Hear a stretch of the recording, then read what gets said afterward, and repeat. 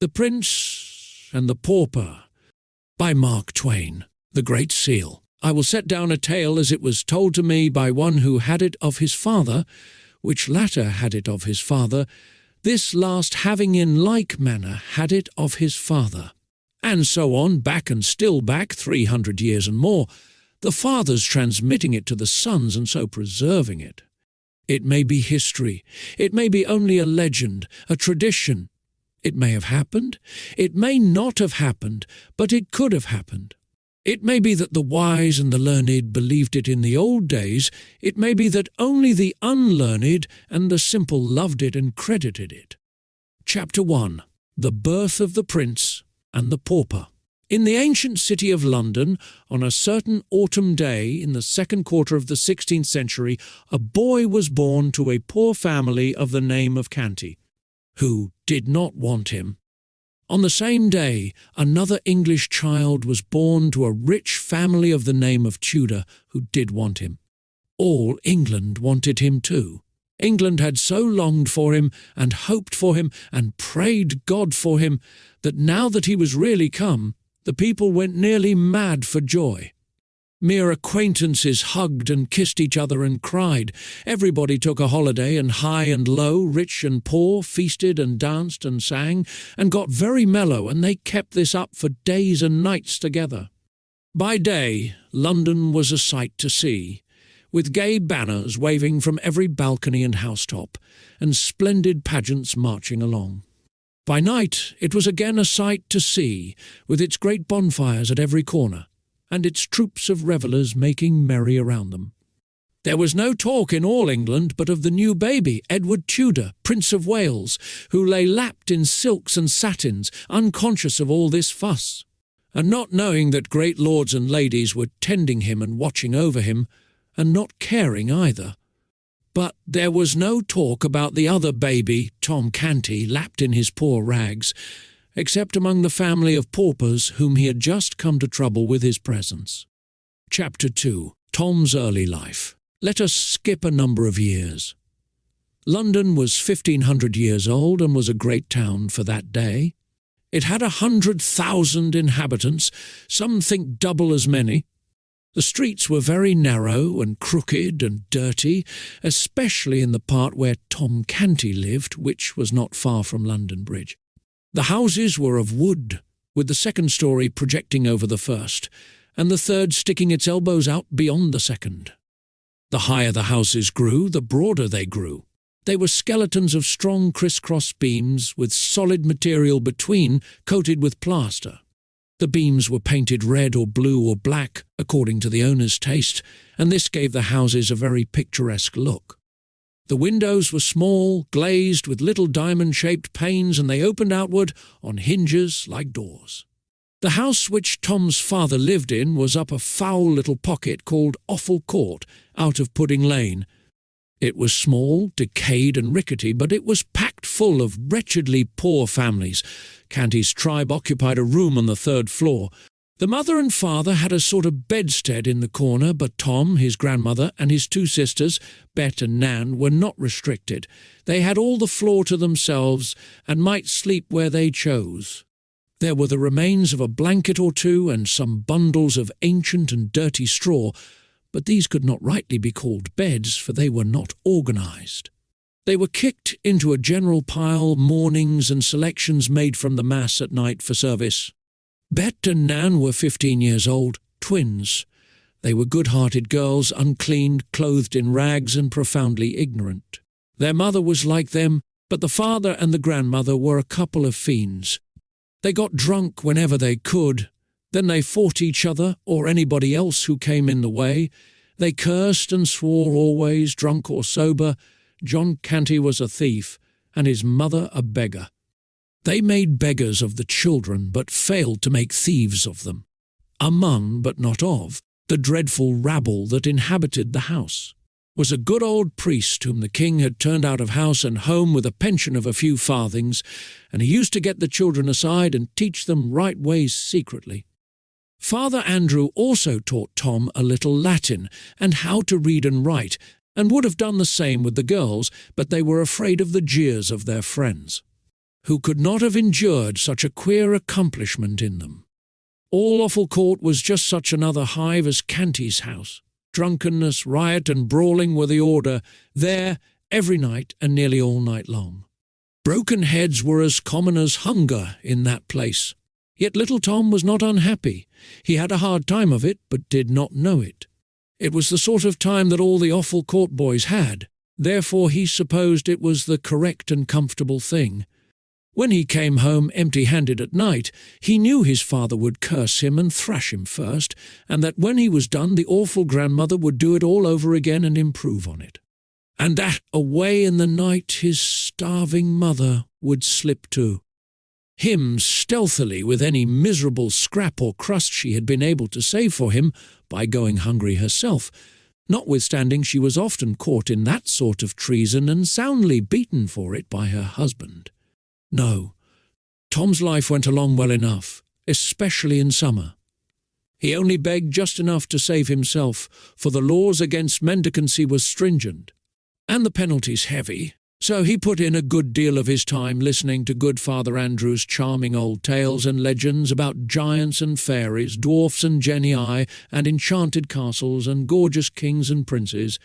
His head grew to be full of these wonderful things, and many a night as he lay in the dark on his scant and offensive straw, tired, hungry, and smarting from a thrashing, he unleashed his imagination and soon forgot his aches and pains in delicious picturings to himself of the charmed life of a petted prince in a regal palace.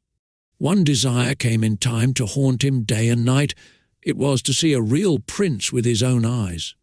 He spoke of it once to some of his Offal Court comrades, but they jeered him and scoffed him so unmercifully that he was glad to keep his dream to himself after that. He often read the priest's old books and got him to explain and enlarge upon them. His dreamings and readings worked certain changes in him by and by. His dream people were so fine that he grew to lament his shabby clothing and his dirt, and to wish to be clean and better clad. He went on playing in the mud just the same, and enjoying it too. But, instead of splashing around in the Thames solely for the fun of it, he began to find an added value in it because of the washings and cleansings it afforded.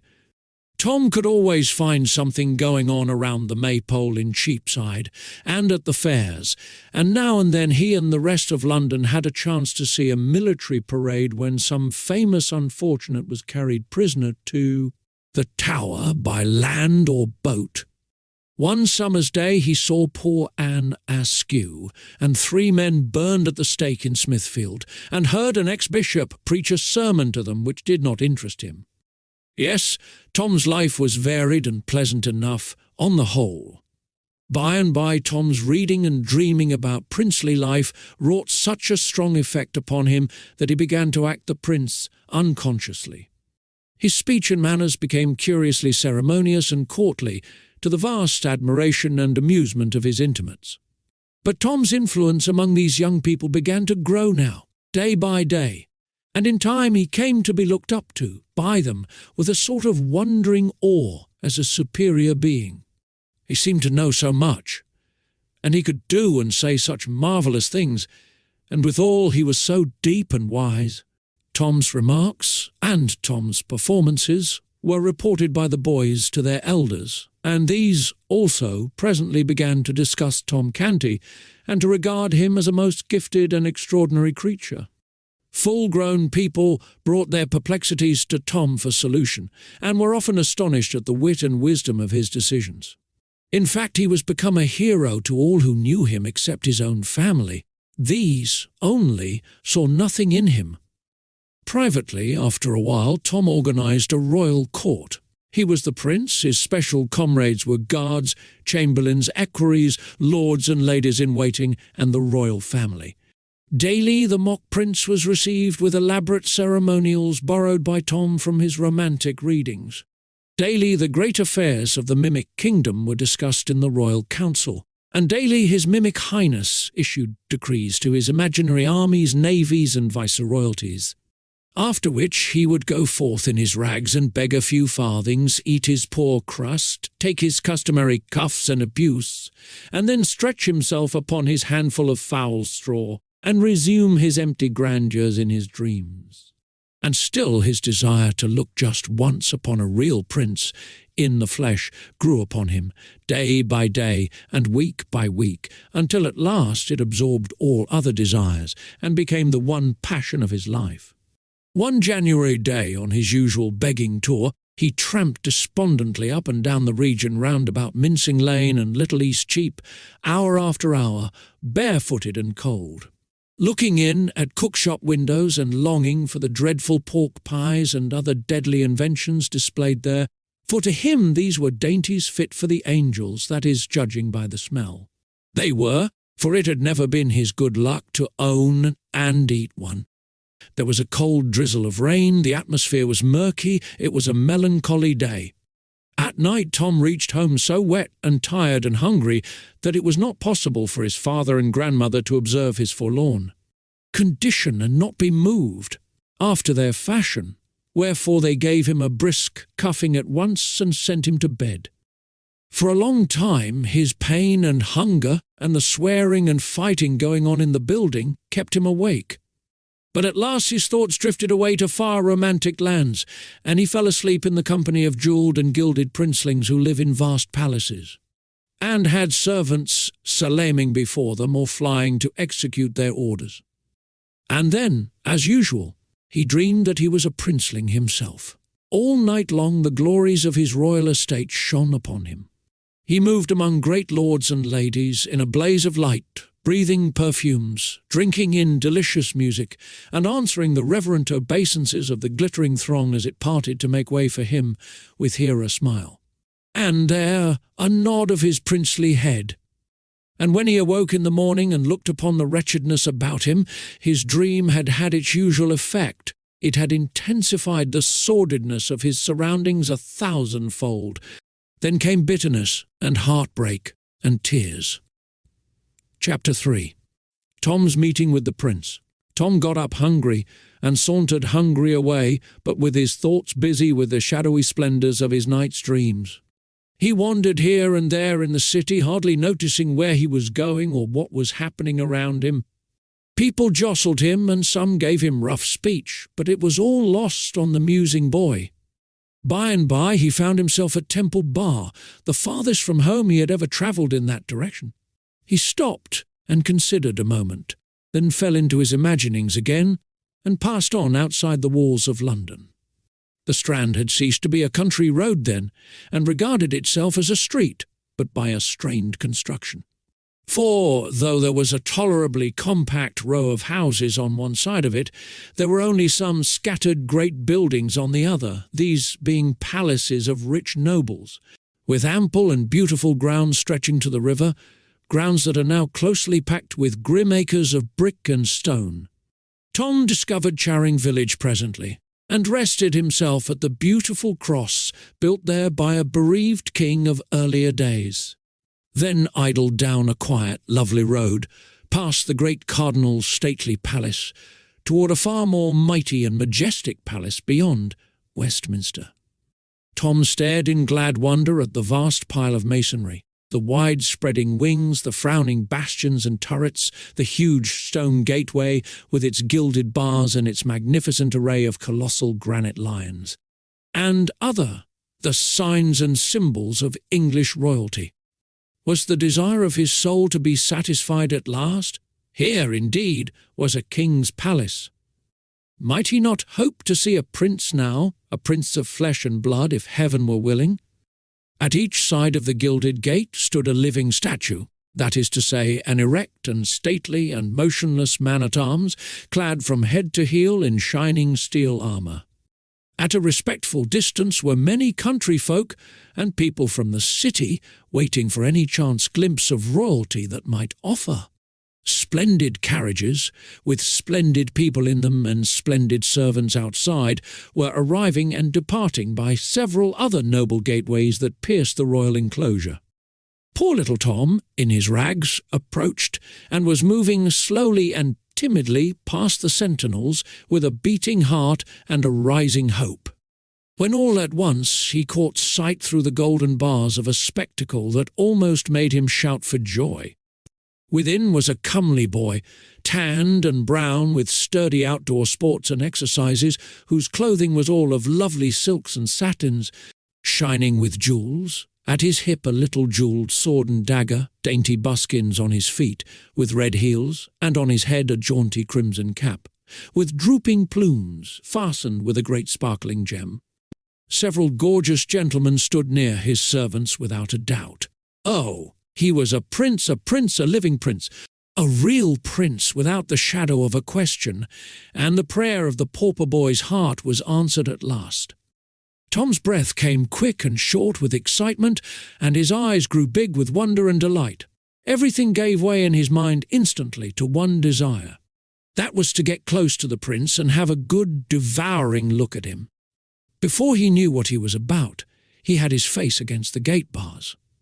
The next instant one of the soldiers snatched him rudely away and sent him spinning among the gaping crowd of country gawks and London idlers. The soldier said, "Mind thy manners, thou young beggar!" The crowd jeered and laughed, but the young prince sprang to the gate with his face flushed and his eyes flashing with indignation, and cried out, "How darst thou use a poor lad like that? How darst thou use the king my father's meanest subject so? Open the gates and let him in. You should have seen that fickle crowd snatch off their hats then. You should have heard them cheer and shout, 'Long live the Prince of Wales!' The soldiers presented arms with their halberds, opened the gates, and presented again as the little Prince of Poverty passed in his fluttering rags, to join hands with the Prince of Limitless Plenty. Edward Tudor said, "Thou lookest tired and hungry, thou'st been treated ill. Come with me." Half a dozen attendants sprang forward to, I don't know what, interfere, no doubt, but they were waved aside with a right royal gesture, and they stopped stock still where they were, like so many statues. Edward took Tom to a rich apartment in the palace, which he called his cabinet. By his command a repast was brought, such as Tom had never encountered before, except in books. The prince, with princely delicacy and breeding, sent away the servants, so that his humble guest might not be embarrassed by their critical presence. Then he sat nearby and asked questions while Tom ate. "What is thy name, lad?" "Tom Canty, an it please thee, sir." "'Tis an odd one. Where dost live?" "In the city, please thee, sir. Offal Court, out of Pudding Lane." "Offal Court. Truly 'tis another odd one. Hast parents?" "Parents have I, sir, and a grand dam likewise, that is but indifferently precious to me. God forgive me if it be offence to say it. Also twin sisters, Nan and Bet." "Then is thy grand dam not over kind to thee, I take it? Neither to any other is she, so please your worship." "She hath a wicked heart, and worketh evil all her days." "Doth she mistreat thee?" "There be times that she stayeth her hand, being asleep or overcome with drink, but when she hath her judgment clear again, she maketh it up to me with goodly beatings." A fierce look came into the little prince's eyes, and he cried out, "What, beatings? Oh, indeed, yes, please you, sir. Beatings, and thou so frail and little. Hark ye, before the night come, she shall hie her to the tower. The king, my father.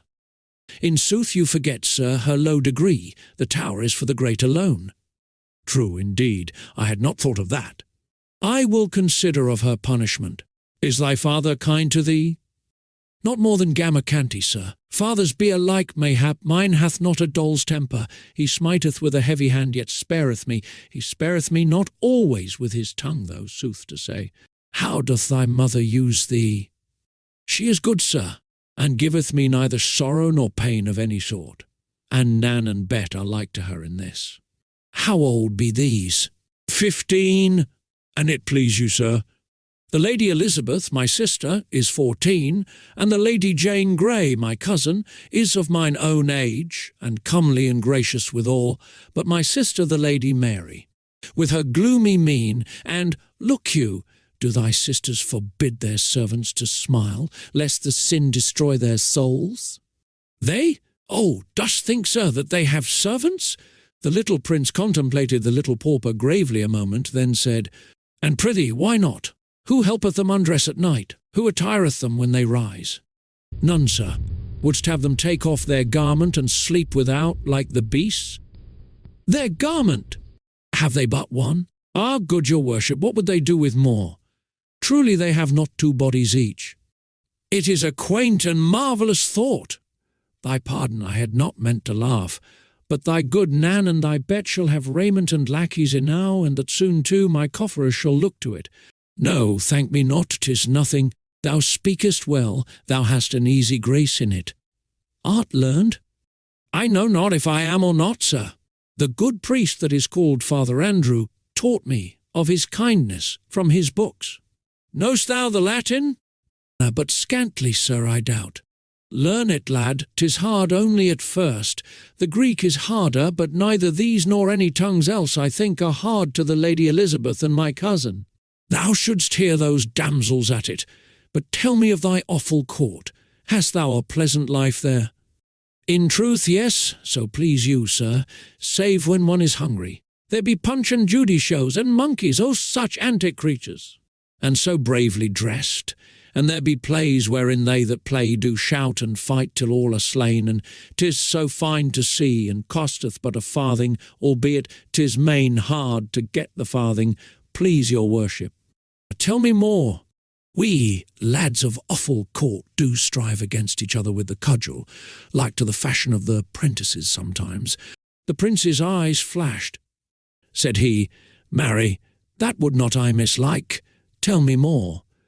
We strive in races, sir, to see who of us shall be fleetest. That would I like also. Speak on. In summer, sir, we wade and swim in the canals and in the river, and each doth duck his neighbour, and splatter him with water, and dive and shout and tumble, and 'twould be worth my father's kingdom but to enjoy it once. Prithee go on. We dance and sing about the maypole in Cheapside, we play in the sand, each covering his neighbour up, and times we make mud pastry, oh, the lovely mud! It hath not its like for delightfulness in all the world. We do fairly wallow in the mud, sir, saving your worship's presence. Oh, prithee, say no more, 'tis glorious. If that I could but clothe me in raiment like to thine, and strip my feet, and revel in the mud once, just once, with none to rebuke me or forbid, meseemeth I could forego the crown. And if that I could clothe me once, sweet sir, as thou art clad, just once. Oh ho, wouldst like it? Then so shall it be. Doff thy rags and don these splendours, lad. It is a brief happiness, but will be not less keen for that. We will have it while we may, and change again before any come to molest. A few minutes later the little Prince of Wales was garlanded with Tom's fluttering odds and ends, and the little Prince of Pauperdom was tricked out in the gaudy plumage of royalty. The two went and stood side by side before a great mirror, and lo, a miracle, there did not seem to have been any change made. They stared at each other, then at the glass, then at each other again. At last the puzzled princeling said, What dost thou make of this? Ah, good your worship, require me not to answer. It is not meet that one of my degree should utter the thing. Then will I utter it. Thou hast the same hair, the same eyes, the same voice and manner, the same form and stature, the same face and countenance that I bear. Fared we forth naked, there is none could say which was you, and which the Prince of Wales. And now that I am clothed as thou wert clothed, it seemeth I should be able the more nearly to feel as thou didst when the brute soldier, hark ye, is not this a bruise upon your hand? Yes, but it is a slight thing, and your worship knoweth that the poor man-at-arms. Peace, it was a shameful thing and a cruel, cried the little prince, stamping his bare foot. If the king stir not a step till I come again, it is a command. In a moment he had snatched up and put away an article of national importance that lay upon a table, and was out at the door and flying through the palace grounds in his bannered rags, with a hot face and glowing eyes.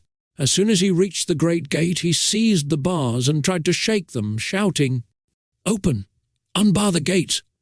The soldier that had maltreated Tom obeyed promptly, and as the prince burst through the portal, half smothered with royal wrath, the soldier fetched him a sounding box on the ear that sent him whirling to the roadway, and said, Take that, thou beggar's spawn, for what thou gotst me from his highness. The crowd roared with laughter. The prince picked himself out of the mud and made fiercely at the sentry, shouting, "I am the Prince of Wales, my person is sacred, and thou shalt hang for laying thy hand upon me." The soldier brought his halberd to a present arms and said mockingly, "I salute your gracious highness." Then angrily, "Be off, thou crazy rubbish!" Here the jeering crowd closed round the poor little prince and hustled him far down the road, hooting him and shouting, "Way for his royal highness, way for the Prince of Wales." Chapter 4. The prince's troubles begin.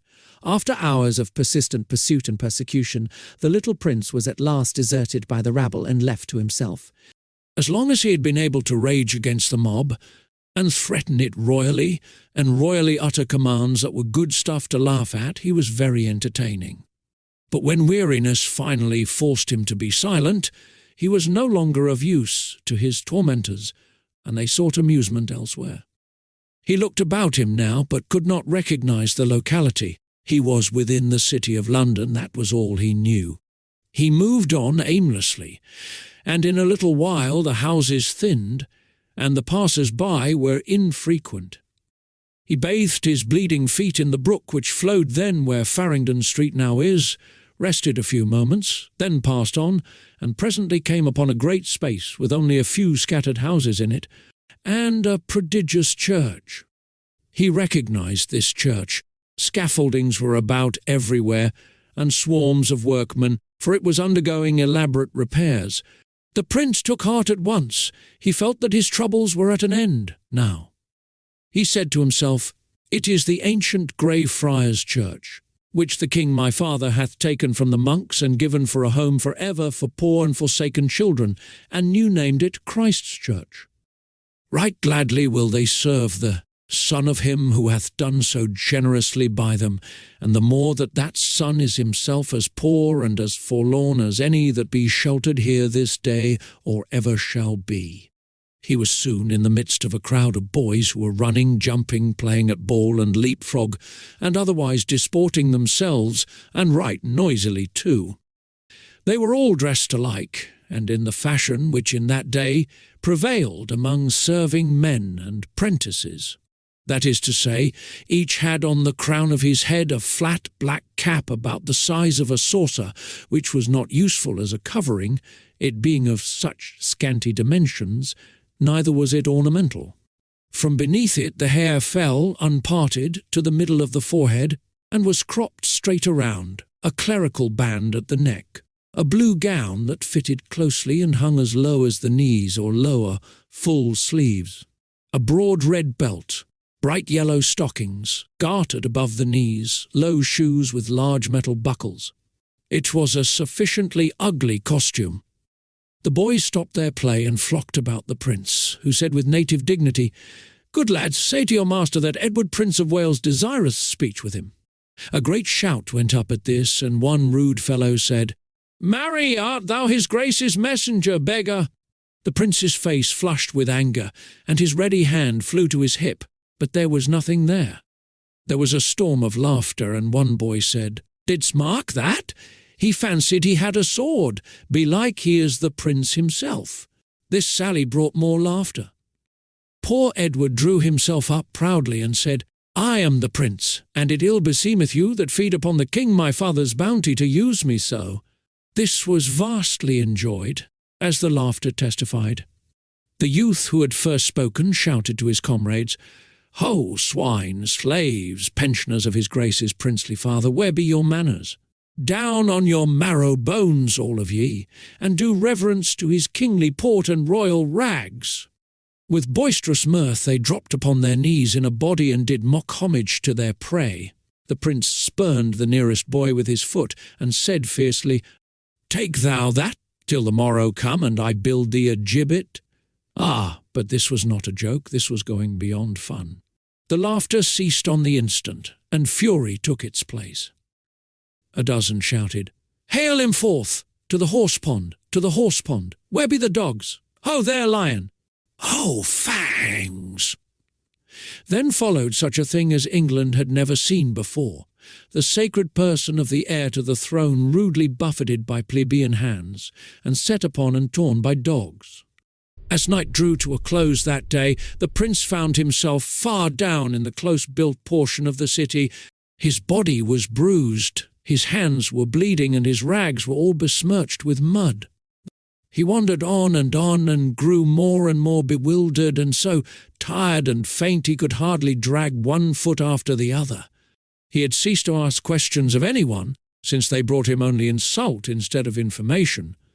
He kept muttering to himself, "Offal Court, that is the name. If I can but find it before my strength is wholly spent and I drop, then am I saved. For his people will take me to the palace and prove that I am none of theirs, but the true prince, and I shall have mine own again." And now and then his mind reverted to his treatment by those rude Christ's hospital boys, and he said, "When I am king, they shall not have bread and shelter only, but also teachings out of books. For a full belly is little worth where the mind is starved and the heart. I will keep this diligently in my remembrance, that this day's lesson be not lost upon me, and my people suffer thereby. For learning softeneth the heart and breedeth gentleness and charity." The lights began to twinkle, it came on to rain, the wind rose, and a raw and gusty night set in. The houseless prince, the homeless heir to the throne of England, still moved on, drifting deeper into the maze of squalid alleys where the swarming hives of poverty and misery were massed together.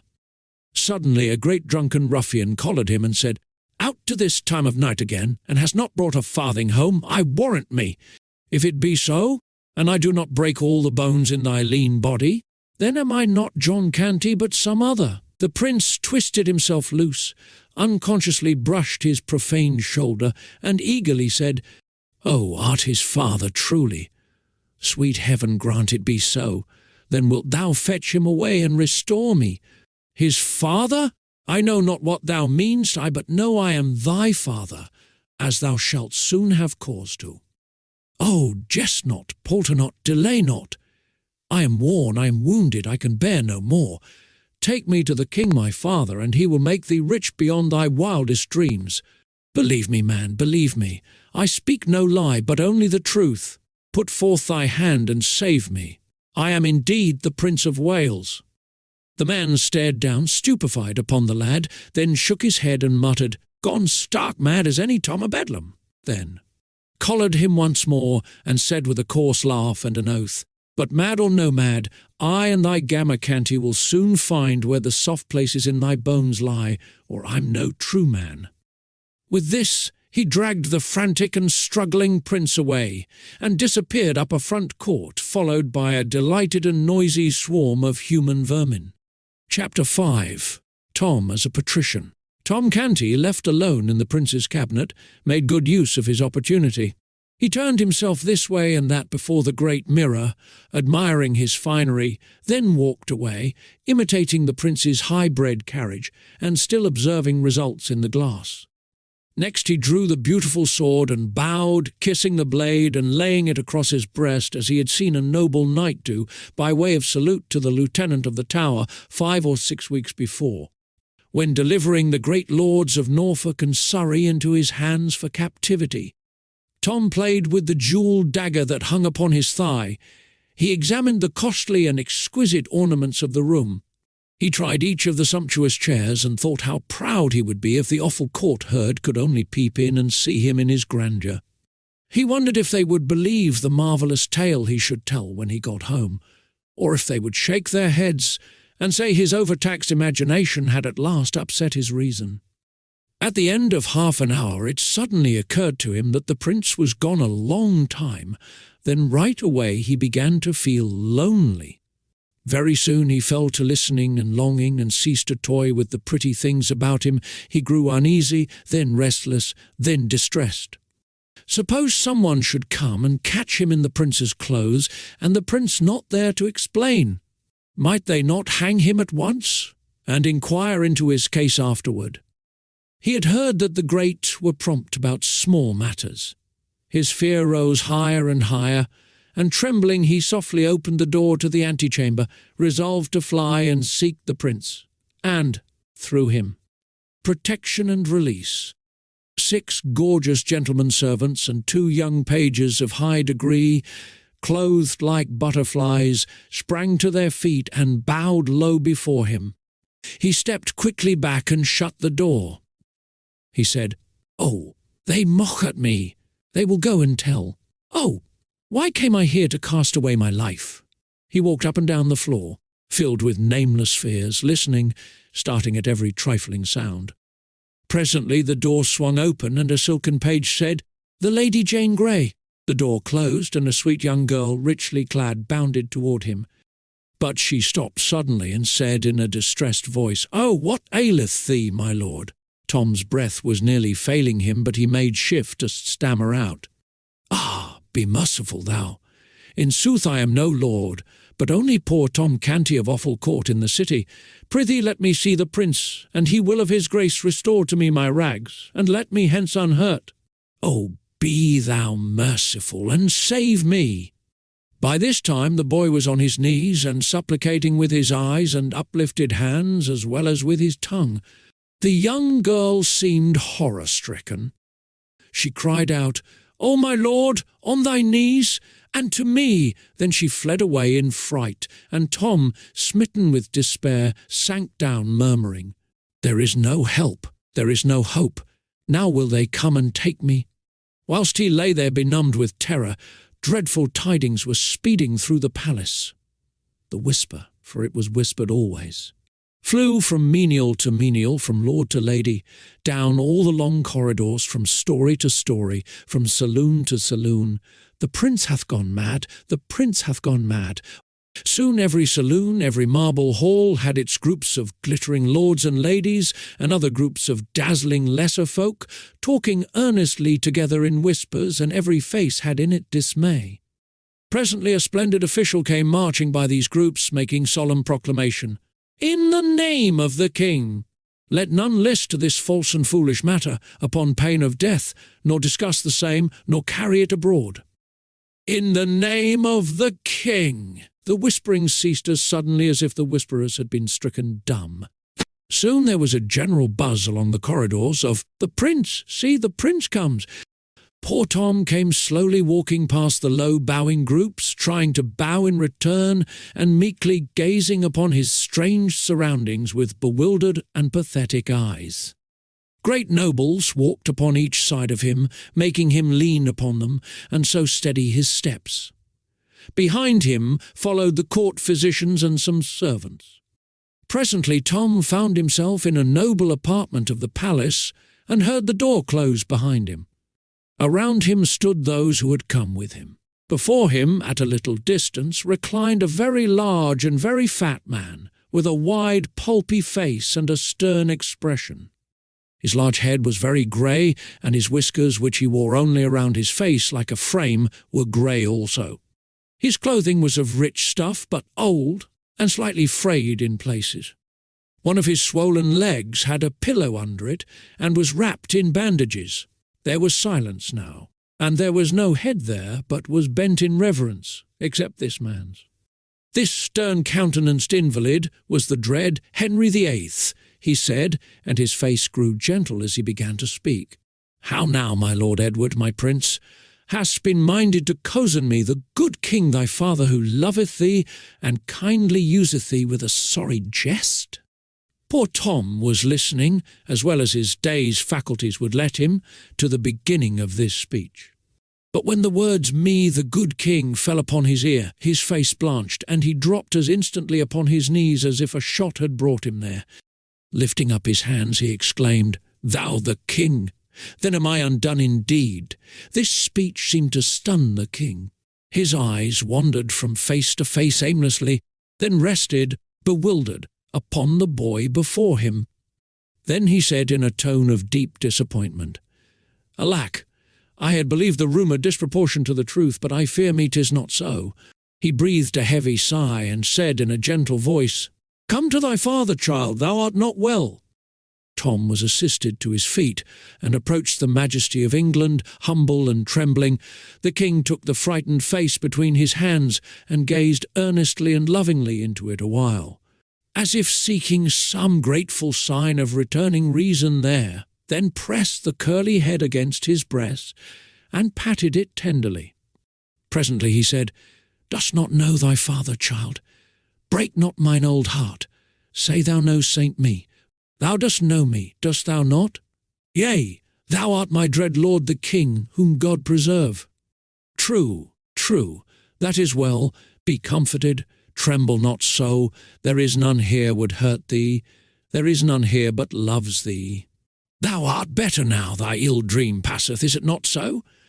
Thou wilt not miscall thyself again, as they say thou didst a little while agone? I pray thee of thy grace believe me, I did but speak the truth, most dread lord, for I am the meanest among thy subjects, being a pauper born, and 'tis by a sore mischance and accident I am here, albeit I was therein nothing blameful. I am but young to die, and thou canst save me with one little word. Oh, speak it, sir. Die? Talk not so, sweet prince. Peace, peace. To thy troubled heart, thou shalt not die. Tom dropped upon his knees with a glad cry. God requite thy mercy, O my king, and save thee long to bless thy land. Then springing up, he turned a joyful face toward the two lords in waiting, and exclaimed, Thou heardst it! I am not to die, the king hath said it. There was no movement, save that all bowed with grave respect, but no one spoke. He hesitated, a little confused, then turned timidly toward the king, saying, I may go now. Go, surely, if thou desirest, but why not tarry yet a little? Whither wouldst go? Tom dropped his eyes and answered humbly, Peradventure I mistook, but I did think me free, and so as I moved to seek again the kennel where I was born and bred to misery, yet which harboureth my mother and my sisters, and so is home to me, whereas these pomps and splendours whereunto I am not used, oh, please you, sir, to let me go. The king was silent and thoughtful a while, and his face betrayed a growing distress and uneasiness. Presently he said with something of hope in his voice, Perchance he is but mad upon this one strain, and hath his wits unmarred as toucheth other matter. God send it may be so. We will make trial. Then he asked Tom a question in Latin, and Tom answered him lamely in the same tongue.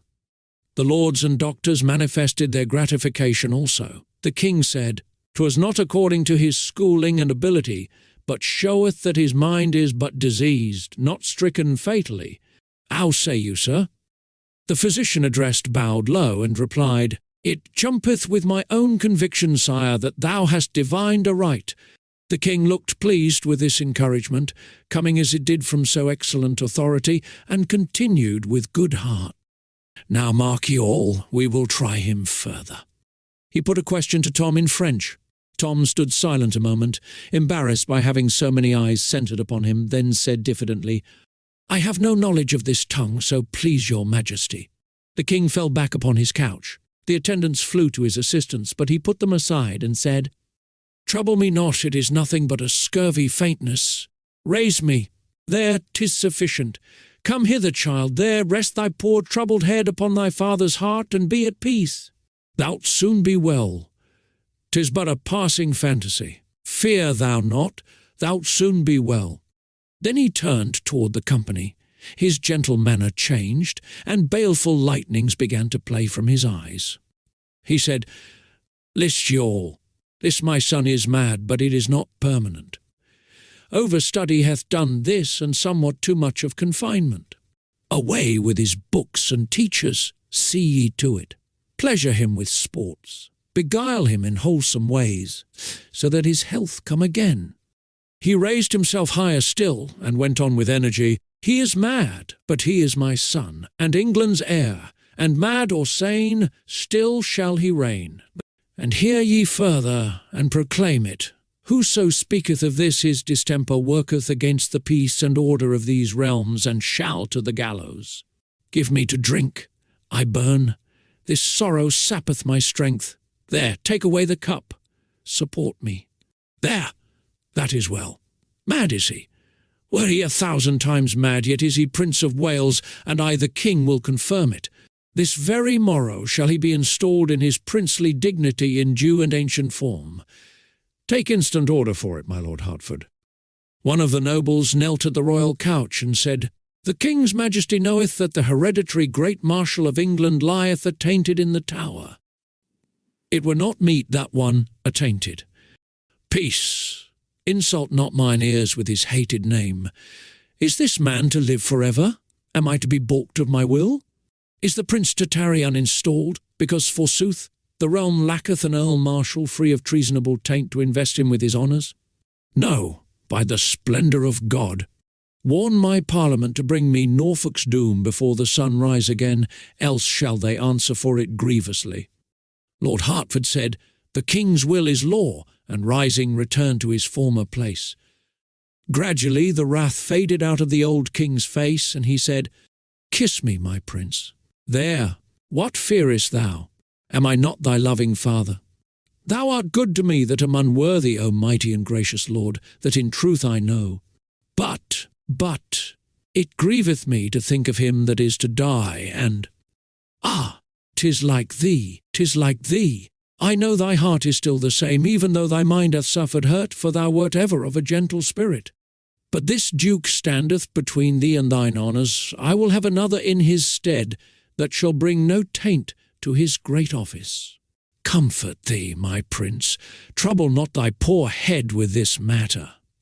But is it not I that speed him hence, my liege? How long might he not live but for me? Take no thought of him, my prince, he is not worthy. Kiss me once again, and go to thy trifles and amusements, for my malady distresseth me. I am aweary and would rest. Go with thine uncle Hertford and thy people, and come again when my body is refreshed. Tom, heavy-hearted, was conducted from the presence, for this last sentence was a death-blow to the hope he had cherished that now he would be set free. Once more he heard the buzz of low voices exclaiming, the prince comes!" His spirits sank lower and lower as he moved between the glittering files of bowing courtiers. For he recognized that he was indeed a captive now, and might remain forever shut up in this gilded cage, a forlorn and friendless prince, except God in his mercy take pity on him and set him free. And turn where he would, he seemed to see floating in the air the severed head and the remembered face of the great Duke of Norfolk, the eyes fixed on him reproachfully. His old dreams had been so pleasant, but this reality was so dreary. Chapter 6. Tom receives instructions. Tom was conducted to the principal apartment of a noble suite, and made to sit down, a thing which he was loth to do, since there were elderly men and men of high degree about him. He begged them to be seated also, but they only bowed their thanks or murmured them, and remained standing. He would have insisted, but his uncle, the Earl of Hertford, whispered in his ear, "Prithee, insist not, my lord. It is not meet that they sit in thy presence." The Lord St. John was announced, and after making obeisance to Tom, he said, "I come upon the king's errand, concerning a matter which requireth privacy. Will it please your royal highness to dismiss all that attend you here, save my lord the Earl of Hertford?" Observing that Tom did not seem to know how to proceed, Hertford whispered him to make a sign with his hand, and not trouble himself to speak unless he chose.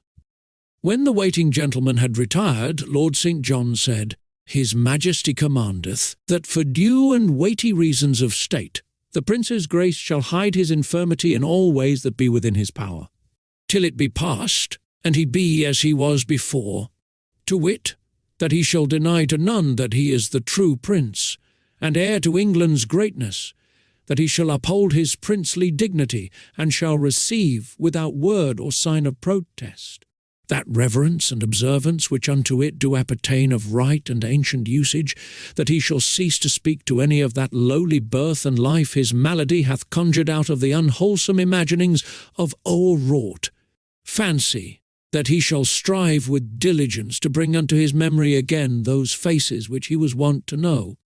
And where he faileth he shall hold his peace, neither betraying by semblance of surprise or other sign that he hath forgot. That upon occasions of state, whensoever any matter shall perplex him as to the thing he should do or the utterance he should make, he shall show naught of unrest to the curious that look on. But take advice in that matter of the Lord Hertford or my humble self, which are commanded of the king to be upon this service and close at call, till this commandment be dissolved. Thus saith the king's majesty, who sendeth greeting to your royal highness, and prayeth that God will of his mercy quickly heal you, and have you now and ever in his holy keeping." The Lord St. John made reverence and stood aside. Tom replied resignedly, "The king hath said it. None may palter with the king's command, or fit it to his ease where it doth chafe, with deft evasions. The king shall be obeyed." Lord Hertford said, "Touching the king's majesty's ordainment concerning books and such like serious matters, it may peradventure please your highness to ease your time with lightsome entertainment, lest you go wearied to the banquet and suffer harm thereby." Tom's face showed inquiring surprise, and a blush followed when he saw Lord St. John's eyes bent sorrowfully upon him. His lordship said, "Thy memory still wrongeth thee, and thou hast shown surprise, but suffer it not to trouble thee, for 'tis a matter that will not bide, but depart with thy mending malady. My Lord of Hertford speaketh of the city's banquet, which the king's majesty did promise, some 2 months flown, your highness should attend. Thou recallest it now?" "It grieves me to confess it had indeed escaped me," said Tom in a hesitating voice, and blushed again. At this moment, the Lady Elizabeth and the Lady Jane Grey were announced. The two lords exchanged significant glances, and Hertford stepped quickly toward the door. As the young girls passed him, he said in a low voice, "I pray ye, ladies, seem not to observe his humours, nor show surprise when his memory doth lapse. It will grieve you to note how it doth stick at every trifle." Meantime Lord St. John was saying in Tom's ear, "Please you, sir, keep diligently in mind his majesty's desire. Remember all thou canst, seem to remember all else. Let them not perceive that thou art much changed from thy wont, for thou knowest how tenderly thy old playfellows bear thee in their hearts, and how 'twould grieve them. Art willing, sir, that I remain? And thine uncle?" Tom signified assent with a gesture and a murmured word, for he was already learning, and in his simple heart was resolved to acquit himself as best he might, according to the king's command. In spite of every precaution, the conversation among the young people became a little embarrassing at times. More than once, in truth, Tom was near to breaking down and confessing himself unequal to his tremendous part. But the tact of the Princess Elizabeth saved him, or a word from one or the other of the vigilant lords, thrown in apparently by chance, had the same happy effect. Once the little Lady Jane turned to Tom and dismayed him with this question, "Hast paid thy duty to the Queen's Majesty today, my lord?" Tom hesitated, looked distressed, and was about to stammer out something at hazard, when Lord St. John took the word and answered for him, with the easy grace of a courtier accustomed to encounter delicate difficulties and to be ready for them. "He hath indeed, madam, and she did greatly hearten him, as touching his majesty's condition. Is it not so, your highness?" Tom mumbled something that stood for assent, but felt that he was getting upon dangerous ground. Somewhat later, it was mentioned that Tom was to study no more at present, whereupon her little ladyship exclaimed, "'Tis a pity, 'tis a pity! Thou wert proceeding bravely, but bide thy time in patience, it will not be for long. Thou'lt yet be graced with learning like thy father, and make thy tongue master of as many languages as his, good my prince."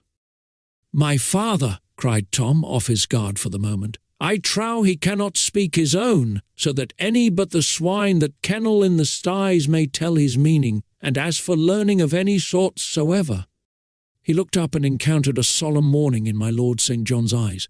He stopped, blushed, then continued low and sadly, "Ah, my malady persecuteth me again, and my mind wandereth. I meant the king's grace no irreverence." "We know it, sir," said the Princess Elizabeth, taking her brother's hand between her two palms respectfully but caressingly. "Trouble not thyself as to that. The fault is none of thine, but thy distempers." "Thou'rt a gentle comforter, sweet lady," said Tom gratefully, "and my heart moveth me to thank thee for't, and I may be so bold." Once the giddy little Lady Jane fired a simple Greek phrase at Tom.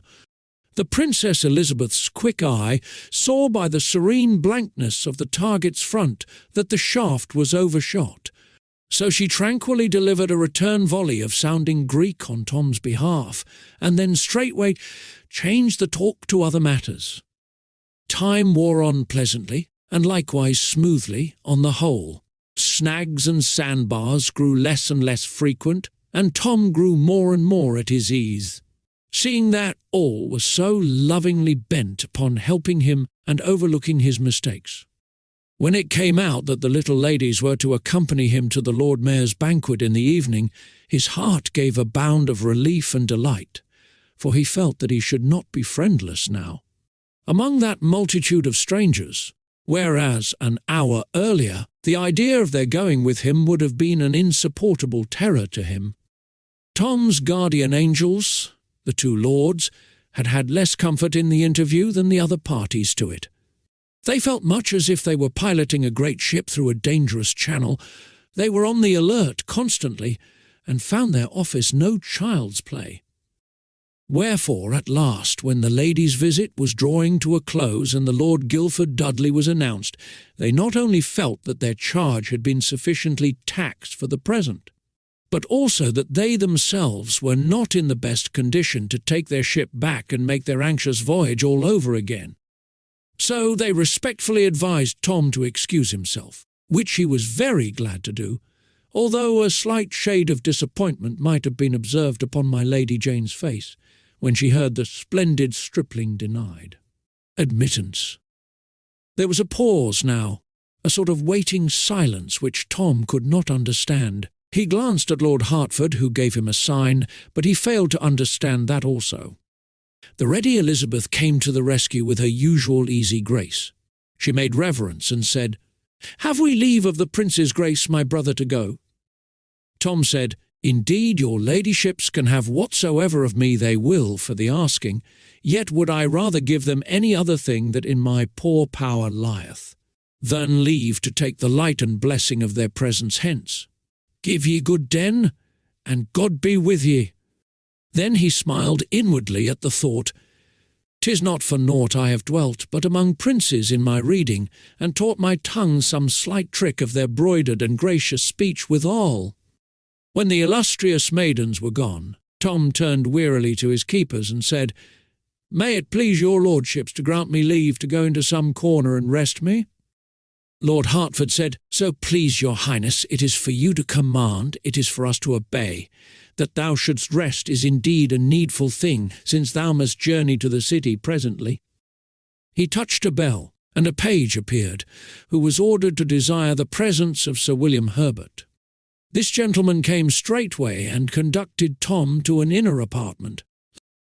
Tom's first movement there was to reach for a cup of water, but a silken velvet servitor seized it, dropped upon one knee, and offered it to him on a golden salver. Next, the tired captive sat down and was going to take off his buskins, timidly asking leave with his eye, but another silken velvet discomfitor went down upon his knees and took the office from him. He made 2 or 3 further efforts to help himself, but being promptly forestalled each time, he finally gave up, with a sigh of resignation and a murmured "Beshrew me! But I marvel they do not require to breathe for me also." Slippered and wrapped in a sumptuous robe, he laid himself down at last to rest, but not to sleep, for his head was too full of thoughts and the room too full of people. He could not dismiss the former, so they stayed. He did not know enough to dismiss the latter, so they stayed also, to his vast regret and theirs. Tom's departure had left his 2 noble guardians alone. They mused a while with much head-shaking and walking the floor. Then Lord St. John said, "Plainly, what dost thou think?" "Plainly, then, this. The king is near his end, my nephew is mad, mad will mount the throne, and mad remain. God protect England, since she will need it. Verily, it promiseth so indeed. But have you no misgivings as to— The speaker hesitated, and finally stopped. He evidently felt that he was upon delicate ground. Lord Hertford stopped before him, looked into his face with a clear, frank eye, and said, "Speak on, there is none to hear but me." Misgivings as to what?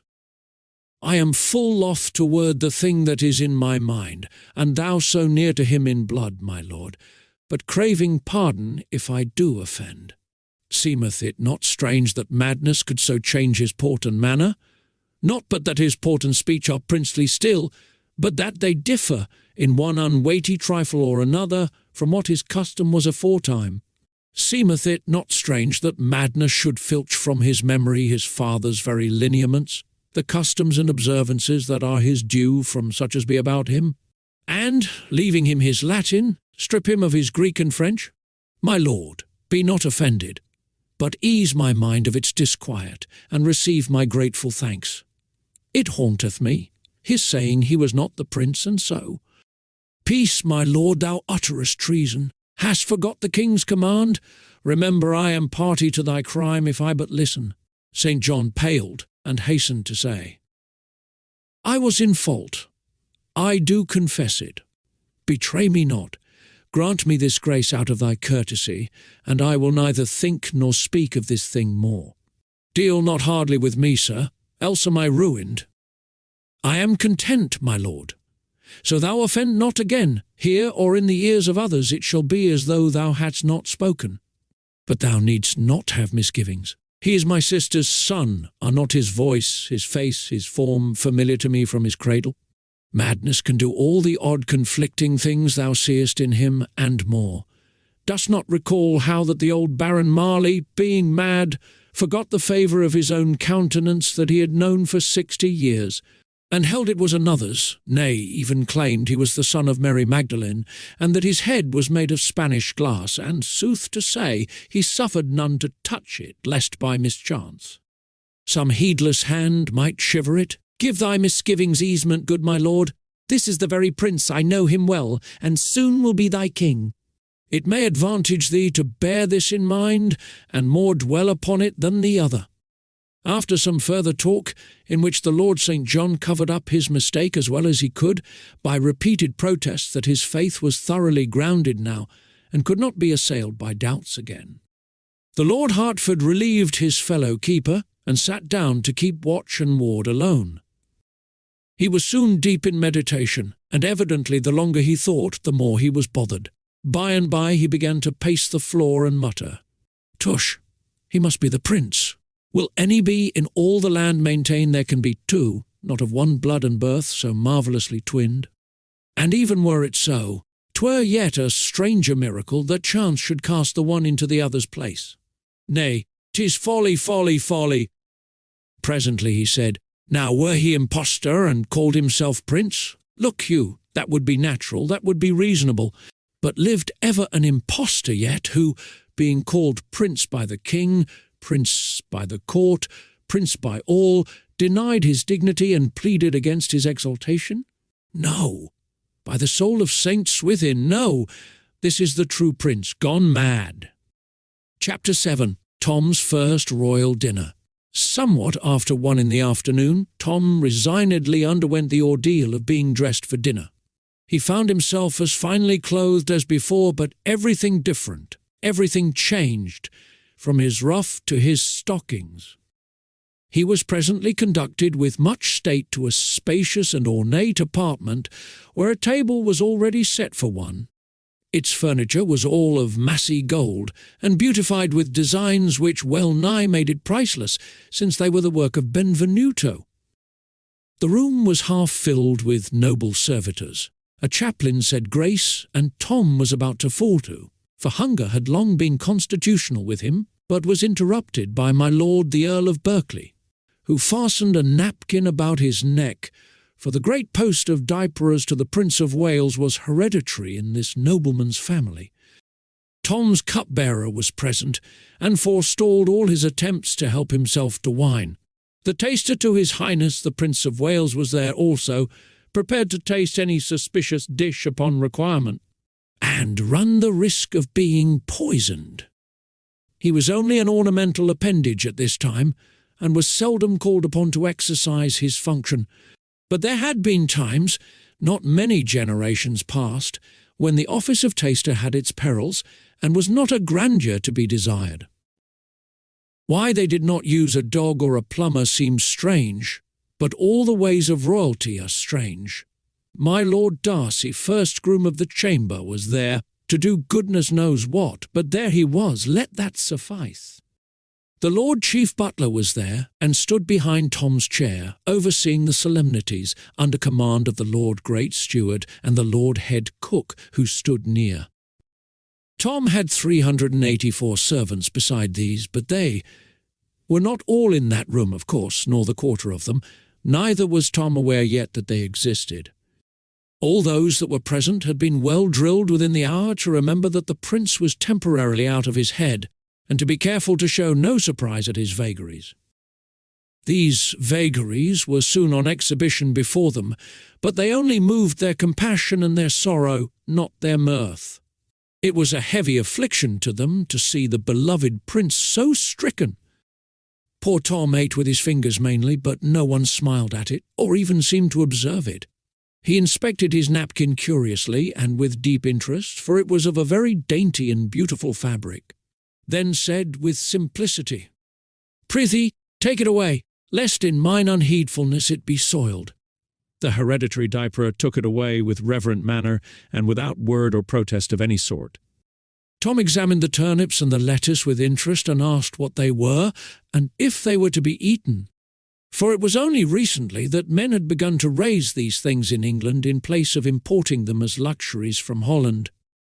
His question was answered with grave respect, and no surprise manifested. When he had finished his dessert, he filled his pockets with nuts, but nobody appeared to be aware of it or disturbed by it. But the next moment he was himself disturbed by it, and showed discomposure, for this was the only service he had been permitted to do with his own hands during the meal, and he did not doubt that he had done a most improper and unprincely thing. At that moment the muscles of his nose began to twitch and the end of that organ to lift and wrinkle. This continued, and Tom began to evince a growing distress. He looked appealingly, first at one and then another of the lords about him, and tears came into his eyes. They sprang forward with dismay in their faces and begged to know his trouble. Tom said with genuine anguish, "I crave your indulgence, my nose itcheth cruelly. What is the custom and usage in this emergence? Prithee, speed, for 'tis but a little time that I can bear it." None smiled, but all were sore perplexed, and looked one to the other in deep tribulation for counsel. But behold, here was a dead wall, and nothing in English history to tell how to get over it. The master of ceremonies was not present. There was no one who felt safe to venture upon this uncharted sea, or risk the attempt to solve this solemn problem. Alas! There was no hereditary scratcher. Meantime the tears had overflowed their banks and begun to trickle down Tom's cheeks. His twitching nose was pleading more urgently than ever for relief. At last nature broke down the barriers of etiquette. Tom lifted up an inward prayer for pardon if he was doing wrong, and brought relief to the burdened hearts of his court by scratching his nose himself. His meal being ended, a lord came and held before him a broad, shallow, golden dish with fragrant rose water in it to cleanse his mouth and fingers with, and my lord the hereditary diaperer stood by with a napkin for his use. Tom gazed at the dish a puzzled moment or two, then raised it to his lips, and gravely took a draught. Then he returned it to the waiting lord, and said, "Nay, it likes me not, my lord. It hath a pretty flavour, but it wanteth strength." This new eccentricity of the prince's ruined mind made all the hearts about him ache, but the sad sight moved none to merriment. Tom's next unconscious blunder was to get up and leave the table just when the chaplain had taken his stand behind his chair, and with uplifted hands and closed uplifted eyes was in the act of beginning the blessing. Still nobody seemed to perceive that the prince had done a thing unusual. By his own request, our small friend was now conducted to his private cabinet, and left there alone to his own devices. Hanging upon hooks in the oaken wainscoting were the several pieces of a suit of shining steel armour, covered all over with beautiful designs exquisitely inlaid in gold. This martial panoply belonged to the true prince, a recent present from Madame Parr the Queen. Tom put on the greaves, the gauntlets, the plumed helmet, and such other pieces as he could don without assistance, and for a while was minded to call for help and complete the matter, but bethought him of the nuts he had brought away from dinner, and the joy it would be to eat them with no crowd to eye him, and no grand hereditaries to pester him with undesired services, so he restored the pretty things to their several places, and soon was cracking nuts, and feeling almost naturally happy for the first time since God for his sins had made him a prince. When the nuts were all gone, he stumbled upon some inviting books in a closet, among them one about the etiquette of the English court. This was a prize. He lay down upon a sumptuous divan and proceeded to instruct himself with honest zeal. Let us leave him there for the present. Chapter 8. The Question of the Seal.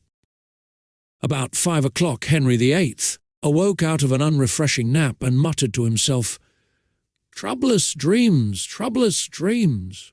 Mine end is now at hand, so say these warnings, and my failing pulses do confirm it." Presently a wicked light flamed up in his eye, and he muttered, "Yet will not I die till he go before." His attendants perceiving that he was awake, one of them asked his pleasure concerning the Lord Chancellor, who was waiting without. "Admit him, exclaimed the king eagerly.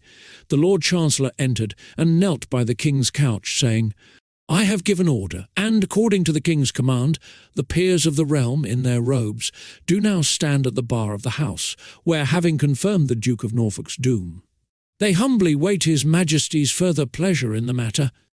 The king's face lit up with a fierce joy. Said he, "Lift me up. In mine own person will I go before my parliament, and with mine own hand will I seal the warrant that rids me of." His voice failed, an ashen pallor swept the flush from his cheeks, and the attendants eased him back upon his pillows and hurriedly assisted him with restoratives. Presently he said sorrowfully, "Alack, how have I longed for this sweet hour, and lo, too late it cometh, and I am robbed of this so coveted chance.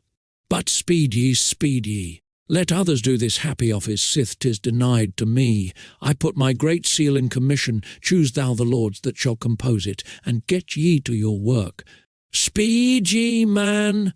Before the sun shall rise and set again, bring me his head that I may see it. According to the king's command, so shall it be. Wilt please your majesty to order that the seal be now restored to me, so that I may forth upon the business. The seal, who keepeth the seal but thou? Please your majesty, you did take it from me 2 days since, saying it should no more do its office till your own royal hand should use it upon the Duke of Norfolk's warrant. Why, so in sooth I did, I do remember. What did I with it? I am very feeble, so oft these days doth my memory play the traitor with me. 'Tis strange, strange." The king dropped into inarticulate mumblings, shaking his grey head weakly from time to time, and gropingly trying to recollect what he had done with the seal. At last my Lord Hertford ventured to kneel and offer information. "Sire, if that I may be so bold, here be several that do remember with me how that you gave the great seal into the hands of His Highness the Prince of Wales, to keep against the day that—" "True, most true," interrupted the king. "Fetch it, go, time flieth." Lord Hertford flew to Tom, but returned to the king before very long, troubled and empty-handed. He delivered himself to this effect: "It grieveth me, my lord the king, to bear so heavy and unwelcome tidings. But it is the will of God that the prince's affliction abideth still, and he cannot recall to mind that he received the seal.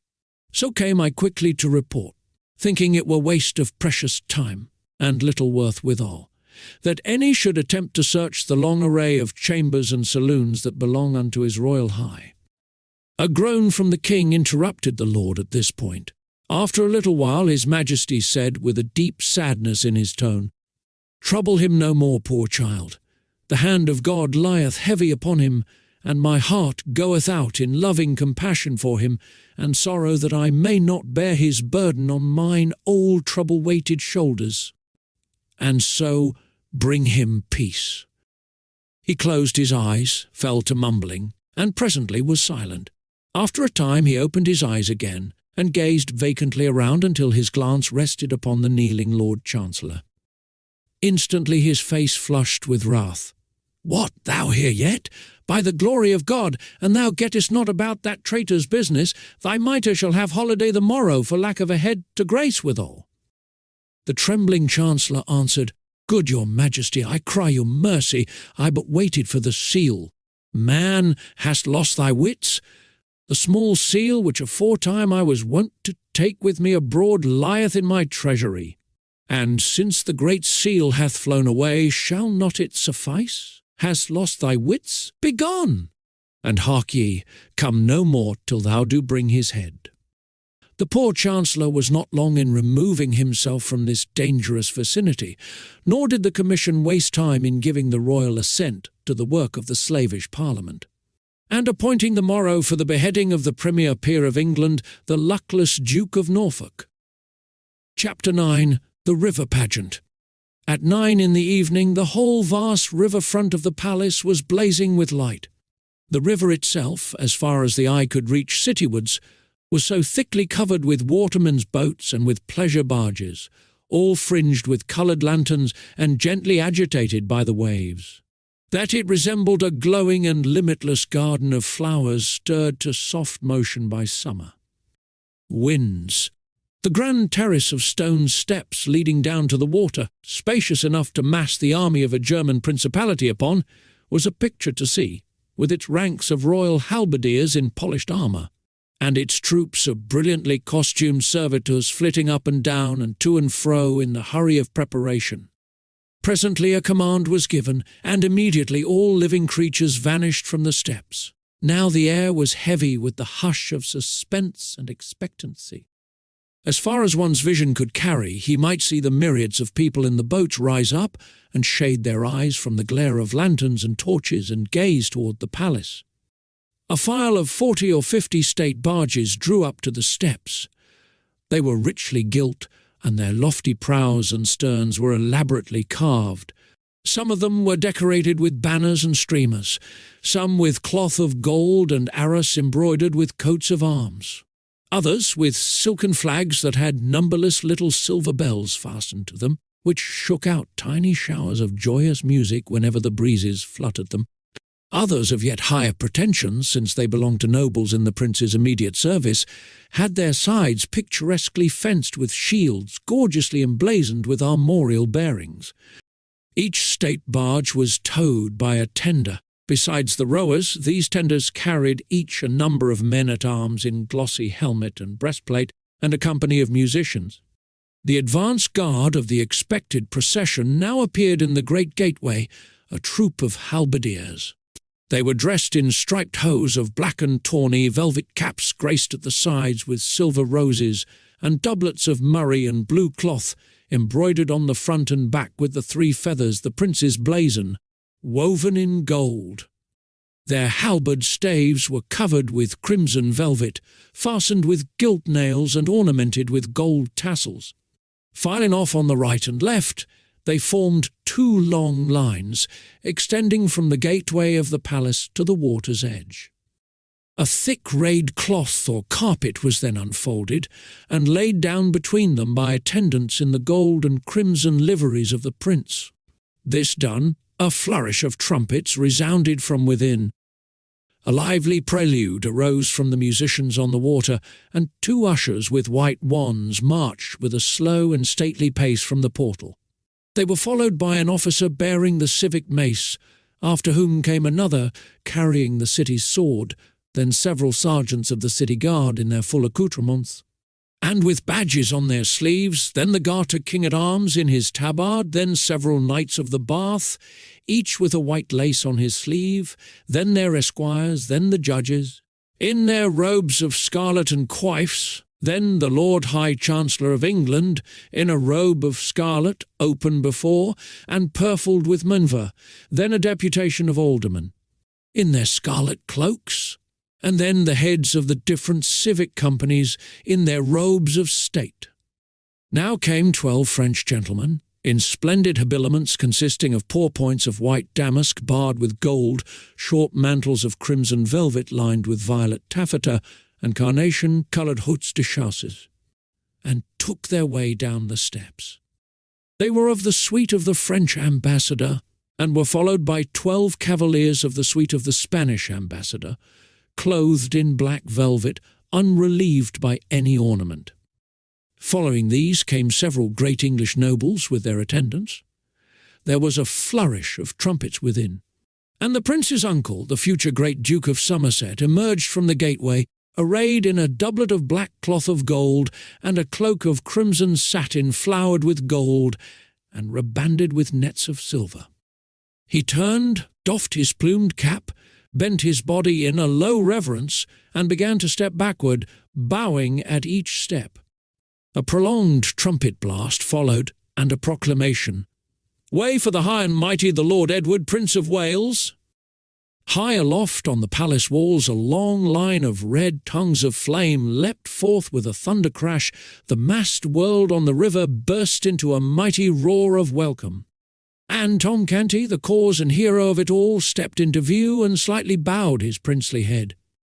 He was magnificently habited in a doublet of white satin, with a front piece of purple cloth of tissue, powdered with diamonds and edged with ermine. Over this he wore a mantle of white cloth of gold, pounced with the triple feathered crest, lined with blue satin, set with pearls and precious stones, and fastened with a clasp of brilliants. About his neck hung the Order of the Garter and several princely foreign orders, and wherever light fell upon him, jewels responded with a blinding flash. O Tom Canty, born in a hovel, bred in the gutters of London, familiar with rags and dirt and misery, what a spectacle is this! Chapter 10. The Prince in the Toils. We left John Canty dragging the rightful prince into Offal Court, with a noisy and delighted mob at his heels. There was but one person in it who offered a pleading word for the captive, and he was not heeded, he was hardly even heard, so great was the turmoil. The prince continued to struggle for freedom, and to rage against the treatment he was suffering, until John Canty lost what little patience was left in him, and raised his oaken cudgel in a sudden fury over the prince's head. The single pleader for the lad sprang to stop the man's arm, and the blow descended upon his own wrist. Canty roared out, "Thou'lt meddle, wilt thou? Then have thy reward." His cudgel crashed down upon the meddler's head. There was a groan. A dim form sank to the ground among the feet of the crowd, and the next moment it lay there in the dark alone. The mob pressed on, their enjoyment nothing disturbed by this episode. Presently the prince found himself in John Canty's abode, with the door closed against the outsiders.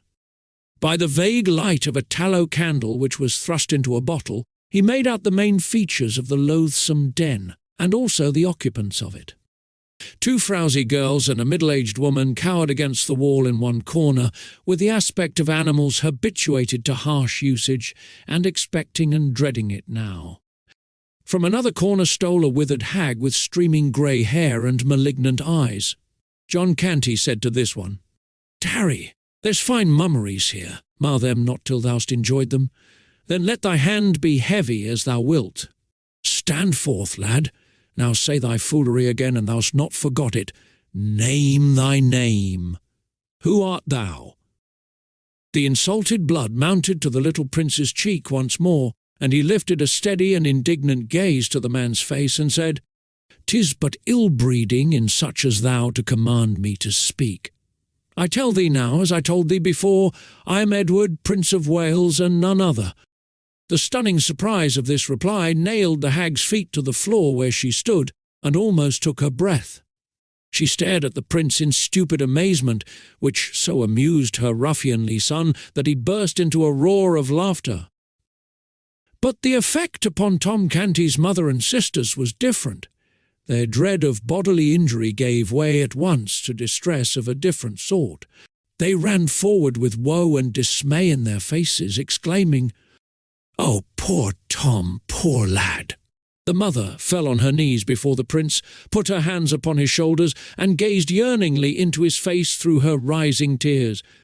Then she said, "Oh, my poor boy, Thy foolish reading hath wrought its woeful work at last, and ta'en thy wit away. Ah! Why didst thou cleave to it when I so warned thee gainst it? Thou ain't broke thy mother's heart. The prince looked into her face and said gently, Thy son is well, and hath not lost his wits, good dame. Comfort thee, let me to the palace where he is, and straightway will the king my father restore him to thee. The king thy father, O my child, unsay these words that be freighted with death for thee, and ruin for all that be near to thee.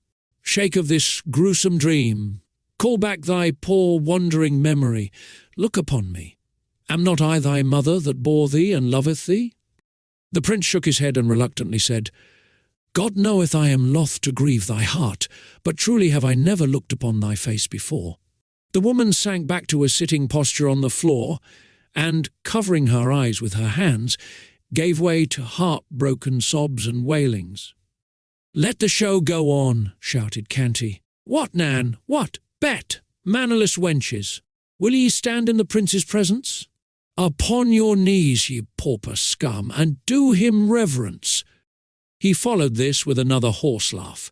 The girls began to plead timidly for their brother, and Nan said, And thou wilt but let him to bed, father, rest and sleep will heal his madness.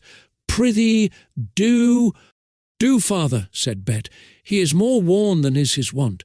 Tomorrow will he be himself again, and will beg with diligence, and come not empty home again. This remark sobered the father's joviality, and brought his mind to business. He turned angrily upon the prince, and said, The morrow must we pay 2 pennies to him that owns this hole. 2 pennies, mark ye, all this money for a half-year's rent, else out of this we go.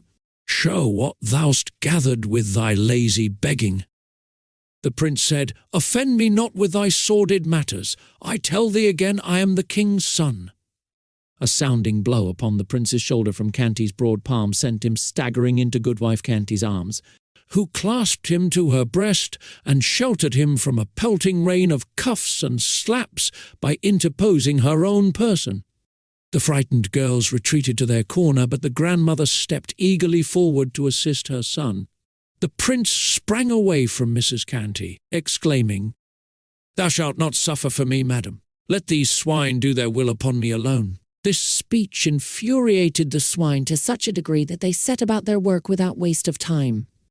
Between them they belaboured the boy right soundly, and then gave the girls and their mother a beating for showing sympathy for the victim. Now, said Canty, to bed, all of ye. The entertainment has tired me. The light was put out, and the family retired. As soon as the snorings of the head of the house and his mother showed that they were asleep, the young girls crept to where the prince lay, and covered him tenderly from the cold with straw and rags, and their mother crept to him also, and stroked his hair, and cried over him, whispering broken words of comfort and compassion in his ear the while. She had saved a morsel for him to eat also, but the boy's pains had swept away all appetite, at least for black and tasteless crusts. He was touched by her brave and costly defence of him, and by her commiseration, and he thanked her in very noble and princely words, and begged her to go to her sleep and try to forget her sorrows. And he added that the king his father would not let her loyal kindness and devotion go unrewarded. This return to his madness broke her heart anew, and she strained him to her breast again and again, and then went back, drowned in tears, to her bed. As she lay thinking and mourning, the suggestion began to creep into her mind that there was an undefinable something about this boy that was lacking in Tom Canty, mad or sane. She could not describe it, she could not tell just what it was, and yet her sharp mother instinct seemed to detect it and perceive it. What if the boy were really not her son, after all? Oh, absurd! She almost smiled at the idea, spite of her griefs and troubles. No matter, she found that it was an idea that would not down, but persisted in haunting her. It pursued her, it harassed her, it clung to her, and refused to be put away or ignored. At last she perceived that there was not going to be any peace for her until she should devise a test that should prove, clearly and without question, whether this lad was her son or not, and so banish these wearing and worrying doubts. Ah, yes, this was plainly the right way out of the difficulty, therefore she set her wits to work at once to contrive that test. But it was an easier thing to propose than to accomplish. She turned over in her mind one promising test after another, but was obliged to relinquish them all. None of them were absolutely sure, absolutely perfect, and an imperfect one could not satisfy her. Evidently she was racking her head in vain. It seemed manifest that she must give the matter up. While this depressing thought was passing through her mind, her ear caught the regular breathing of the boy, and she knew he had fallen asleep. And while she listened, the measured breathing was broken by a soft, startled cry, such as one utters in a troubled dream. This chance occurrence furnished her instantly with a plan worth all her laboured tests combined. She at once set herself feverishly but noiselessly to work to relight her candle, muttering to herself, "Had I but seen him then, I should have known. Since that day, when he was little, that the powder burst in his face, he hath never been startled of a sudden out of his dreams or out of his thinkings, but he hath cast his hand before his eyes. Even as he did that day, and not as others would do it, with the palm inward, but always with the palm turned outward, I have seen it 100 times, and it hath never varied nor ever failed. Yes, I shall soon know, now." By this time she had crept to the slumbering boy's side with the candle shaded in her hand. She bent heedfully and warily over him, scarcely breathing in her suppressed excitement, and suddenly flashed the light in his face and struck the floor by his ear with her knuckles. The sleeper's eyes sprang wide open, and he cast a startled stare about him, but he made no special movement with his hands. The poor woman was smitten, almost helpless with surprise and grief, but she contrived to hide her emotions. And to soothe the boy to sleep again, then she crept apart and communed miserably with herself upon the disastrous result of her experiment. She tried to believe that her Tom's madness had banished this habitual gesture of his, but she could not do it. "No," she said, "his hands are not mad. They could not unlearn so old a habit in so brief a time. Oh, this is a heavy day for me." Still, hope was as stubborn now as doubt had been before. She could not bring herself to accept the verdict of the test. She must try the thing again. The failure must have been only an accident. So she startled the boy out of his sleep a second and a third time, at intervals, with the same result which had marked the first test. Then she dragged herself to bed and fell sorrowfully asleep, saying, "But I cannot give him up. Oh no, I cannot, I cannot. He must be my boy." The poor mother's interruptions having ceased, and the prince's pains having gradually lost their power to disturb him, utter weariness at last sealed his eyes in a profound and restful sleep. Hour after hour slipped away, and still he slept like the dead.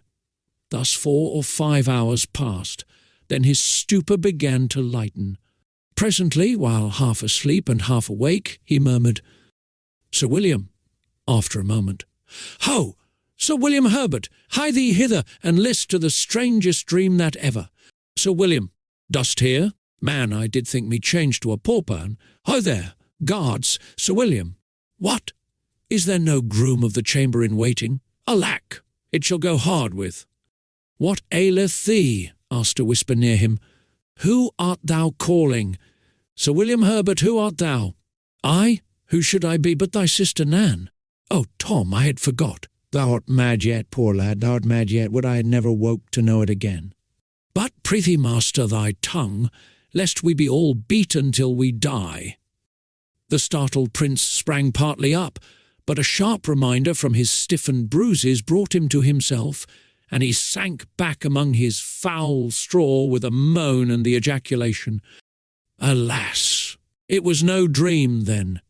In a moment all the heavy sorrow and misery which sleep had banished were upon him again, and he realized that he was no longer a petted prince in a palace, with the adoring eyes of a nation upon him, but a pauper, an outcast, clothed in rags, prisoner in a den fit only for beasts, and consorting with beggars and thieves. In the midst of his grief he began to be conscious of hilarious noises and shoutings, apparently but a block or two away. The next moment there were several sharp raps at the door. John Canty ceased from snoring and said, "Who knocketh? What wilt thou?" A voice answered, "Know'st thou who it was thou laid thy cudgel on?" "No, neither know I nor care." "Belike thou'lt change thy note eftsoons, and thou would save thy neck. Nothing but flight may stead thee." "The man is this moment delivering up the ghost." "'Tis the priest, Father Andrew." "God a mercy!" exclaimed Canty. He roused his family, and hoarsely commanded, "Up with ye all, and fly, or bide where ye are and perish." Scarcely 5 minutes later, the Canty household were in the street and flying for their lives.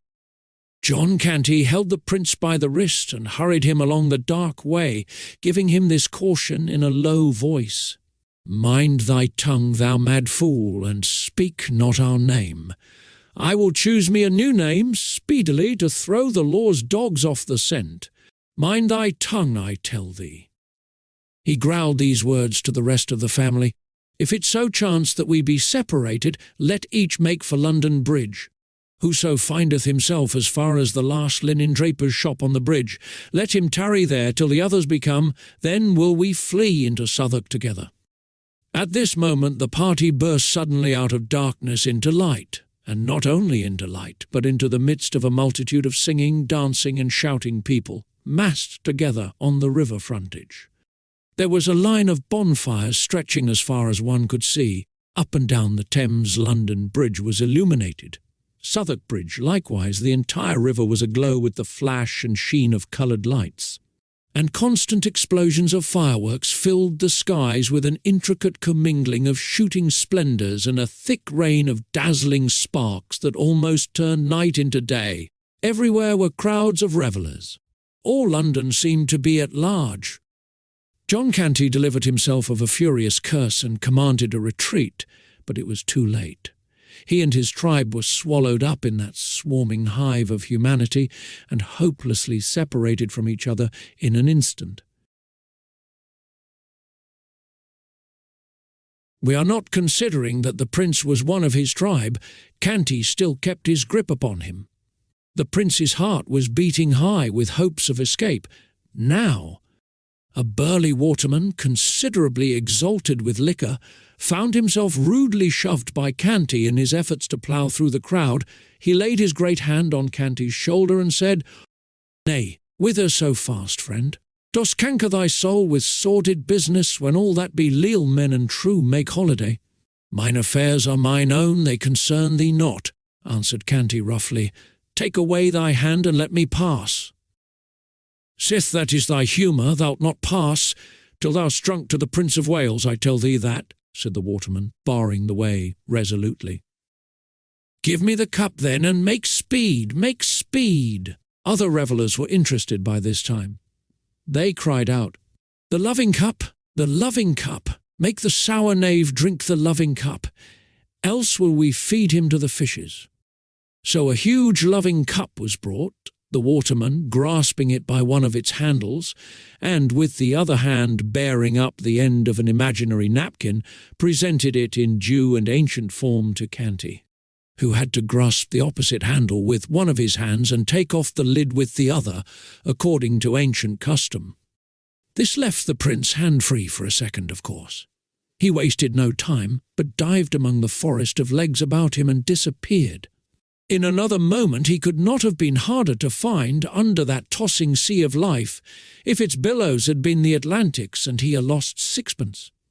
He very soon realized this fact, and straightway busied himself about his own affairs without further thought of John Canty.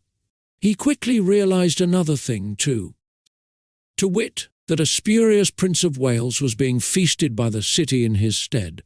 He easily concluded that the pauper lad, Tom Canty, had deliberately taken advantage of his stupendous opportunity and become a usurper.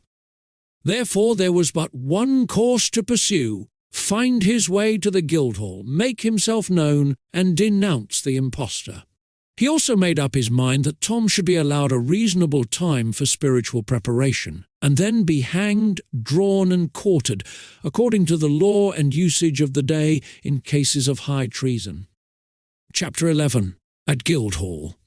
The royal barge, attended by its gorgeous fleet, took its stately way down the Thames through the wilderness of illuminated boats. The air was laden with music, the river banks were beruffled with joy flames, the distant city lay in a soft, luminous glow from its countless invisible bonfires. Above it rose many a slender spire into the sky, encrusted with sparkling lights, wherefore in their remoteness they seemed like jewelled lances thrust aloft. As the fleet swept along, it was greeted from the banks with a continuous hoarse roar of cheers and the ceaseless flash and boom of artillery. To Tom Canty, half buried in his silken cushions, these sounds and this spectacle were a wonder unspeakably sublime and astonishing. To his little friends at his side, the Princess Elizabeth and the Lady Jane Grey, they were nothing. Arrived at the Dowgate, the fleet was towed up the limpid Walbrook, whose channel has now been for 2 centuries buried out of sight under acres of buildings, to Bucklersbury, past houses and under bridges populous with merrymakers and brilliantly lighted, and at last came to a halt in a basin where now is Barge Yard, in the centre of the ancient city of London. Tom disembarked, and he and his gallant procession crossed Cheapside and made a short march through the Old Jewry and Basinghall Street to the Guildhall. Tom and his little ladies were received with due ceremony by the Lord Mayor and the fathers of the city, in their gold chains and scarlet robes of state, and conducted to a rich canopy of state at the head of the great hall, preceded by heralds making proclamation, and by the mace and the city sword. The lords and ladies who were to attend upon Tom and his 2 small friends took their places behind their chairs. At a lower table the court grandees and other guests of noble degree were seated. With the magnates of the city, the commoners took places at a multitude of tables on the main floor of the hall. From their lofty vantage ground the giants Gog and Magog, the ancient guardians of the city, contemplated the spectacle below them with eyes grown familiar to it in forgotten generations. There was a bugle blast and a proclamation, and a fat butler appeared in a high perch in the leftward wall, followed by his servitors bearing with impressive solemnity a royal baron of beef, smoking hot and ready for the knife. After grace, Tom, being instructed, rose, and the whole house with him, and drank from a portly golden loving cup with the Princess Elizabeth. From her it passed to the Lady Jane, and then traversed the general assemblage. So the banquet began. By midnight the revelry was at its height. Now came one of those picturesque spectacles so admired in that old day. A description of it is still extant in the quaint wording of a chronicler who witnessed it. Space being made, presently entered a baron and an earl apparelled after the Turkish fashion in long robes of bawdkin powdered with gold, hats on their heads of crimson velvet, with great rolls of gold, girded with 2 swords, called scimitars, hanging by great baldricks of gold. Next came yet another baron and another earl, in 2 long gowns of yellow satin, traversed with white satin, and in every bend of white was a bend of crimson satin, after the fashion of Russia, with furred hats of grey on their heads, either of them having an hatchet in their hands, and boots with pikes of points a foot long, turned up. And after them came a knight, then the Lord High Admiral, and with him 5 nobles, in doublets of crimson velvet, voided low on the back and before to the cannel bone, laced on the breasts with chains of silver, and over that short cloaks of crimson satin, and on their heads hats after the dancers' fashion, with pheasants, feathers in them. These were apparelled after the fashion of Prussia. The torch-bearers, which were about 100, were apparelled in crimson satin and green like Moors, their faces black. Next came in a mummery. Then the minstrels, which were disguised, danced, and the lords and ladies did wildly dance also, that it was a pleasure to behold. And while Tom in his high seat was gazing upon this wild dancing, lost in admiration of the dazzling commingling of kaleidoscopic colours which the whirling turmoil of gaudy figures below him presented, The ragged but real little Prince of Wales was proclaiming his rights and his wrongs, denouncing the impostor, and clamouring for admission at the gates of Guildhall. The crowd enjoyed this episode prodigiously and pressed forward and craned their necks to see the small rioter. Presently they began to taunt him and mock at him, purposely to goad him into a higher and still more entertaining fury. Tears of mortification sprang to his eyes, but he stood his ground and defied the mob right royally. Other taunts followed, added mockings stung him, and he exclaimed, "I tell ye again, you pack of unmannerly curs, I am the Prince of Wales, and all forlorn and friendless as I be, with none to give me word of grace or help me in my need, yet will not I be driven from my ground, but will maintain it. Though thou be prince or no prince, 'tis all one thou be'st a gallant lad, and not friendless neither. Here stand I by thy side to prove it, and mind I tell thee thou mightst have a worser friend than Miles Hendon, and yet not tire thy legs with seeking. Rest thy small jaw, my child, I talk the language of these base kennel rats like to a very native." The speaker was a sort of Don Caesar de Bazan in dress, aspect and bearing. He was tall, trim-built, muscular.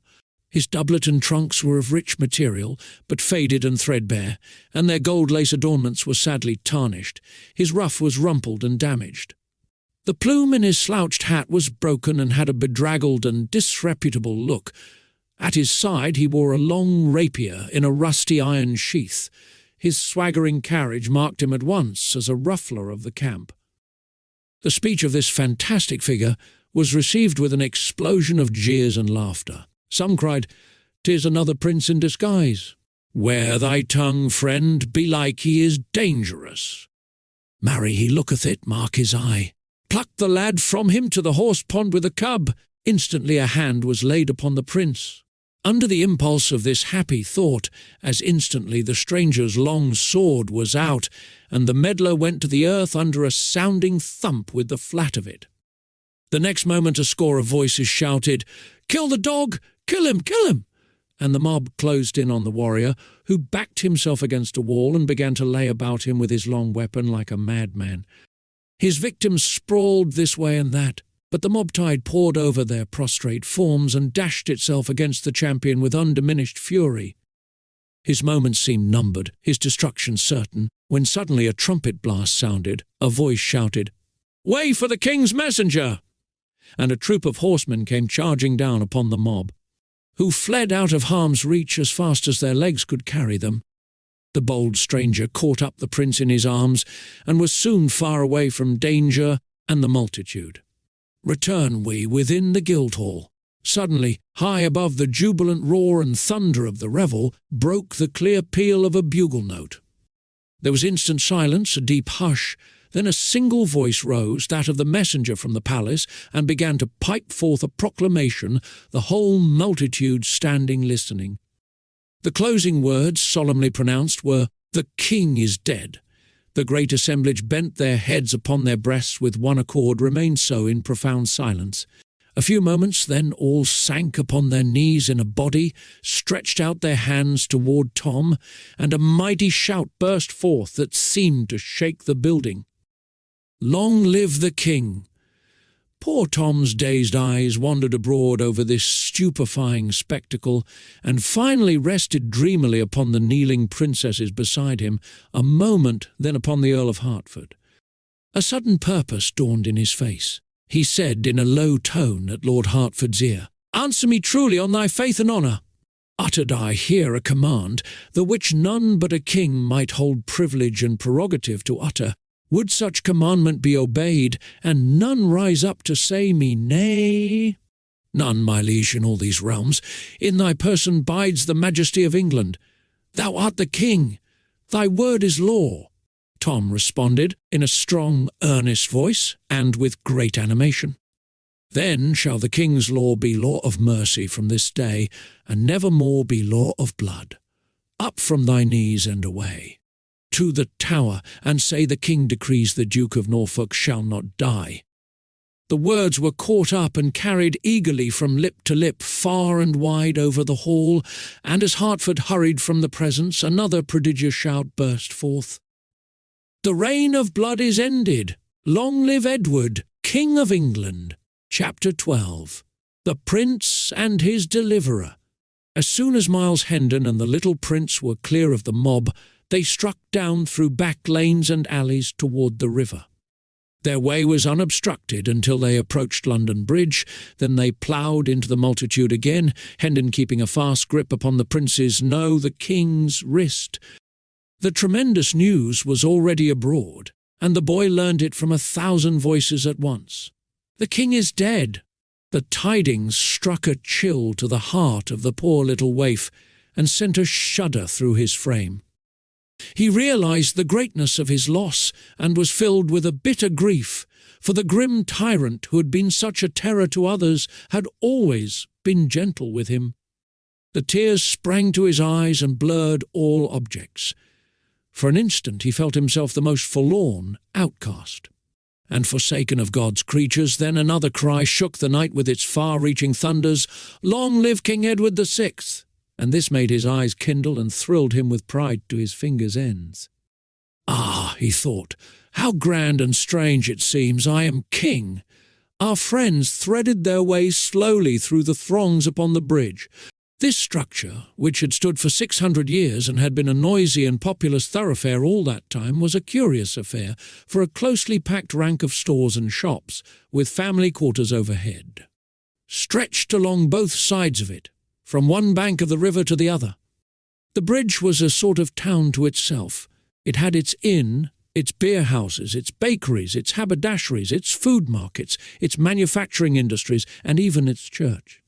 It looked upon the two neighbours which it linked together, London and Southwark, as being well enough as suburbs, but not otherwise particularly important.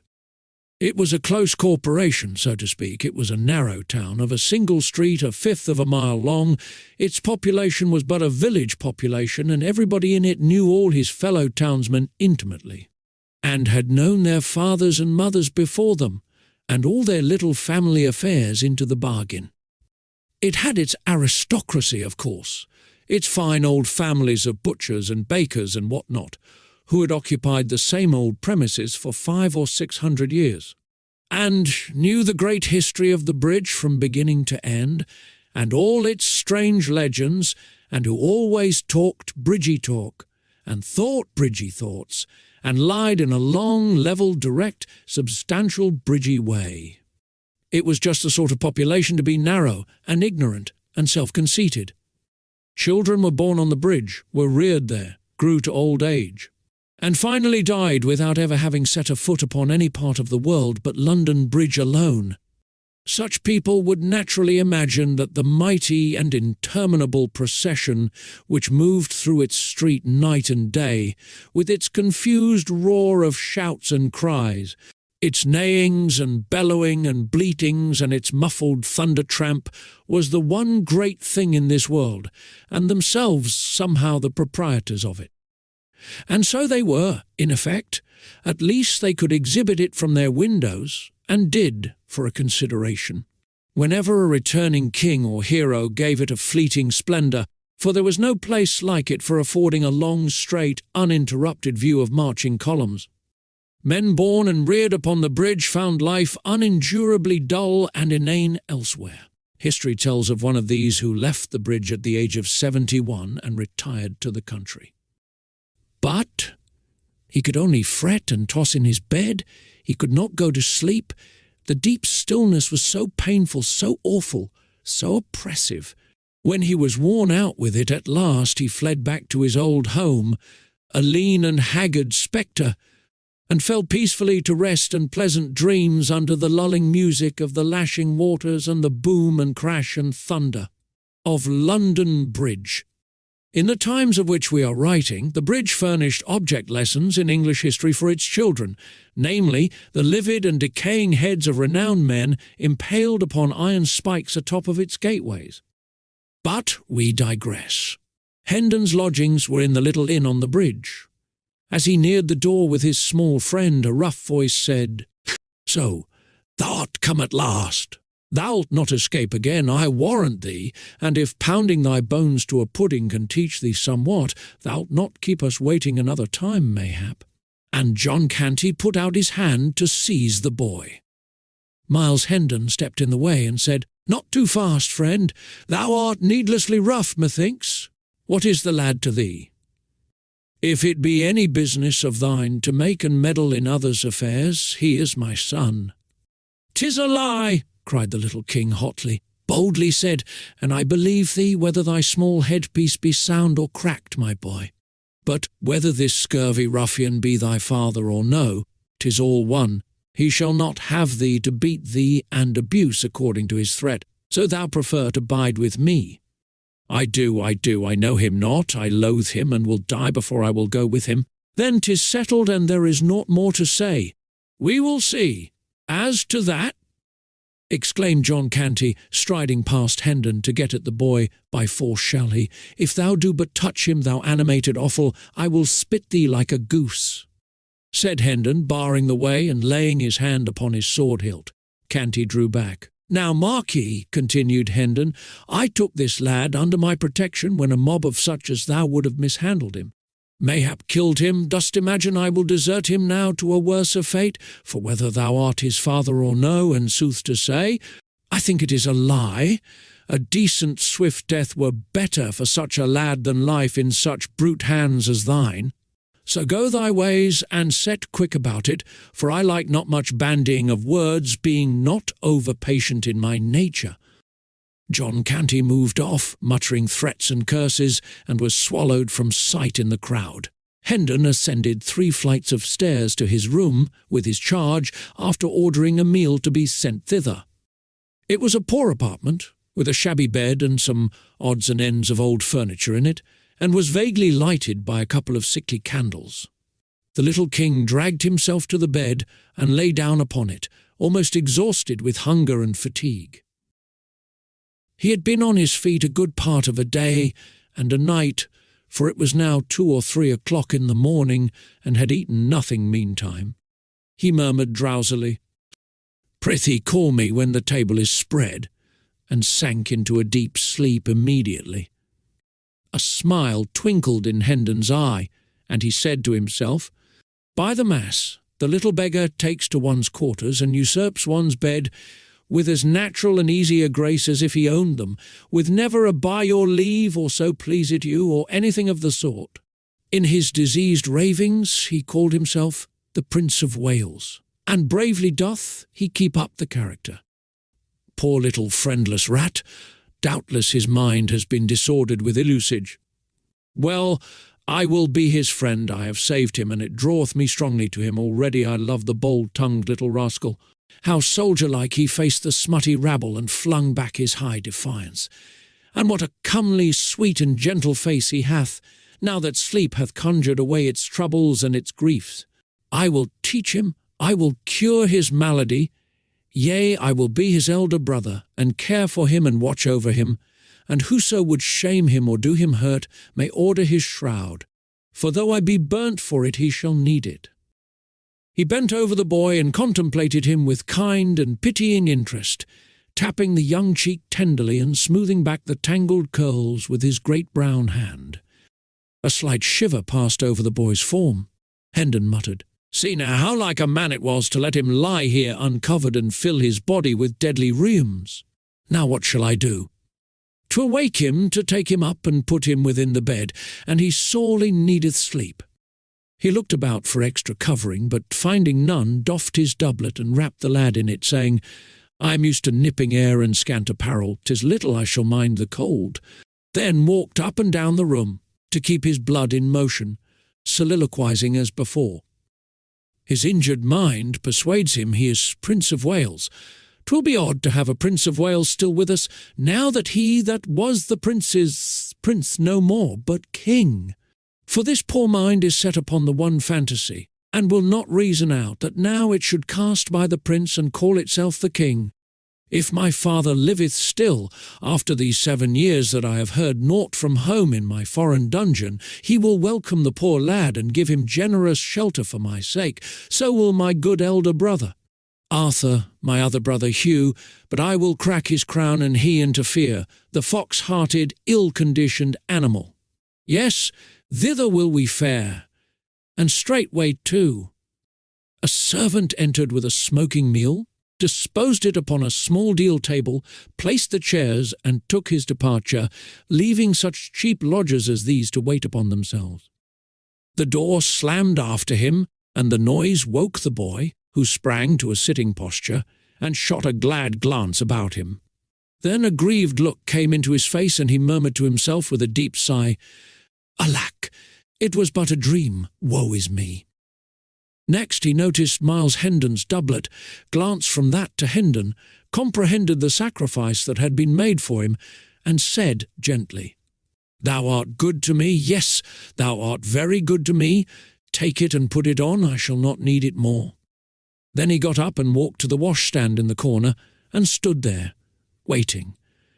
Hendon said in a cheery voice, "We'll have a right hearty sup and bite now, for everything is savoury and smoking hot, and that and thy nap together will make thee a little man again, never fear." The boy made no answer, but bent a steady look that was filled with grave surprise, and also somewhat touched with impatience, upon the tall knight of the sword. Hendon was puzzled, and said, "What's amiss? Good sir, I would wash me." "Oh, is that all? Ask no permission of Miles Hendon for aught thou cravest. Make thyself perfectly free here, and welcome, with all that are his belongings." Still the boy stood, and moved not. More, he tapped the floor once or twice with his small impatient foot. Hendon was wholly perplexed. Said he, "Bless us, what is it?" "Prithee pour the water, and make not so many words." Hendon, suppressing a horse laugh and saying to himself, "By all the saints! But this is admirable," stepped briskly forward and did the small insolent's bidding, then stood by in a sort of stupefaction until the command, "Come, the towel!" woke him sharply up. He took up a towel from under the boy's nose and handed it to him without comment. He now proceeded to comfort his own face with a wash. And while he was at it, his adopted child seated himself at the table and prepared to fall to. Hendon dispatched his ablutions with alacrity, then drew back the other chair, and was about to place himself at table, when the boy said indignantly, "Forbear, wouldst sit in the presence of the king?" This blow staggered Hendon to his foundations. He muttered to himself, "Lo, the poor thing's madness is up with the time. It hath changed with the great change that is come to the realm, and now in fancy is he king. Good lack, I must humour the conceit too. There is no other way, faith. He would order me to the Tower, else?" And pleased with this jest, he removed the chair from the table, took his stand behind the king, and proceeded to wait upon him in the courtliest way he was capable of. While the king ate, the rigour of his royal dignity relaxed a little, and with his growing contentment came a desire to talk. He said, "I think thou callest thyself Miles Hendon, if I heard thee aright?" "Yes, sire," Miles replied, then observed to himself, "If I must humour the poor lad's madness, I must sire him, I must majesty him, I must not go by halves, I must stick at nothing that belongeth to the part I play. Else shall I play it ill and work evil to this charitable and kindly cause." The king warmed his heart with a second glass of wine, and said, "I would know thee, tell me thy story. Thou hast a gallant way with thee, and a noble art nobly born?" "We are of the tale of the nobility, good your majesty. My father is a baronet, one of the smaller lords by knight service, Sir Richard Hendon of Hendon Hall, by Monk's Holm in Kent."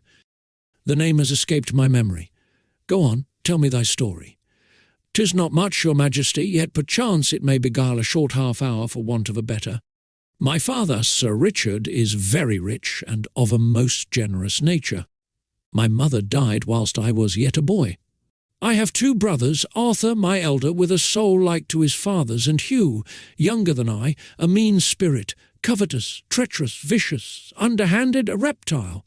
Such was he from the cradle, such was he 10 years past when I last saw him, a ripe rascal at 19, I being 20 then, and Arthur 22.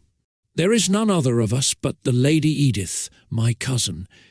She was 16 then, beautiful, gentle, good, the daughter of an earl, the last of her race, heiress of a great fortune and a lapsed title. My father was her guardian. I loved her and she loved me, but she was betrothed to Arthur from the cradle, and Sir Richard would not suffer the contract to be broken. Arthur loved another maid, and bade us be of good cheer, and hold fast to the hope that delay and luck together would some day give success to our several causes. Hugh loved the Lady Edith's fortune, though in truth he said it was herself he loved. But then 'twas his way, alway, to say the one thing and mean the other. But he lost his arts upon the girl. He could deceive my father, but none else. My father loved him best of us all, and trusted and believed him, for he was the youngest child. And others hated him, these qualities being in all ages sufficient to win a parent's dearest love, and he had a smooth, persuasive tongue, with an admirable gift of lying, and these be qualities which do mightily assist a blind affection to cozen itself. I was wild, in troth I might go yet farther and say very wild, though 'twas a wildness of an innocent sort, since it hurt none but me, brought shame to none nor loss, nor had in it any taint of crime or baseness, or what might not beseem mine honourable degree. Yet did my brother Hugh turn these faults to good account, he seeing that our brother Arthur's health was but indifferent, and hoping the worst might work him profit were I swept out of the path so.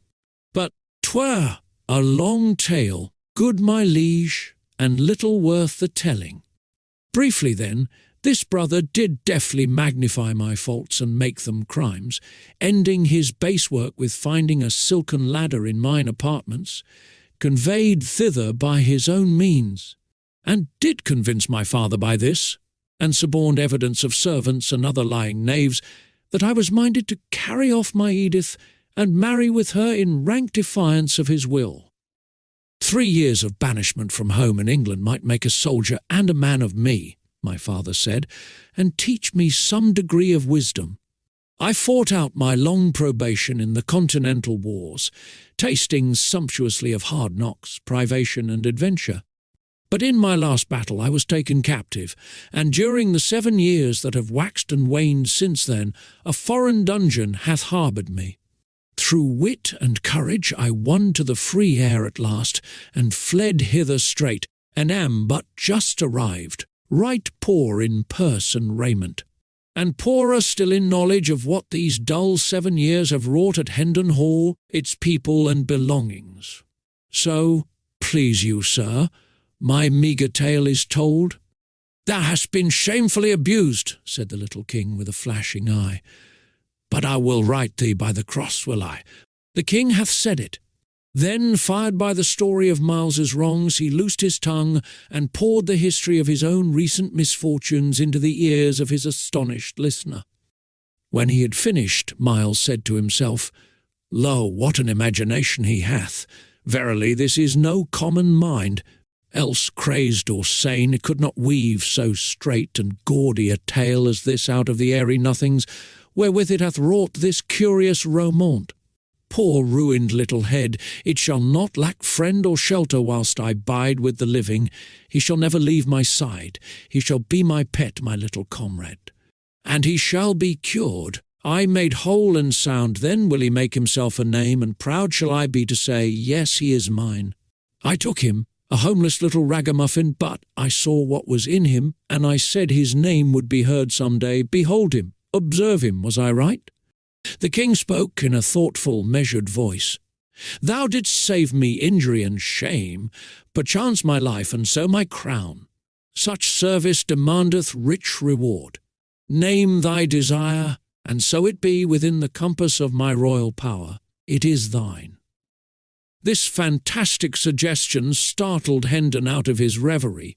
He was about to thank the king and put the matter aside with saying he had only done his duty and desired no reward, but a wiser thought came into his head, and he asked leave to be silent a few moments and consider the gracious offer, an idea which the king gravely approved, remarking that it was best to be not too hasty with a thing of such great import. Miles reflected during some moments, then said to himself, "Yes, that is the thing to do. By any other means it were impossible to get at it.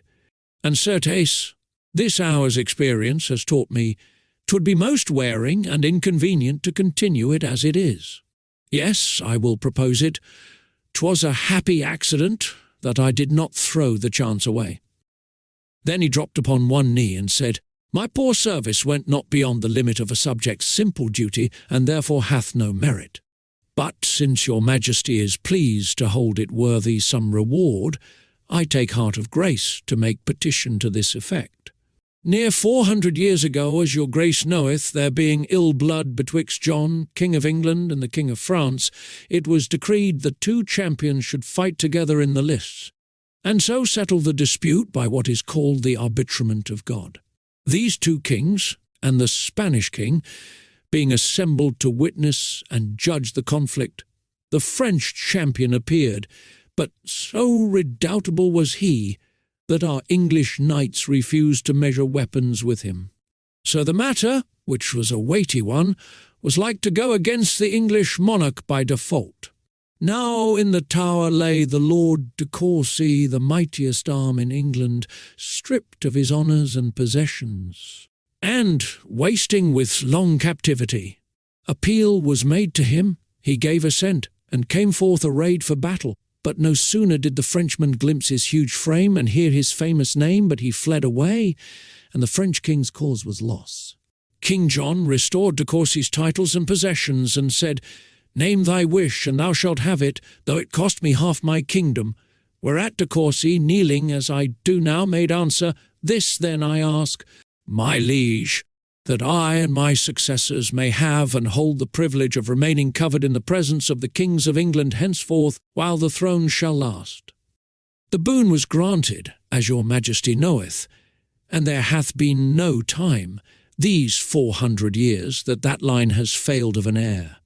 And so, even unto this day, the head of that ancient house still weareth his hat or helm before the king's majesty, without let or hindrance, and this none other may do. Invoking this precedent in aid of my prayer, I beseech the king to grant to me but this one grace and privilege, to my more than sufficient reward, and none other, to wit, that I and my heirs for ever may sit in the presence of the majesty of England." "Rise, Sir Miles Hendon, knight," said the king gravely, giving the accolade with Hendon's sword. "Rise and seat thyself. Thy petition is granted. Whilst England remains and the crown continues, the privilege shall not lapse." His Majesty walked apart, musing, and Hendon dropped into a chair at table, observing to himself, "'Twas a brave thought, and hath wrought me a mighty deliverance. My legs are grievously wearied, and I had not thought of that. I must have had to stand for weeks, till my poor lad's wit secured." After a little he went on, "And so I am become a knight of the kingdom of dreams and shadows, a most odd and strange position, truly, for one so matter-of-fact as I will not laugh. No, God forbid, for this thing which is so substanceless to me is real to him. And to me also in one way it is not a falsity, for it reflects with truth the sweet and generous spirit that is in him." After a pause, "What if he should call me by my fine title before folk? There'd be a merry contrast betwixt my glory and my raiment. But no matter, let him call me what he will, so it please him, I shall be content." Chapter 13. The Disappearance of the Prince. A heavy drowsiness presently fell upon the two comrades. The king said, "Remove these rags," meaning his clothing. Hendon disapparelled the boy without dissent or remark, tucked him up in bed, then glanced about the room, saying to himself ruefully, "He hath taken my bed again, as before, marry, what shall I do?" The little king observed his perplexity, and dissipated it with a word. He said sleepily, "Thou wilt sleep athwart the door and guard it." In a moment more he was out of his troubles, in a deep slumber. "Dear heart, he should have been born a king," muttered Hendon admiringly. "He playeth the part to a marvel." Then he stretched himself across the door, on the floor, saying contentedly, "I have lodged worse for 7 years. 'Twould be but ill gratitude to him above to find fault with this. He dropped asleep as the dawn appeared. Toward noon he rose, uncovered his unconscious ward, a section at a time, and took his measure with a string. The king awoke, just as he had completed his work, complained of the cold, and asked what he was doing. "'Tis done now, my liege," said Hendon. "I have a bit of business outside, but will presently return. Sleep thou again, thou needest it. There, let me cover thy head also, thou'lt be warm the sooner." The king was back in dreamland before this speech was ended. Miles slipped softly out, and slipped as softly in again in the course of 30 or 40 minutes, with a complete second-hand suit of boy's clothing, of cheap material, and showing signs of wear, but tidy, and suited to the season of the year. He seated himself and began to overhaul his purchase, mumbling to himself, "A longer purse would have got a better sort, but when one has not the long purse, one must be content with what a short one may do. There was a woman in our town did dwell. He stirred, methinks I must sing in a less thunderous key. 'Tis not good to mar his sleep with this journey before him, and he's so wearied out, poor chap. This garment 'tis well enough. A stitch here and another one there will set it aright. This other is better, albeit a stitch or two will not come amiss in it likewise. These be very good and sound, and will keep his small feet warm and dry. An odd new thing to him, belike, since he has doubtless been used to foot it bare, winters and summers the same. Would thread were bread, seeing one getteth a year's sufficiency for a farthing, and such a brave big needle without cost for mere love. Now shall I have the demon's own time to thread it?" And so he had. He did as men have always done, and probably always will do to the end of time, held the needle still, and tried to thrust the thread through the eye, which is the opposite of a woman's way. Time and time again the thread missed the mark, going sometimes on one side of the needle, sometimes on the other, sometimes doubling up against the shaft. But he was patient, having been through these experiences before, when he was soldiering. He succeeded at last, and took up the garment that had lain waiting meantime across his lap, and began his work. The inn is paid, the breakfast that is to come included, and there is wherewithal left to buy a couple of donkeys, and meet our little costs for the 2 or 3 days betwixt this and the plenty that awaits us at Hendon Hall. She loved her huss. Body o' me, I have driven the needle under my nail. It matters little, 'tis not a novelty, yet 'tis not a convenience neither. We shall be merry there, little one, never doubt it. Thy troubles will vanish there, and likewise thy sad distemper. She loved her husband dearly, but another man. These be noble large stitches, holding the garment up and viewing it admiringly. They have a grandeur and a majesty that do cause these small stingy ones of the tailor-man to look mightily paltry and plebeian. She loved her husband dearly, but another man he loved she. Marry, 'tis done, a goodly piece of work too, and wrought with expedition. Now will I wake him, apparel him, pour for him, feed him, and then will we hie us to the mart by the Tabard Inn in Southwark, and be pleased to rise. My liege, he answereth not, what ho! My liege, of a truth must I profane his sacred person with a touch, sith his slumber is deaf to speech. What? He threw back the covers. The boy was gone.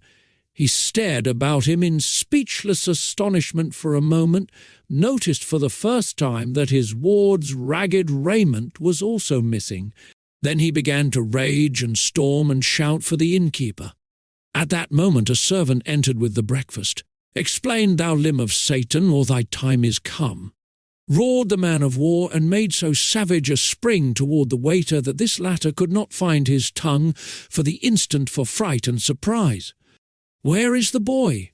In disjointed and trembling syllables the man gave the information desired. "You are hardly gone from the place, your worship. When a youth came running and said it was your worship's will that the boy come to you straight at the bridge end on the Southwark side, I brought him hither, and when he woke the lad and gave his message, the lad did grumble some little for being disturbed so early, as he called it, but straightway trussed on his rags and went with the youth. only saying it had been better manners that your worship came yourself, not sent a stranger, and so thou'rt a fool, and easily cozened, hang all thy breed. Yet mayhap no hurt is done, possibly no harm is meant the boy. I will go fetch him, make the table ready, stay. The coverings of the bed were disposed as if one lay beneath them. Happened that by accident? I know not, good your worship. I saw the youth meddle with them, he that came for the boy. 1,000 deaths! 'Twas done to deceive me, 'tis plain 'twas done to gain time. Hark ye, was that youth alone? All alone, your worship. Art sure? Sure, your worship. Collect thy scattered wits, bethink thee, take time, man. After a moment's thought, the servant said, When he came, none came with him. But now I remember me that as the two stepped into the throng of the bridge, a ruffian-looking man plunged out from some near place, and just as he was joining them. What then? Out with it! Thundered the impatient Hendon, interrupting. Just then the crowd lapped them up and closed them in, and I saw no more, being called by my master, who was in a rage because a joint that the scrivener had ordered was forgot. Though I take all the saints to witness that to blame me for that miscarriage were like holding the unborn babe to judgment for sins come. Out of my sight, idiot! Thy prating drives me mad. Hold! Whither art flying? Canst not bide still an instant? Went they toward Southwark? Even so, your worship, for as I said before, as to that detestable joint, the babe unborn is no whit more blameless than. Art here yet, and prating still? Vanish, lest I throttle thee. The servitor vanished. Hendon followed after him, passed him, and plunged down the stairs 2 steps at a stride, muttering, "'Tis that scurvy villain that claimed he was his son. I have lost thee, my poor little mad master. It is a bitter thought. And I had come to love thee so. No, by book and bell, not lost, for I will ransack the land till I find thee again. Poor child, yonder is his breakfast and mine, but I have no hunger now, so let the rats have it. Speed, speed. That is the word." As he wormed his swift way through the noisy multitudes upon the bridge, he several times said to himself, clinging to the thought as if it were a particularly pleasing one, he grumbled, but he went. He went, yes, because he thought Miles Hendon asked it. Sweet lad, he would ne'er have done it for another, I know it well. Chapter 14. Le wide mort, vive le roi. Toward daylight of the same morning, Tom Canty stirred out of a heavy sleep and opened his eyes in the dark. He lay silent a few moments, trying to analyze his confused thoughts and impressions and get some sort of meaning out of them. Then suddenly he burst out in a rapturous but guarded voice. "I see it all, I see it all. Now God be thanked, I am indeed awake at last. Come, joy. Vanish, sorrow. Ho, Nan, Bet, kick off your straw and hie ye hither to my side, till I do pour into your unbelieving ears the wildest madcap dream that ever the spirits of night did conjure up to astonish the soul of man withal. Oh, Nan, I say, Bet!" A dim form appeared at his side, and a voice said, "Wilt deign to deliver thy commands?" "Commands? Oh, woe is me! I know thy voice. Speak thou, who am I?" "Thou? In sooth, yesternight wert thou the Prince of Wales, today art thou my most gracious liege, Edward, King of England." Tom buried his head among his pillows, murmuring plaintively, "Alack, it was no dream. Go to thy rest, sweet sir, leave me to my sorrows." Tom slept again, and after a time he had this pleasant dream. He thought it was summer, and he was playing, all alone, in the fair meadow called Goodman's Fields, when a dwarf only a foot high, with long red whiskers and a humped back, appeared to him suddenly and said, "Dig by that stump." He did so, and found 12 bright new pennies, wonderful riches. Yet this was not the best of it, for the dwarf said, "I know thee. Thou art a good lad, and a deserving thy distresses shall end, for the day of thy reward is come. Dig here every 7th day, and thou shalt find always the same treasure, 12 bright new pennies. Tell none. Keep the secret." Then the dwarf vanished, and Tom flew to Offal Court with his prize, saying to himself, "Every night will I give my father a penny. He will think I begged it. It will glad his heart, and I shall no more be beaten. 1 penny every week the good priest that teacheth me shall have, mother, Nan, and Bet the other 4. We be done with hunger and rags now, done with fears and frets and savage usage."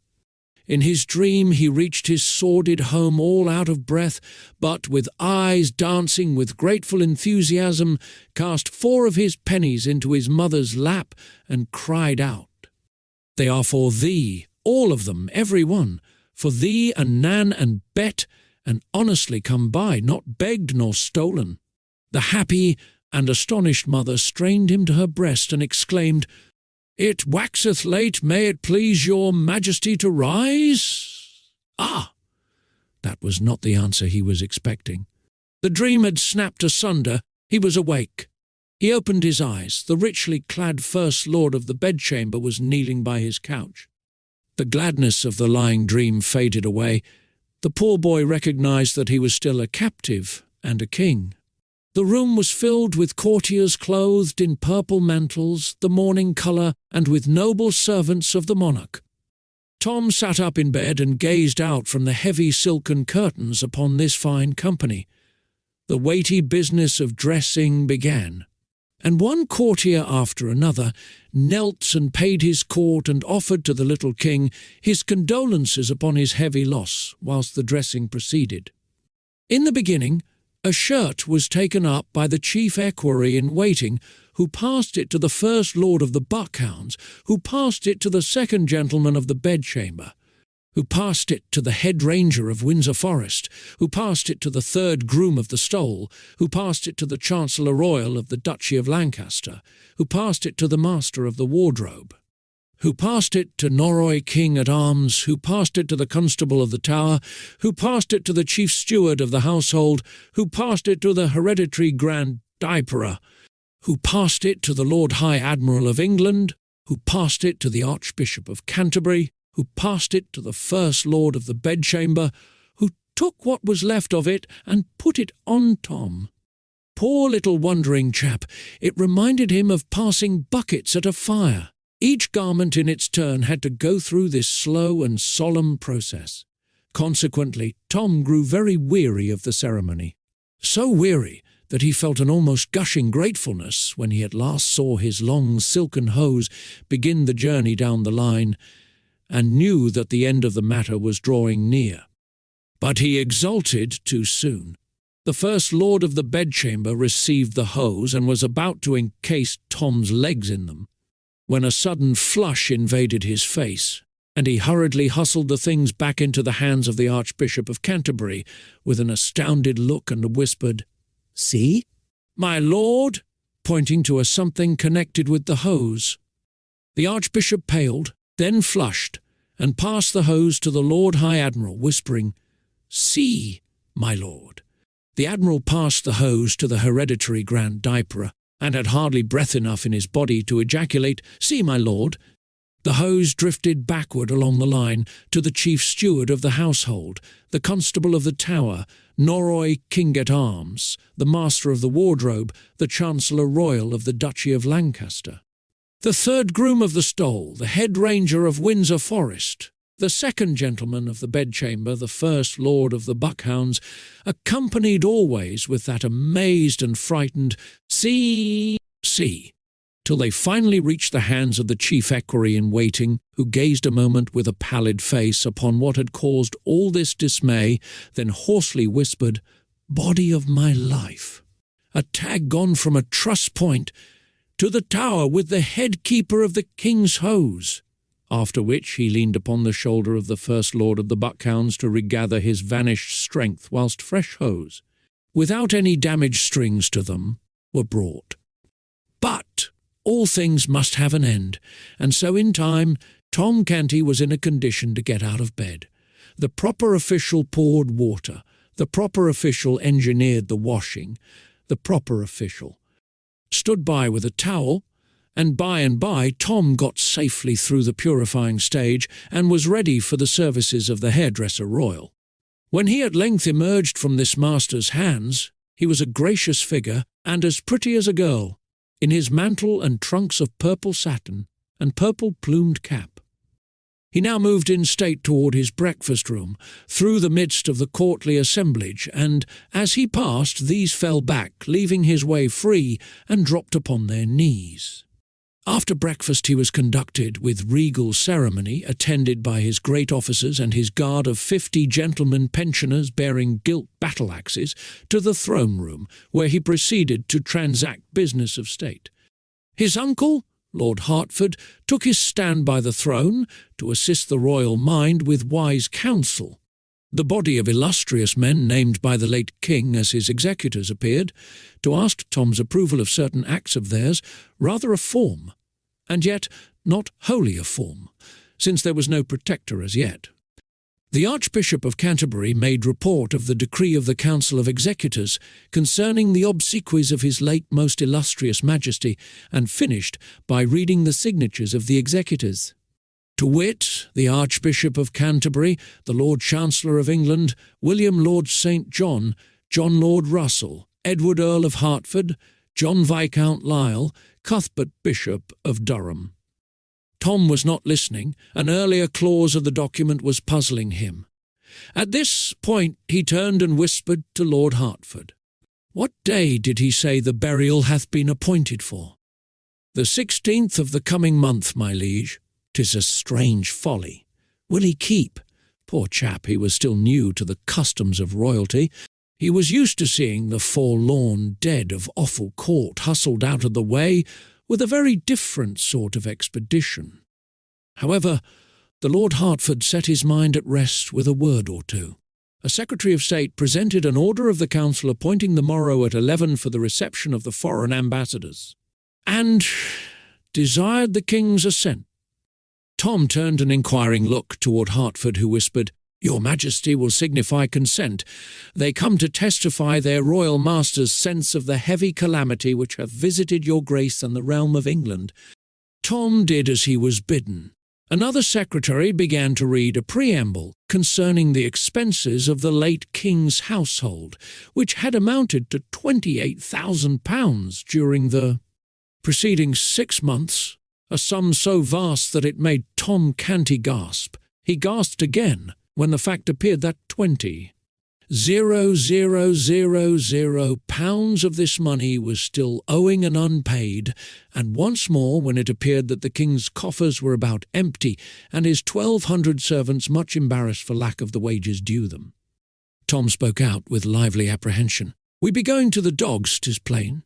'Tis meet and necessary that we take a smaller house and set the servants at large, sith they be of no value but to make delay, and trouble one with offices that harass the spirit and shame the soul, they misbecoming any but a doll, that hath nor brains nor hands to help itself withal. I remember me of a small house that standeth over against the fish market by Billingsgate." A sharp pressure upon Tom's arm stopped his foolish tongue and sent a blush to his face. But no countenance there betrayed any sign that this strange speech had been remarked or given concern. A secretary made report that forasmuch as the late king had provided in his will for conferring the ducal degree upon the Earl of Hertford, and raising his brother Sir Thomas Seymour to the peerage, and likewise Hertford's son to an earldom, together with similar aggrandizements to other great servants of the crown, the council had resolved to hold a sitting on the 16th of February for the delivering and confirming of these honours, and that meantime, the late king not having granted in writing estates suitable to the support of these dignities, the council, knowing his private wishes in that regard, had thought proper to grant to Seymour £500 lands, and to Hertford's son £800 lands, and £300 of the next bishop's lands, which should fall vacant, his present Majesty being willing. Tom was about to blurt out something about the propriety of paying the late king's debts first, before squandering all this money, but a timely touch upon his arm from the thoughtful Hertford saved him this indiscretion, wherefore he gave the royal assent without spoken comment, but with much inward discomfort. While he sat reflecting a moment over the ease with which he was doing strange and glittering miracles, a happy thought shot into his mind. Why not make his mother Duchess of Offal Court and give her an estate? But a sorrowful thought swept it instantly away. He was only a king in name. These grave veterans and great nobles were his masters. To them his mother was only the creature of a diseased mind. They would simply listen to his project with unbelieving ears, then send for the doctor. The dull work went tediously on. Petitions were read, and proclamations, patents, and all manner of wordy, repetitious and wearisome papers relating to the public business, and at last Tom sighed pathetically and murmured to himself, "In what have I offended? That the good God should take me away from the fields and the free air and the sunshine, to shut me up here and make me a king and afflict me so?" Then his poor muddled head nodded a while and presently drooped to his shoulder, and the business of the empire came to a standstill for want of that august factor, the ratifying power. Silence ensued around the slumbering child, and the sages of the realm ceased from their deliberations. During the forenoon Tom had an enjoyable hour, by permission of his keepers Hertford and St. John, with the Lady Elizabeth and the little Lady Jane Grey. Though the spirits of the princesses were rather subdued by the mighty stroke that had fallen upon the royal house, and at the end of the visit his elder sister, afterwards the Bloody Mary of history, chilled him with a solemn interview which had but one merit in his eyes, its brevity. He had a few moments to himself, and then a slim lad of about 12 years of age was admitted to his presence, whose clothing, except his snowy ruff and the laces about his wrists, was of black, doublet, hose and all. He bore no badge of mourning but a knot of purple ribbon on his shoulder. He advanced hesitatingly, with head bowed and bare, and dropped upon one knee in front of Tom. Tom sat still and contemplated him soberly a moment. Then he said, "Rise, lad, who art thou? What wouldst have?" The boy rose and stood at graceful ease, but with an aspect of concern in his face. He said, "Of a surety thou must remember me, my lord. I am thy whipping boy." "My whipping boy?" "The same, your grace. I am Humphrey Marlowe." Tom perceived that here was someone whom his keepers ought to have posted him about. The situation was delicate. What should he do? Pretend he knew this lad, and then betray by his every utterance that he had never heard of him before? No, that would not do. An idea came to his relief. Accidents like this might be likely to happen with some frequency now that business urgencies would often call Hertford and St. John from his side. They being members of the Council of Executors, therefore, perhaps it would be well to strike out a plan himself to meet the requirements of such emergencies. Yes, that would be a wise course. He would practice on this boy and see what sort of success he might achieve. So he stroked his brow perplexedly a moment or two, and presently said, "Now I seem to remember thee somewhat, but my wit is clogged and dim with suffering."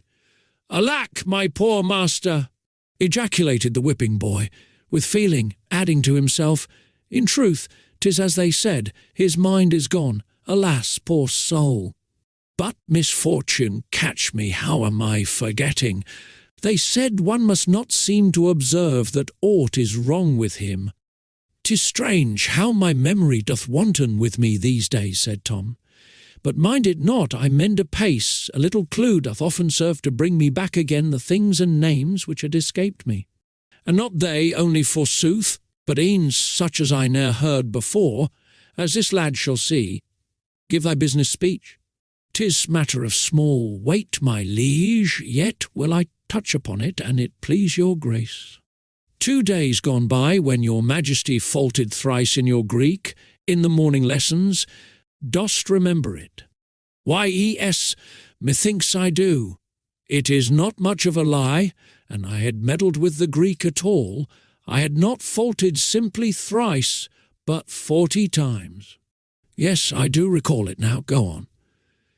"The master, being wroth with what he termed such slovenly and doltish work, did promise that he would soundly whip me for it, and—" "Whip thee?" said Tom, astonished out of his presence of mind. "Why should he whip thee for faults of mine?" "Ah, your grace forgetteth again. He always scourgeth me when thou dost fail in thy lessons." True, I had forgot. Thou teachest me in private, then if I fail, he argueth that thy office was lamely done, and— O my liege, what words are these? I, the humblest of thy servants, presume to teach thee. Then where is thy blame? What riddle is this? Am I in truth gone mad, or is it thou? Explain, speak out. But, good your majesty, there's naught that needeth simplifying. None may visit the sacred person of the Prince of Wales with blows, wherefore when he faulteth, 'tis I that take them, and meet it is and right, for that it is mine office and my livelihood. Tom stared at the tranquil boy, observing to himself, Lo, it is a wonderful thing, a most strange and curious trade. I marvel they have not hired a boy to take my combings and my dressings for me. Would heaven they would. And they will do this thing. I will take my lashings in mine own person, giving God thanks for the change. Then he said aloud, And hast thou been beaten, poor friend, according to the promise? No, good your majesty, my punishment was appointed for this day, and peradventure it may be annulled. As unbefitting the season of mourning that is come upon us, I know not, and so have made bold to come hither, and remind your grace about your gracious promise to intercede in my behalf. With the master, to save thee thy whipping? Ah, thou dost remember. My memory mendeth, thou seest. Set thy mind at ease, thy back shall go unscathed, I will see to it. Oh, thanks, my good lord, cried the boy, dropping upon his knee again. Mayhap I have ventured far enow, and yet— Seeing Master Humphrey hesitate, Tom encouraged him to go on, saying he was in the granting mood. Then will I speak it out, for it lieth near my heart. Sith thou art no more Prince of Wales but King, thou canst order matters as thou wilt, with none to say thee nay, wherefore it is not in reason that thou wilt longer vex thyself with dreary studies, but wilt burn thy books and turn thy mind to things less irksome. Then am I ruined, and mine orphan sisters with me. Ruined, prithee, how? My back is my bread, O my gracious liege. If it go idle, I starve. And thou cease from study, mine office is gone, thou'lt need no whipping, boy. Do not turn me away. Tom was touched with this pathetic distress. He said, with a right royal burst of generosity, Discomfort thyself no further, lad. Thine office shall be permanent in thee and thy line forever. Then he struck the boy a light blow on the shoulder with the flat of his sword, exclaiming, Rise, Humphrey Marlowe, hereditary grand whipping boy to the royal house of England. Banish sorrow, I will betake me to my books again, and study so ill that they must in justice treble thy wage, so mightily shall the business of thine office be augmented. The grateful Humphrey responded fervidly, Thanks, O most noble master, this princely lavishness doth far surpass my most distempered dreams of fortune. Now shall I be happy all my days, and all the house of Marlowe after me? Tom had wit enough to perceive that here was a lad who could be useful to him. He encouraged Humphrey to talk, and he was nothing loath.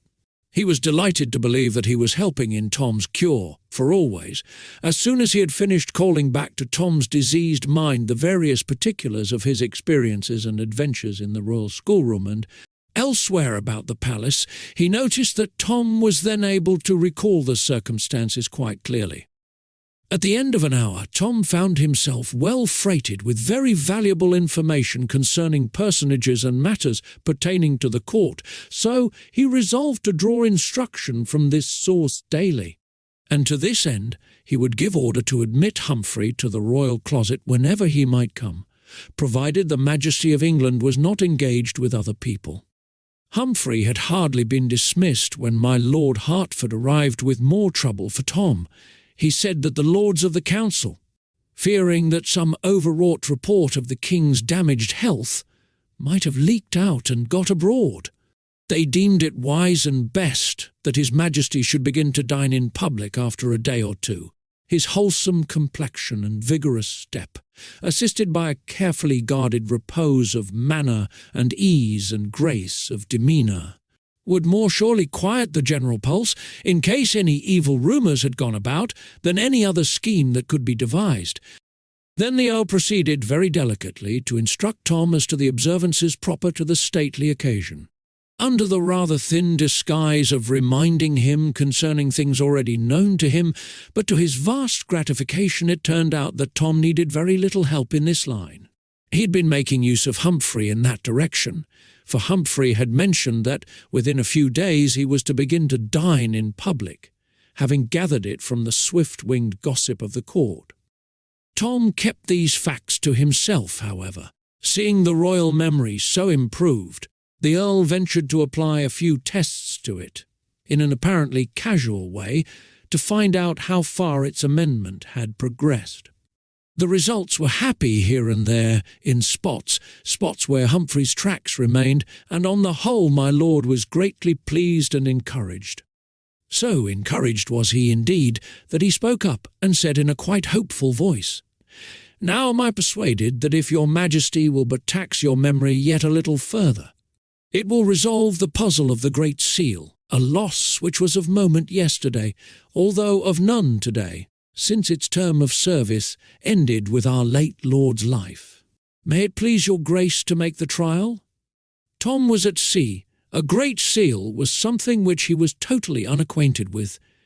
After a moment's hesitation, he looked up innocently and asked, "What was it like, my lord?" The Earl started, almost imperceptibly, muttering to himself, "Alack, his wits are flown again. It was ill wisdom to lead him on to strain them." Then he deftly turned the talk to other matters, with the purpose of sweeping the unlucky seal out of Tom's thoughts, a purpose which easily succeeded. Chapter 15. Tom as King. The next day the foreign ambassadors came with their gorgeous trains, and Tom, throned in awful state, received them. The splendours of the scene delighted his eye and fired his imagination at first, but the audience was long and dreary, and so were most of the addresses. Wherefore what began as a pleasure grew into weariness and homesickness by and by. Tom said the words which Hertford put into his mouth from time to time, and tried hard to acquit himself satisfactorily. But he was too new to such things, and too ill at ease to accomplish more than a tolerable success. He looked sufficiently like a king, but he was ill able to feel like one. He was cordially glad when the ceremony was ended. The larger part of his day was wasted, as he termed it in his own mind, in labours pertaining to his royal office. Even the 2 hours devoted to certain princely pastimes and recreations were rather a burden to him than otherwise. They were so fettered by restrictions and ceremonious observances. However, he had a private hour with his whipping boy which he counted clear gain, since he got both entertainment and needful information out of it. The third day of Tom Canty's kingship came and went much as the others had done, but there was a lifting of his cloud in one way. He felt less uncomfortable than at first. He was getting a little used to his circumstances and surroundings. His chains still galled, but not all the time. He found that the presence and homage of the great afflicted and embarrassed him less and less sharply with every hour that drifted over his head.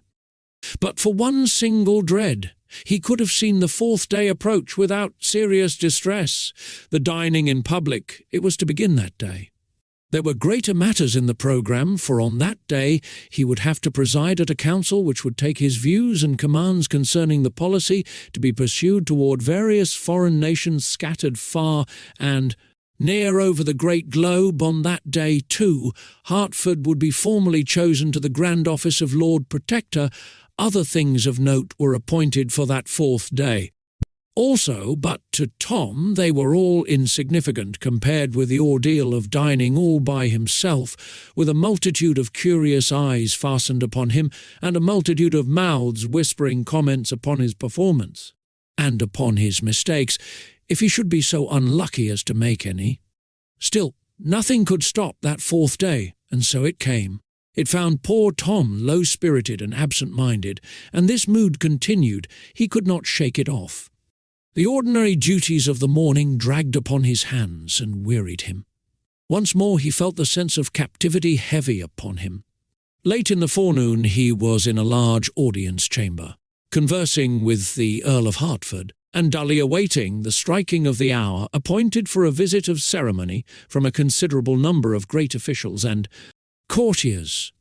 After a little while, Tom, who had wandered to a window and become interested in the life and movement of the great highway beyond the palace gates, and not idly interested, but longing with all his heart to take part in person in its stir and freedom, saw the van of a hooting and shouting mob of disorderly men, women and children of the lowest and poorest degree approaching from up the road. "I would I knew what 'tis about," he exclaimed, with all a boy's curiosity in such happenings. "Thou art the king," solemnly responded the earl with a reverence. "Have I your grace's leave to act?" "Oh, blithely, yes! Oh, gladly, yes!" exclaimed Tom excitedly, adding to himself with a lively sense of satisfaction.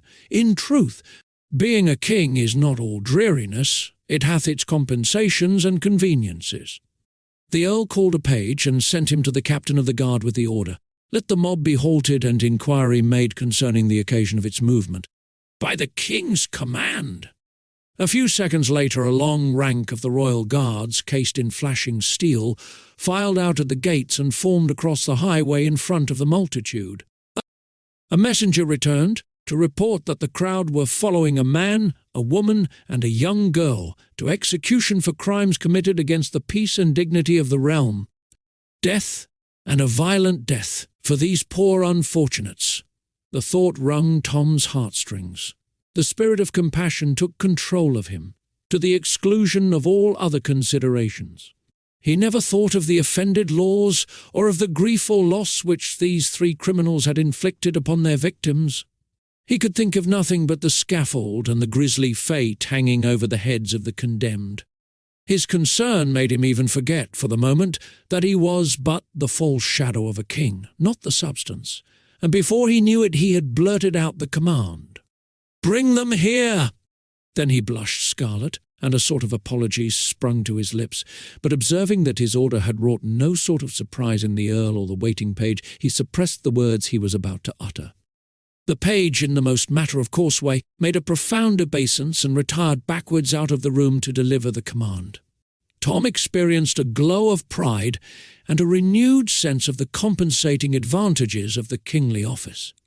He said to himself, "Truly it is like what I was used to feel when I read the old priests' tales, and did imagine mine own self a prince, giving law and command to all, saying, 'Do this, do that,' whilst none durst offer let or hindrance to my will."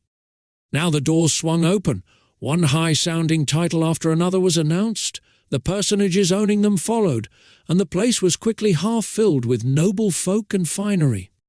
But Tom was hardly conscious of the presence of these people. So wrought up was he, and so intensely absorbed in that other and more interesting matter. He seated himself absently in his chair of state, and turned his eyes upon the door with manifestations of impatient expectancy, seeing which the company forbore to trouble him, and fell to chatting a mixture of public business and court gossip one with another. In a little while the measured tread of military men was heard approaching, and the culprits entered the presence in charge of an under-sheriff and escorted by a detail of the king's guard. The civil officer knelt before Tom, then stood aside. The three doomed persons knelt also, and remained so. The guard took position behind Tom's chair. Tom scanned the prisoners curiously. Something about the dress or appearance of the man had stirred a vague memory in him. "Methinks I have seen this man ere now, but the when or the where fail me." Such was Tom's thought. Just then the man glanced quickly up and quickly dropped his face again, not being able to endure the awful port of sovereignty, but the one full glimpse of the face which Tom got was sufficient. He said to himself, "Now is the matter clear. This is the stranger that plucked Giles Wit out of the Thames and saved his life, that windy bitter. First day of the new year, a brave good deed. Pity he hath been doing baser ones and got himself in this sad case. I have not forgot the day, neither the hour, by reason that an hour after, upon the stroke of 11, I did get a hiding by the hand of Gammercanty, which was of so goodly and admired severity that all that went before, or followed after it, were but fondlings and caresses by comparison." Tom now ordered that the woman and the girl be removed from the presence for a little time, then addressed himself to the under-sheriff, saying, "Good sir, what is this man's offence?" The officer knelt and answered, "So please your majesty, he hath taken the life of a subject by poison."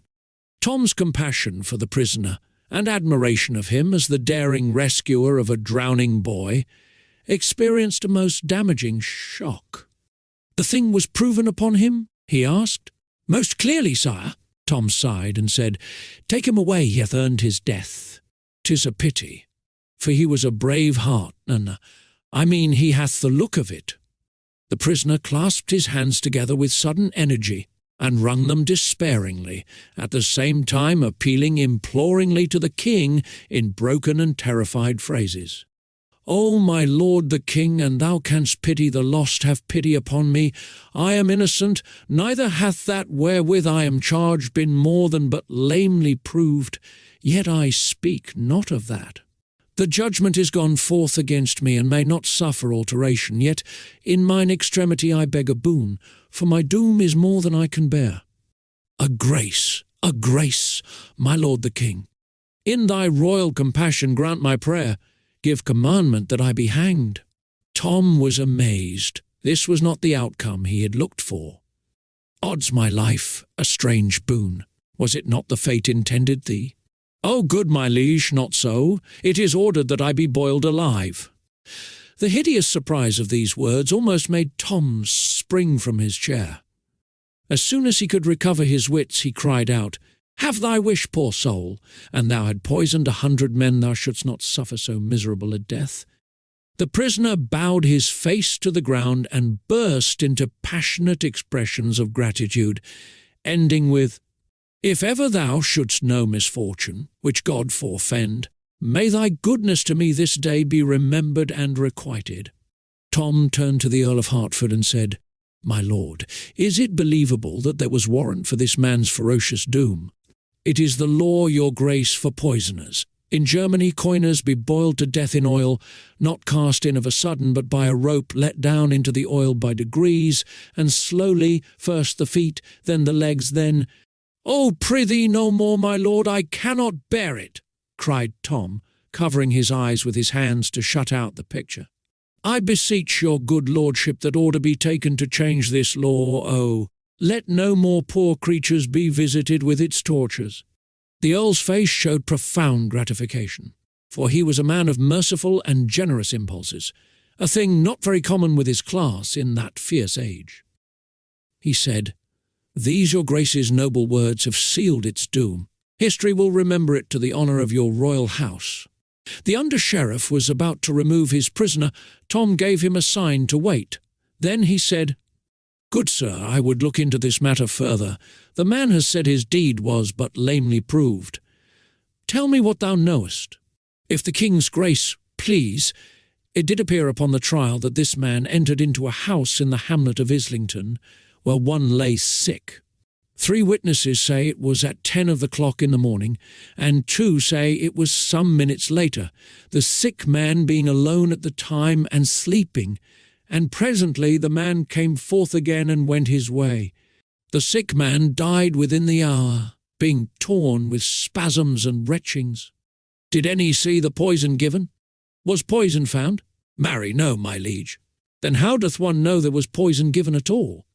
Please your majesty, the doctors testified that none die with such symptoms but by poison.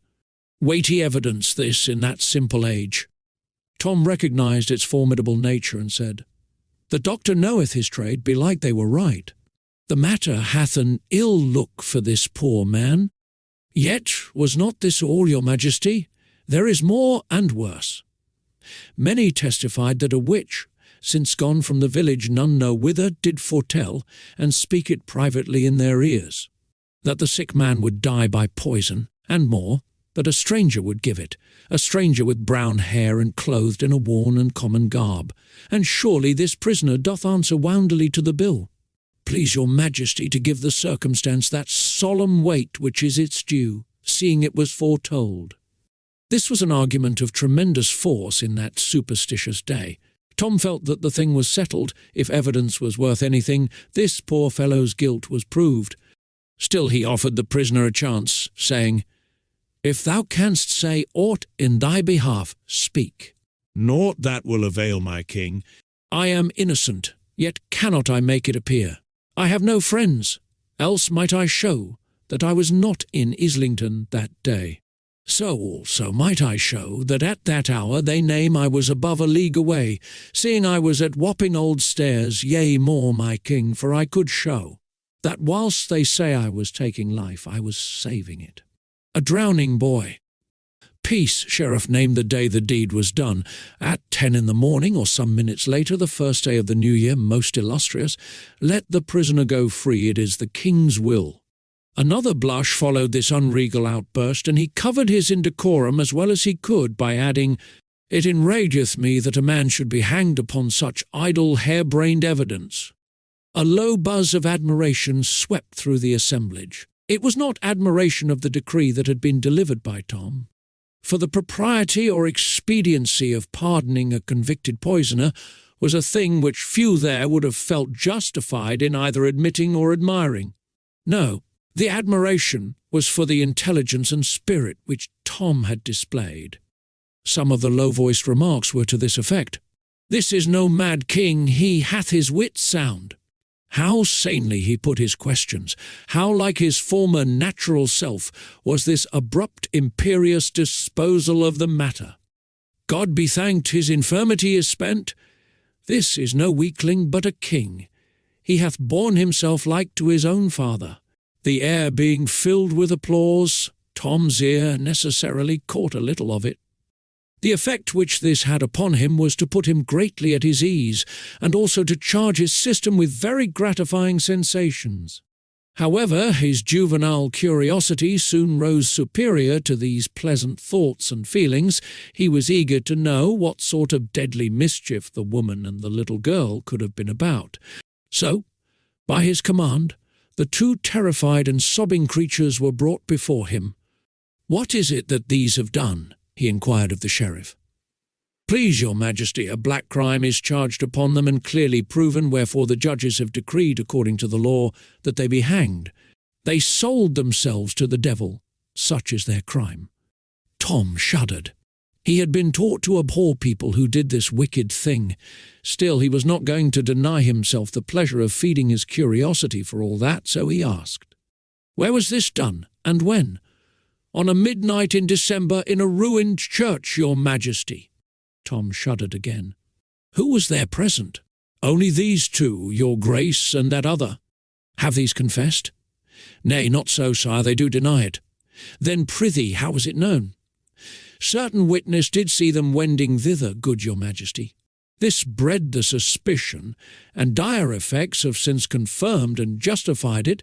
In particular, it is in evidence that through the wicked power so obtained, they did invoke and bring about a storm that wasted all the region round about.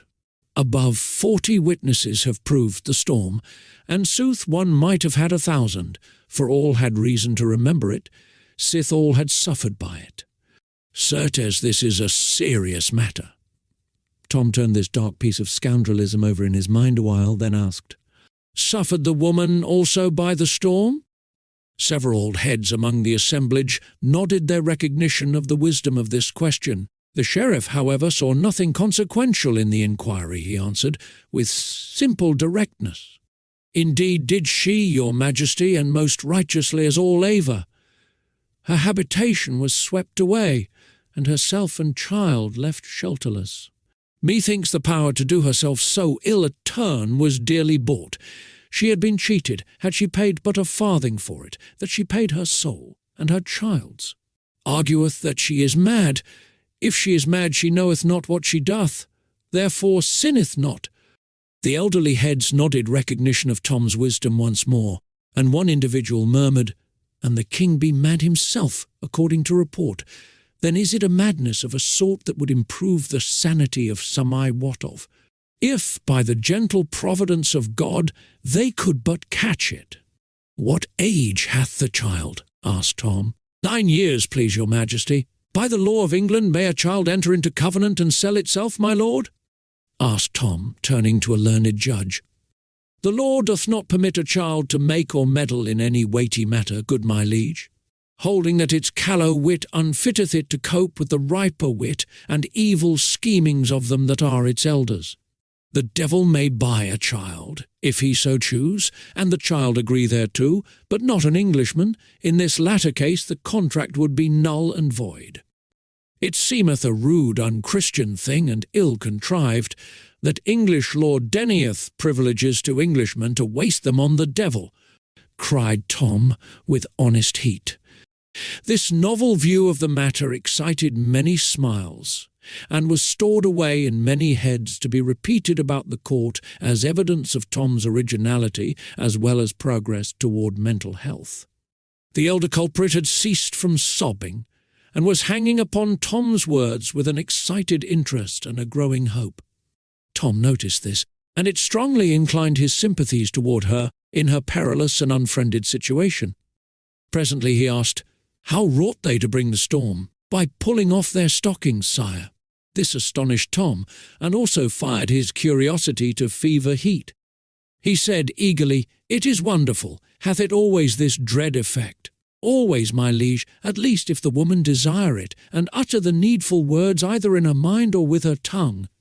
Tom turned to the woman and said with impetuous zeal, "Exert thy power, I would see a storm." There was a sudden paling of cheeks in the superstitious assemblage, and a general, though unexpressed, desire to get out of the place, all of which was lost upon Tom, who was dead to everything but the proposed cataclysm. Seeing a puzzled and astonished look in the woman's face, he added excitedly, "Never fear, thou shalt be blameless. More, thou shalt go free, none shall touch thee. Exert thy power." "Oh, my lord the king, I have it not, I have been falsely accused." "Thy fears stay thee. Be of good heart, thou shalt suffer no harm." "Make a storm, it mattereth not how small a one. I require naught great or harmful, but indeed prefer the opposite. Do this and thy life is spared. Thou shalt go out free with thy child, bearing the king's pardon, and safe from hurt or malice from any in the realm." The woman prostrated herself, and protested, with tears, that she had no power to do the miracle, else she would gladly win her child's life alone, and be content to lose her own. If, by obedience to the king's command, so precious a grace might be acquired, Tom urged, the woman still adhered to her declarations. Finally he said, "I think the woman hath said true. An my mother were in her place and gifted with the devil's functions, she had not stayed a moment to call her storms and lay the whole land in ruins, if the saving of my forfeit life were the price she got. It is argument that other mothers are made in like mould. Thou art free, good wife, thou and thy child, for I do think thee innocent. Now thou'st naught to fear. Being pardoned, pull off thy stockings, Anne. Thou canst make me a storm, thou shalt be rich." The redeemed creature was loud in her gratitude, and proceeded to obey, whilst Tom looked on with eager expectancy. A little marred by apprehension, the courtiers at the same time manifesting decided discomfort and uneasiness. The woman stripped her own feet and her little girl's also, and plainly did her best to reward the king's generosity with an earthquake, but it was all a failure and a disappointment. Tom sighed and said, "There, good soul, trouble thyself no further, thy power is departed out of thee. Go thy way in peace, and if it return to thee at any time, forget me not, but fetch me a storm." Chapter 16. The state dinner. The dinner hour drew near, yet strangely enough, the thought brought but slight discomfort to Tom, and hardly any terror. The morning's experiences had wonderfully built up his confidence. The poor little ash-cat was already more wonted to his strange garret after 4 days' habit than a mature person could have become in a full month. A child's facility in accommodating itself to circumstances was never more strikingly illustrated. Let us privilege one's hurry to the great banqueting room and have a glance at matters there, whilst Tom is being made ready for the imposing occasion. It is a spacious apartment, with gilded pillars and pilasters, and pictured walls and ceilings. At the door stand tall guards, as rigid as statues, dressed in rich and picturesque costumes and bearing halberds. In a high gallery which runs all around the place is a band of musicians and a packed company of citizens of both sexes in brilliant attire. In the centre of the room, upon a raised platform, is Tom's table. Now let the ancient chronicler speak. A gentleman enters the room bearing a rod, and along with him another bearing a tablecloth, which, after they have both kneeled 3 times with the utmost veneration, he spreads upon the table, and after kneeling again they both retire. Then come 2 others, one with the rod again, the other with a salt cellar, a plate, and bread. When they have kneeled as the others had done, and placed what was brought upon the table, they too retire with the same ceremonies performed by the first. At last come 2 nobles, richly clothed, one bearing a tasting knife, who, after prostrating themselves 3 times in the most graceful manner, approach and rub the table with bread and salt, with as much awe as if the king had been present. So end the solemn preliminaries. Now, far down the echoing corridors we hear a bugle blast, and the indistinct cry, "Place for the king! Way for the king's most excellent majesty!" These sounds are momently repeated. They grow nearer and nearer, and presently, almost in our faces, the martial note peals and the cry rings out, "Way for the king!" At this instant the shining pageant appears and files in at the door with a measured march.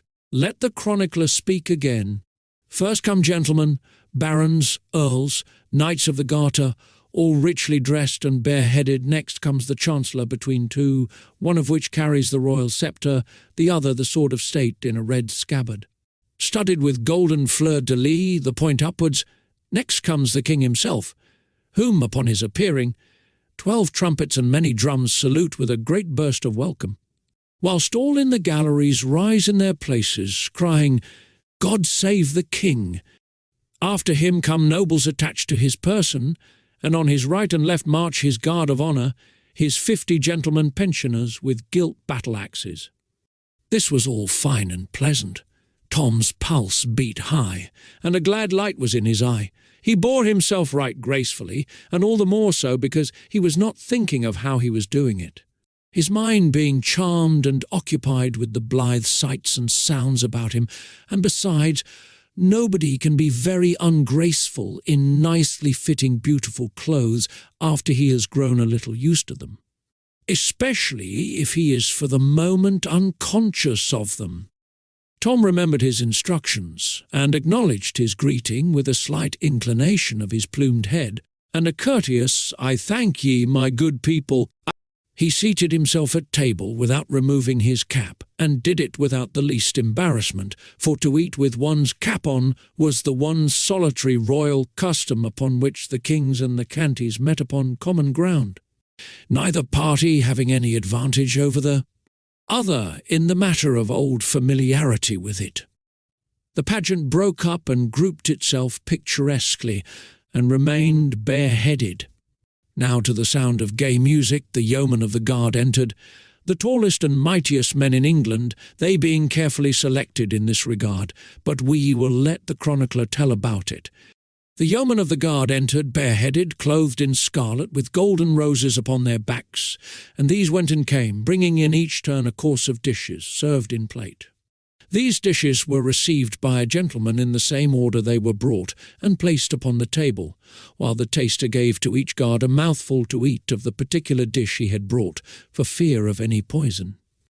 Tom made a good dinner, notwithstanding he was conscious that hundreds of eyes followed each morsel to his mouth, and watched him eat it with an interest which could not have been more intense if it had been a deadly explosive, and was expected to blow him up and scatter him all about the place. He was careful not to hurry, and equally careful not to do anything whatever for himself, but wait till the proper official knelt down and did it for him. He got through without a mistake, flawless and precious triumph. When the meal was over at last, and he marched away in the midst of his bright pageant, with the happy noises in his ears of blaring bugles, rolling drums, and thundering acclamations, he felt that if he had seen the worst of dining in public, it was an ordeal which he would be glad to endure several times a day, if by that means he could but buy himself free from some of the more formidable requirements of his royal office. Chapter 17. Foo-Foo the First. Miles Hendon hurried along toward the Southwark end of the bridge, keeping a sharp lookout for the persons he sought and hoping and expecting to overtake them presently. He was disappointed in this, however.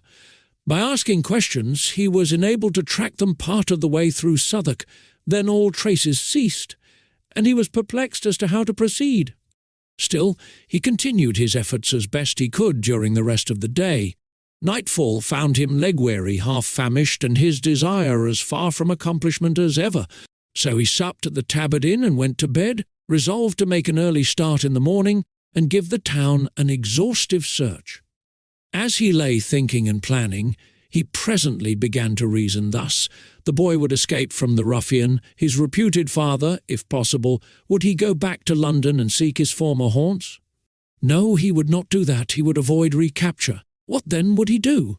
Never having had a friend in the world, or a protector, until he met Miles Hendon, he would naturally try to find that friend again, provided the effort did not require him to go toward London and danger.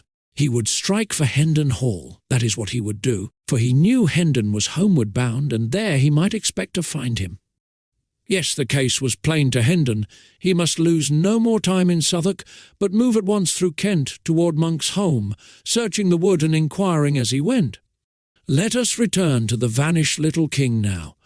The ruffian whom the waiter at the inn on the bridge saw about to join the youth, and the king did not exactly join them, but fell in close behind them and followed their steps. He said nothing.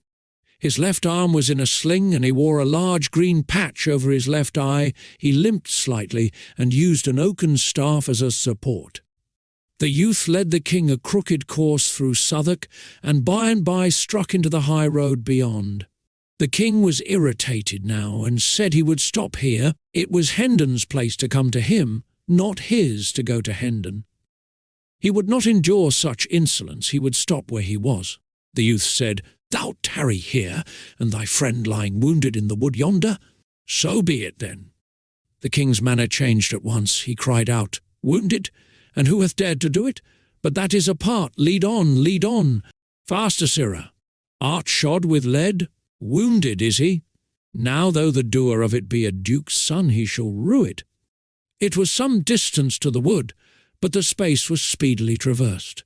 The youth looked about him, discovered a bough sticking in the ground, with a small bit of rag tied to it, then led the way into the forest.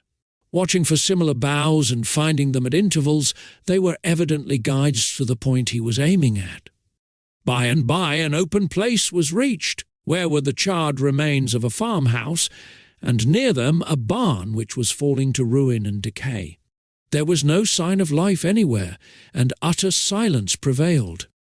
The youth entered the barn, the king following eagerly upon his heels. "No one there!"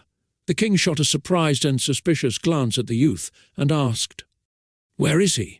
A mocking laugh was his answer. The king was in a rage in a moment. He seized a billet of wood, and was in the act of charging upon the youth, when another mocking laugh fell upon his ear. It was from the lame ruffian who had been following at a distance. The king turned and said angrily, "Who art thou? What is thy business here?" "Leave thy foolery," said the man, "and quiet thyself. My disguise is none so good that thou canst pretend thou knowest not thy father through it. Thou art not my father. I know thee not. I am the king. If thou hast hid my servant, find him for me, or thou shalt sup sorrow for what thou hast done." John Canty replied in a stern and measured voice, "It is plain thou art mad, and I am loath to punish thee, but if thou provoke me, I must. Thy prating doth no harm here, where there are no ears that need to mind thy follies, yet it is well to practise thy tongue to wary speech, that it may do no hurt when our quarters change. I have done a murder, and may not tarry at home, neither shalt thou, seeing I need thy service. My name is changed, for wise reasons. It is Hobbs, John Hobbs, thine is Jack. Charge thy memory accordingly. Now then, speak. Where is thy mother? Where are thy sisters? They came not to the place appointed. Knowest thou whither they went?" The king answered sullenly, Trouble me not with these riddles. My mother is dead, my sisters are in the palace." The youth nearby burst into a derisive laugh, and the king would have assaulted him, but Canty, or Hobbs as he now called himself, prevented him and said, "Peace, Hugo, vex him not. His mind is astray, and thy ways fret him. Sit thee down, Jack, and quiet thyself. Thou shalt have a morsel to eat anon." Hobbs and Hugo fell to talking together in low voices, and the king removed himself as far as he could from their disagreeable company. He withdrew into the twilight of the farther end of the barn, where he found the earthen floor bedded a foot deep with straw. He lay down here, drew straw over himself in lieu of blankets, and was soon absorbed in thinking. He had many griefs, but the minor ones were swept almost into forgetfulness by the supreme one, the loss of his father. To the rest of the world the name of Henry VIII brought a shiver and suggested an ogre whose nostrils breathed destruction and whose hand dealt scourgings and death. But to this boy the name brought only sensations of pleasure. The figure it invoked wore a countenance that was all gentleness and affection. He called to mind a long succession of loving passages between his father and himself, and dwelt fondly upon them, his unstinted tears attesting how deep and real was the grief that possessed his heart. As the afternoon wasted away, the lad, wearied with his troubles, sank gradually into a tranquil and healing slumber. After a considerable time, he could not tell how long, his senses struggled to a half-consciousness, and as he lay with closed eyes, vaguely wondering where he was and what had been happening, he noted a murmurous sound, the sullen beating of rain upon the roof. A snug sense of comfort stole over him, which was rudely broken the next moment by a chorus of piping cackles and coarse laughter. It startled him disagreeably, and he unmuffled his head to see whence this interruption proceeded. A grim and unsightly picture met his eye. A bright fire was burning in the middle of the floor at the other end of the barn, and around it, and lit weirdly up by the red glare, lolled and sprawled the motliest company of tattered gutter scum and ruffians of both sexes he had ever read or dreamed of. There were huge, stalwart men, brown, with exposure, long-haired and clothed in fantastic rags. There were middle-sized youths of truculent countenance and similarly clad. There were blind mendicants with patched or bandaged eyes, crippled ones with wooden legs and crutches, diseased ones with running sores peeping from ineffectual wrappings. There was a villain-looking peddler with his pack, a knife grinder, a tinker, and a barber surgeon. With the implements of their trade, some of the females were hardly grown girls. Some were at prime, some were old and wrinkled hags, and all were loud, brazen. Foul-mouthed and all soiled and slatternly, there were 3 sore-faced babies. There were a couple of starveling curs, with strings about their necks, whose office was to lead the blind. The night was come, the gang had just finished feasting, an orgy was beginning, the can of liquor was passing from mouth to mouth. A general cry broke forth. "A song! A song from the Bat and Dick and Dot and Go One!" One of the blind men got up and made ready by casting aside the patches that sheltered his excellent eyes, and the pathetic placard which recited the cause of his calamity. Dot and Goon disencumbered himself of his timber leg and took his place upon sound and healthy limbs beside his fellow rascal. Then they roared out a rollicking ditty, and were reinforced by the whole crew, at the end of each stanza, in a rousing chorus. By the time the last stanza was reached, the half-drunken enthusiasm had risen to such a pitch that everybody joined in and sang it clear through from the beginning, producing a volume of villainous sound that made the rafters quake. These were the inspiring words: "Bian Darkmans then, Baus Mort and Ken, the Bian Coves Bings awast on chates to trine by Rome Coves dine for his long lib at last. Binged out Bian Morts and Toure bing out of the Rome Vilebine, and tore the cove that cloyed your duds upon the chates to trine." From The English Rogue, London, conversation followed, not in the thieves' dialect of the song, for that was only used in talk when unfriendly ears might be listening. In the course of it, it appeared that John Hobbs was not altogether a new recruit, but had trained in the gang at some former time. His later history was called for, and when he said he had accidentally killed a man, considerable satisfaction was expressed. When he added that the man was a priest, he was roundly applauded and had to take a drink with everybody. Old acquaintances welcomed him joyously, and new ones were proud to shake him by the hand. He was asked why he had tarried away so many months. He answered, "London is better than the country, and safer, these late years, the laws be so bitter and so diligently enforced. And I had not had that accident, I had stayed there. I had resolved to stay, and never more venture country wards, but the accident has ended that." He inquired how many persons the gang numbered now. The ruffler, or chief, answered, 25 sturdy budges, bulks, files, clapperdogeons and maunders, counting the dells and doxies and other morts. Most are here, the rest are wandering eastward along the winter lay. We follow at dawn. I do not see the wen among the honest folk about me. Where may he be?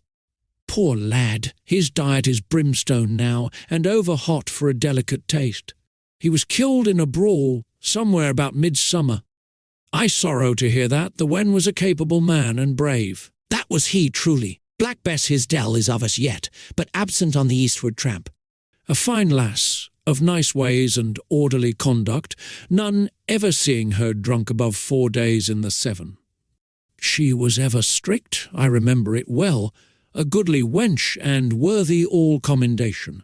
Her mother was more free and less particular, a troublesome and ugly-tempered beldame, but furnished with a wit above the common. We lost her through it.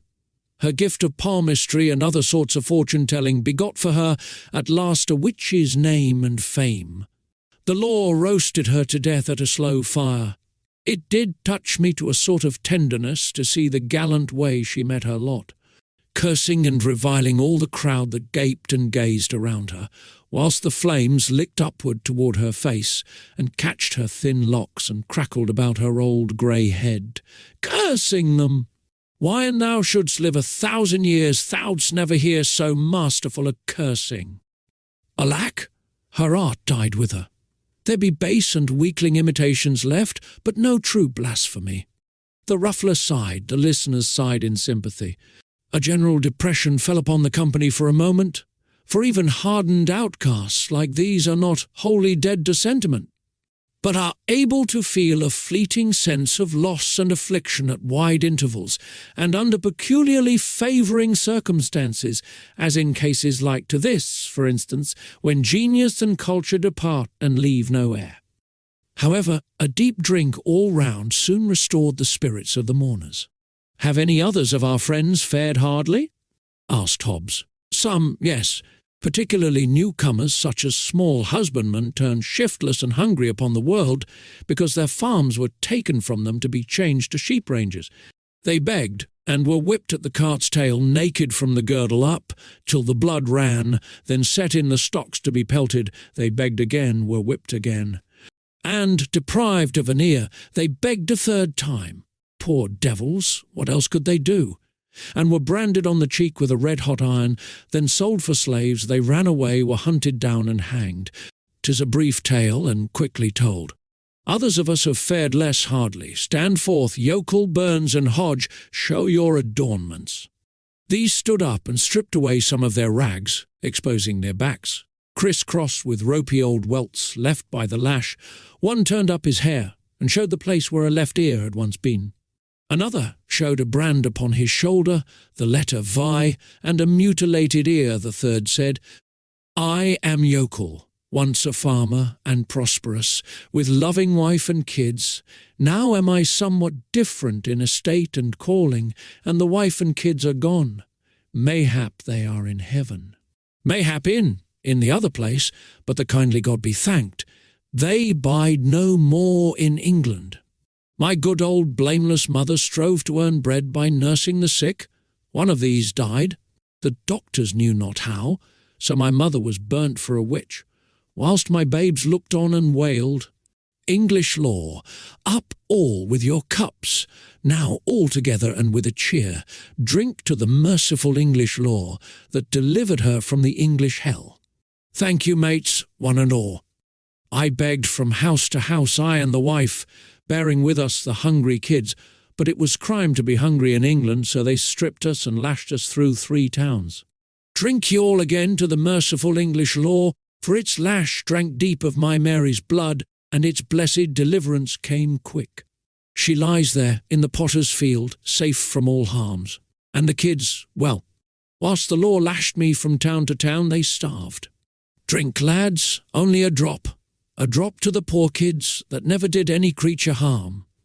I begged again, begged for a crust, and got the stocks and lost an ear. See, here bides the stump. I begged again, and here is the stump of the other to keep me minded of it. And still I begged again and was sold for a slave. Here on my cheek under this stain, if I washed it off, ye might see the reds the branding iron left there. A slave. Do you understand that word? An English slave. That is he that stands before ye. I have run from my master.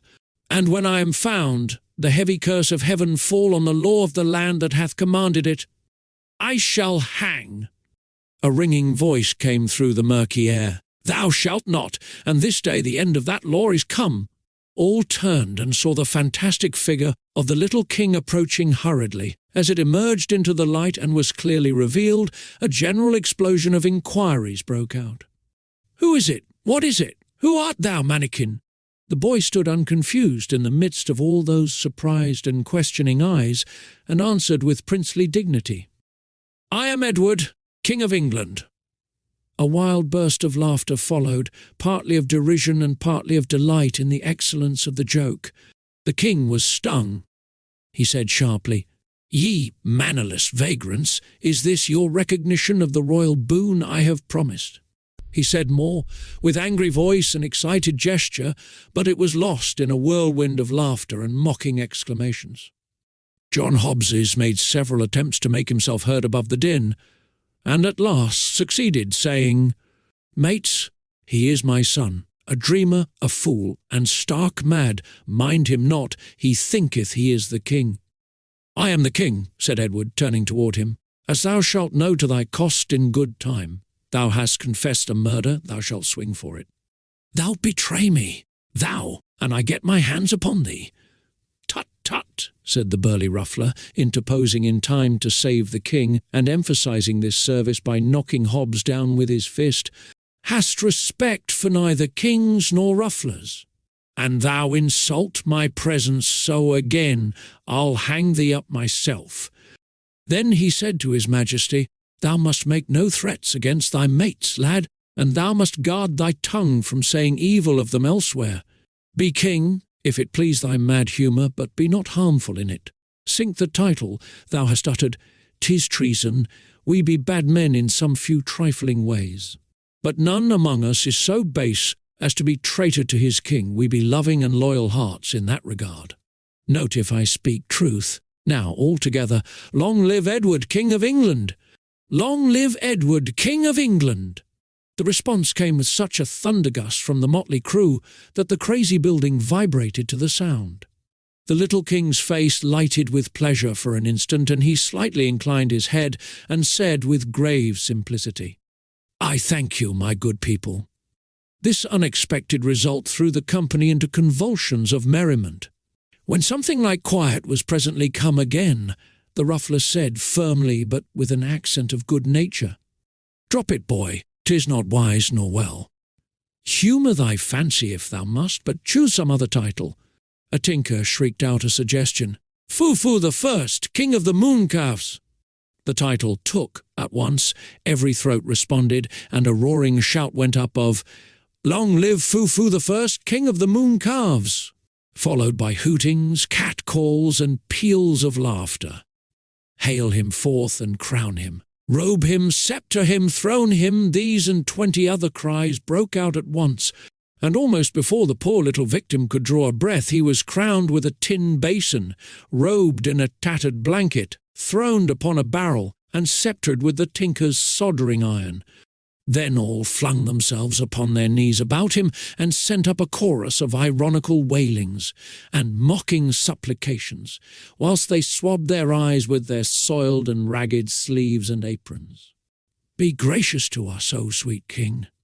Trample not upon thy beseeching worms, O noble majesty. Pity thy slaves and comfort them with a royal kick. Cheer us and warm us with thy gracious rays, O flaming sun of sovereignty. Sanctify the ground with the touch of thy foot, that we may eat the dirt and be ennobled. Deign to spit upon us, O sire, that our children's children may tell of thy princely condescension and be proud and happy forever. But the humorous tinker made the hit of the evening and carried off the honours. Kneeling, he pretended to kiss the king's foot, and was indignantly spurned, whereupon he went about begging for a rag to paste over the place upon his face which had been touched by the foot, saying it must be preserved from contact with the vulgar air, and that he should make his fortune by going on the highway and exposing it to view at the rate of 100 shillings a sight. He made himself so killingly funny that he was the envy and admiration of the whole mangy rabble. Tears of shame and indignation stood in the little monarch's eyes, and the thought in his heart was, had I offered them a deep wrong, they could not be more cruel, yet have I proffered naught but to do them a kindness. And it is thus they use me for it. Chapter 18. The Prince with the Tramps. The troop of vagabonds turned out at early dawn and set forward on their march. There was a lowering sky overhead, sloppy ground underfoot, and a winter chill in the air. All gaiety was gone from the company. Some were sullen and silent, some were irritable and petulant, none were gentle-humoured, all were thirsty. The ruffler put Jack in Hugo's charge, with some brief instructions, and commanded John Canty to keep away from him and let him alone. He also warned Hugo not to be too rough with the lad.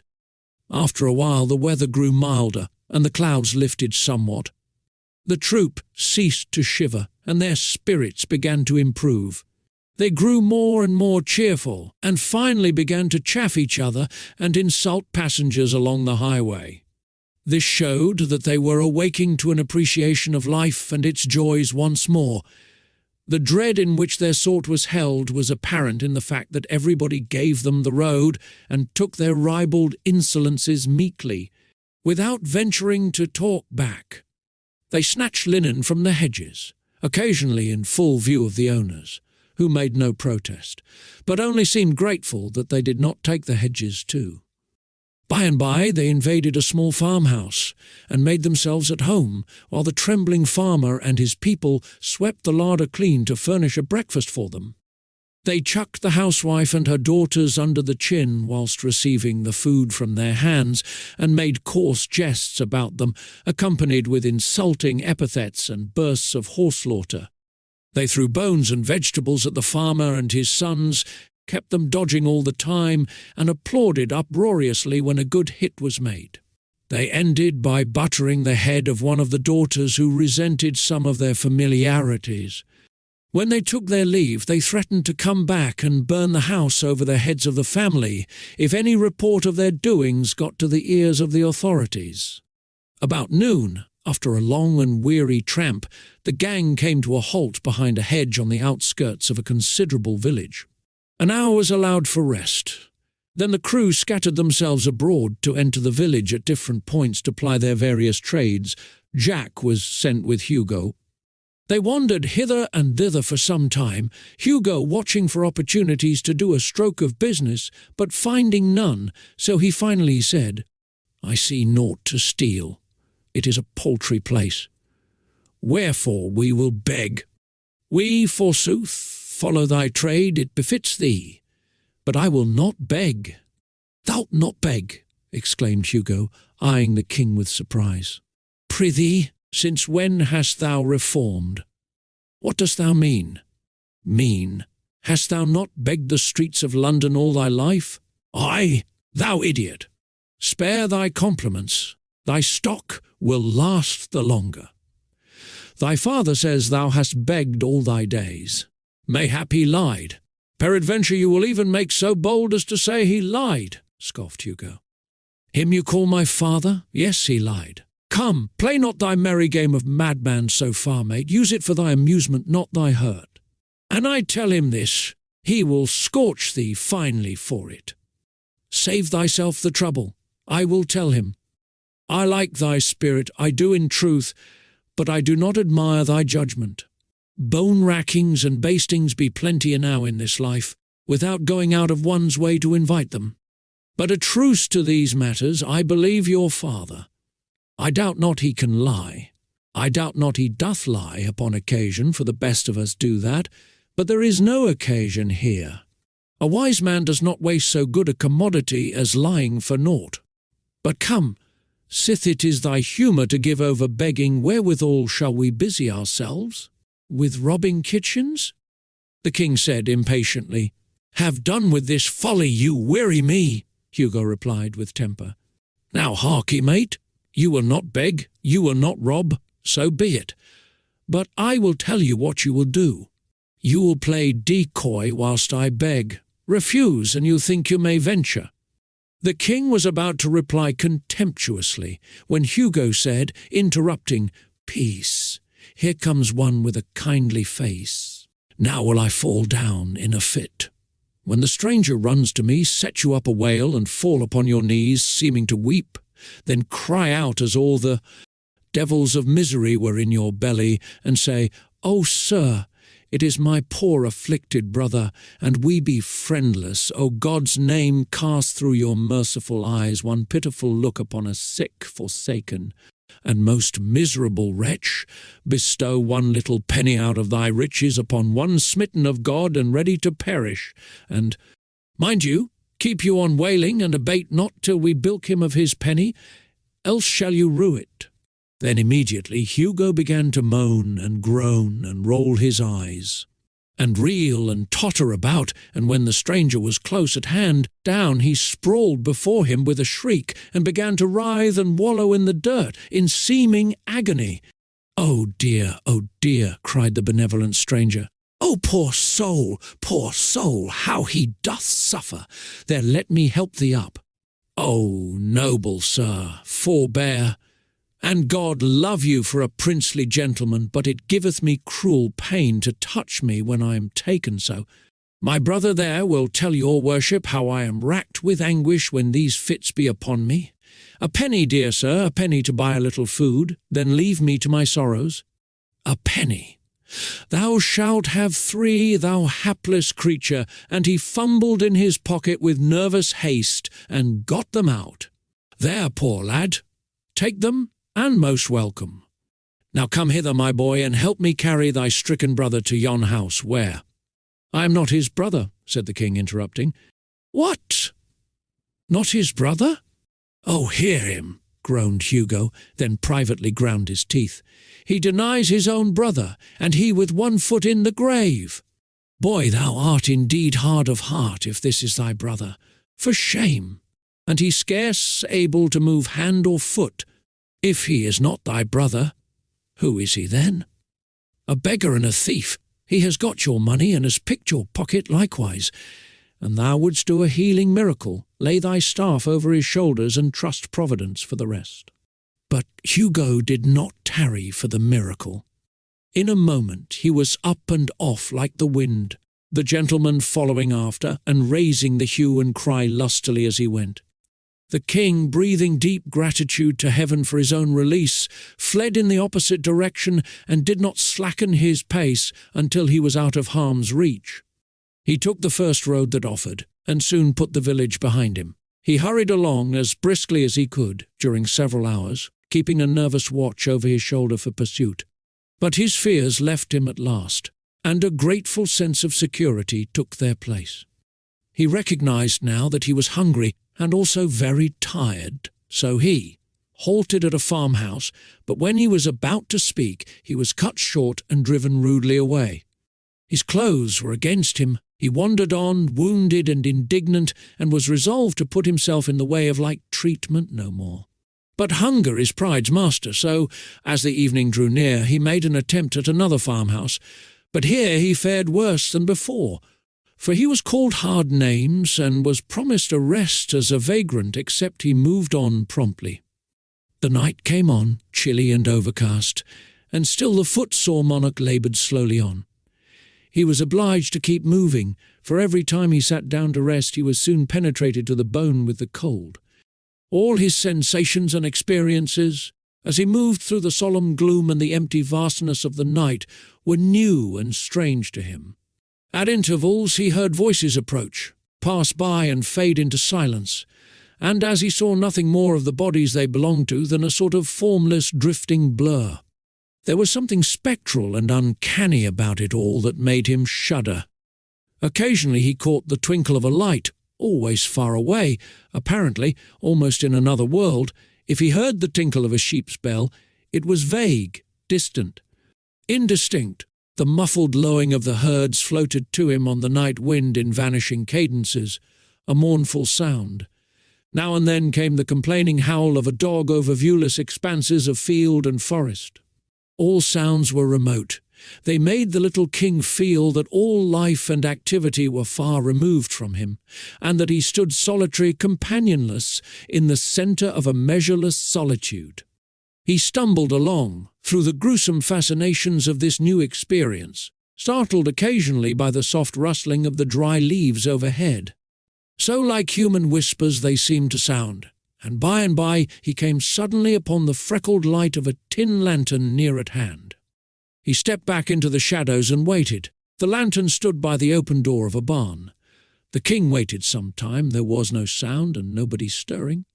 He got so cold, standing still, and the hospitable barn looked so enticing, that at last he resolved to risk everything and enter. He started swiftly and stealthily, and just as he was crossing the threshold he heard voices behind him. He darted behind a cask within the barn and stooped down. 2 farm labourers came in, bringing the lantern with them, and fell to work, talking meanwhile.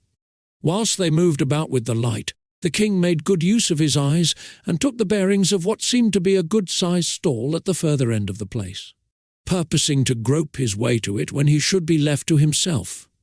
He also noted the position of a pile of horse blankets midway of the route, with the intent to levy upon them for the service of the Crown of England for one night. By and by the men finished and went away, fastening the door behind them and taking the lantern with them. The shivering king made for the blankets with as good speed as the darkness would allow, gathered them up, and then groped his way safely to the stall. Of 2 of the blankets he made a bed, then covered himself with the remaining 2. He was a glad monarch now, though the blankets were old and thin, and not quite warm enough, and besides gave out a pungent horsey odour that was almost suffocatingly powerful. Although the king was hungry and chilly, he was also so tired and so drowsy that these latter influences soon began to get the advantage of the former, and he presently dozed off into a state of semi-consciousness. Then, just as he was on the point of losing himself wholly, he distinctly felt something touch him. He was brought awake in a moment and gasping for breath. The cold horror of that mysterious touch in the dark almost made his heart stand still. He lay motionless and listened, scarcely breathing. But nothing stirred, and there was no sound. He continued to listen and wait during what seemed a long time, but still nothing stirred, and there was no sound. So he began to drop into a drowse once more, at last, and all at once he felt that mysterious touch again. It was a grisly thing, this light touch from this noiseless and invisible presence. It made the boy sick with ghostly fears. What should he do? That was the question, but he did not know how to answer it. Should he leave these reasonably comfortable quarters and fly from this inscrutable horror? But fly whither? He could not get out of the barn, and the idea of scurrying blindly hither and thither in the dark, within the captivity of the 4 walls, with this phantom gliding after him, and visiting him with that soft, hideous touch upon cheek or shoulder at every turn, was intolerable. But to stay where he was, and endure this living death all night, was that better? No. What then was there left to do? Ah, There was but one course, he knew it well. He must put out his hand and find that thing. It was easy to think this, but it was hard to brace himself up to try it. 3 times he stretched his hand a little way out into the dark, gingerly, and snatched it suddenly back, with a gasp, not because it had encountered anything, but because he had felt so sure it was just going to. But the 4th time he groped a little further, and his hand lightly swept against something soft and warm. This petrified him nearly with fright. His mind was in such a state that he could imagine the thing to be nothing else than a corpse, newly dead and still warm.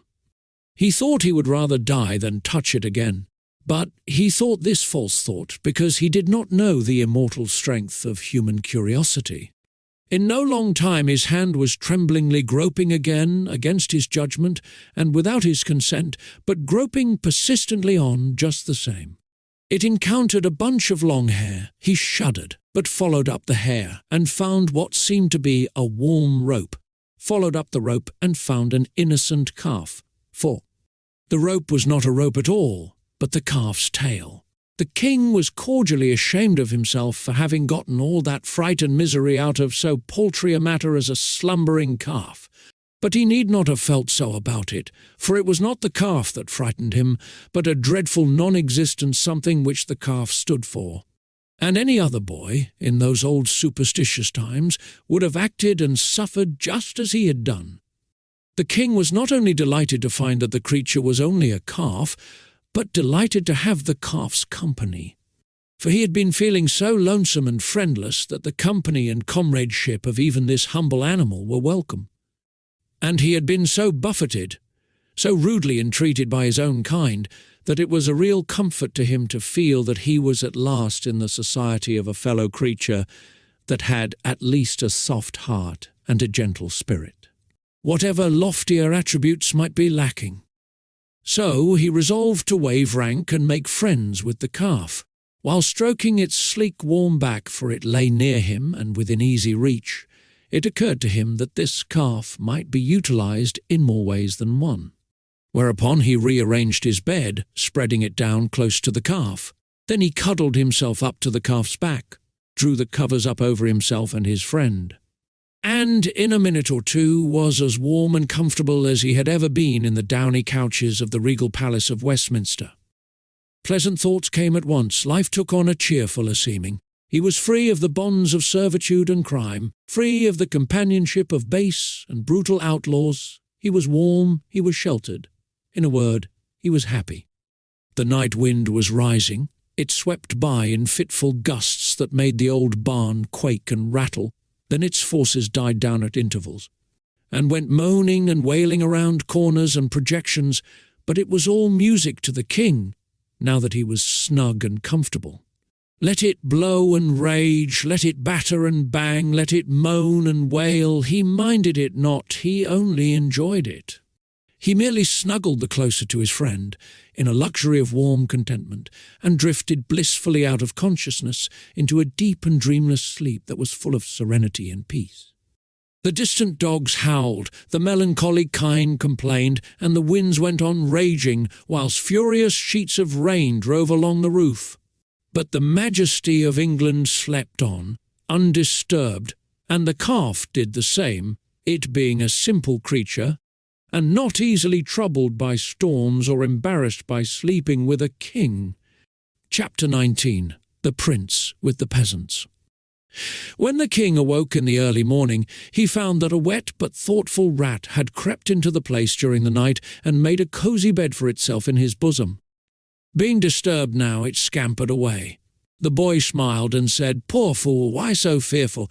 I am as forlorn as thou. 'Twould be a sham in me to hurt the helpless, who am myself so helpless. Moreover, I owe you thanks for a good omen. For when a king has fallen so low that the very rats do make a bed of him, it surely meaneth that his fortunes be upon the turn, since it is plain he can no lower go." He got up and stepped out of the stall, and just then he heard the sound of children's voices. The barn door opened and a couple of little girls came in. As soon as they saw him, their talking and laughing ceased, and they stopped and stood still, gazing at him with strong curiosity. They presently began to whisper together, then they approached nearer, and stopped again to gaze and whisper. By and by they gathered courage and began to discuss him aloud. One said, "He hath a comely face." The other added, "And pretty hair, but is ill-clothed enow. And how starved he looketh." They came still nearer, sidling shyly around and about him, examining him minutely from all points, as if he were some strange new kind of animal, but warily and watchfully the while, as if they half feared he might be a sort of animal that would bite upon occasion. Finally they halted before him, holding each other's hands for protection, and took a good satisfying stare with their innocent eyes. Then one of them plucked up all her courage and inquired with honest erectness, "Who art thou, boy?" "I am the king," was the grave answer. The children gave a little start, and their eyes spread themselves wide open and remained so during a speechless half-minute. Then curiosity broke the silence. "The king? What king?" "The King of England."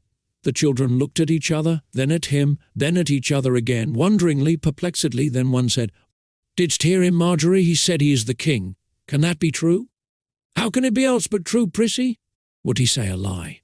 "For look you, Prissy, an it were not true, it would be a lie." "It surely would be. Now think on't. For all things that be not true be lies, thou canst make naught else out of it." It was a good tight argument, without a leak in it anywhere, and it left Prissy's half-doubts not a leg to stand on. She considered a moment, then put the king upon his honour with the simple remark, "If thou art truly the king, then I believe thee." "I am truly the king." This settled the matter. His Majesty's royalty was accepted without further question or discussion, and the two little girls began at once to inquire into how he came to be where he was, and how he came to be so unroyally clad, and whither he was bound, and all about his affairs.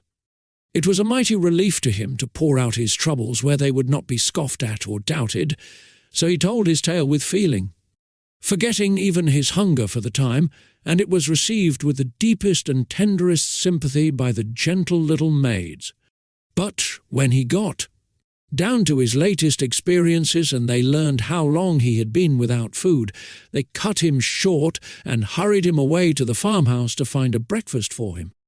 The king was cheerful and happy now, and said to himself, "When I am come to mine own again, I will always honour little children, remembering how that these trusted me and believed in me in my time of trouble, whilst they that were older and thought themselves wiser mocked at me and held me for a liar."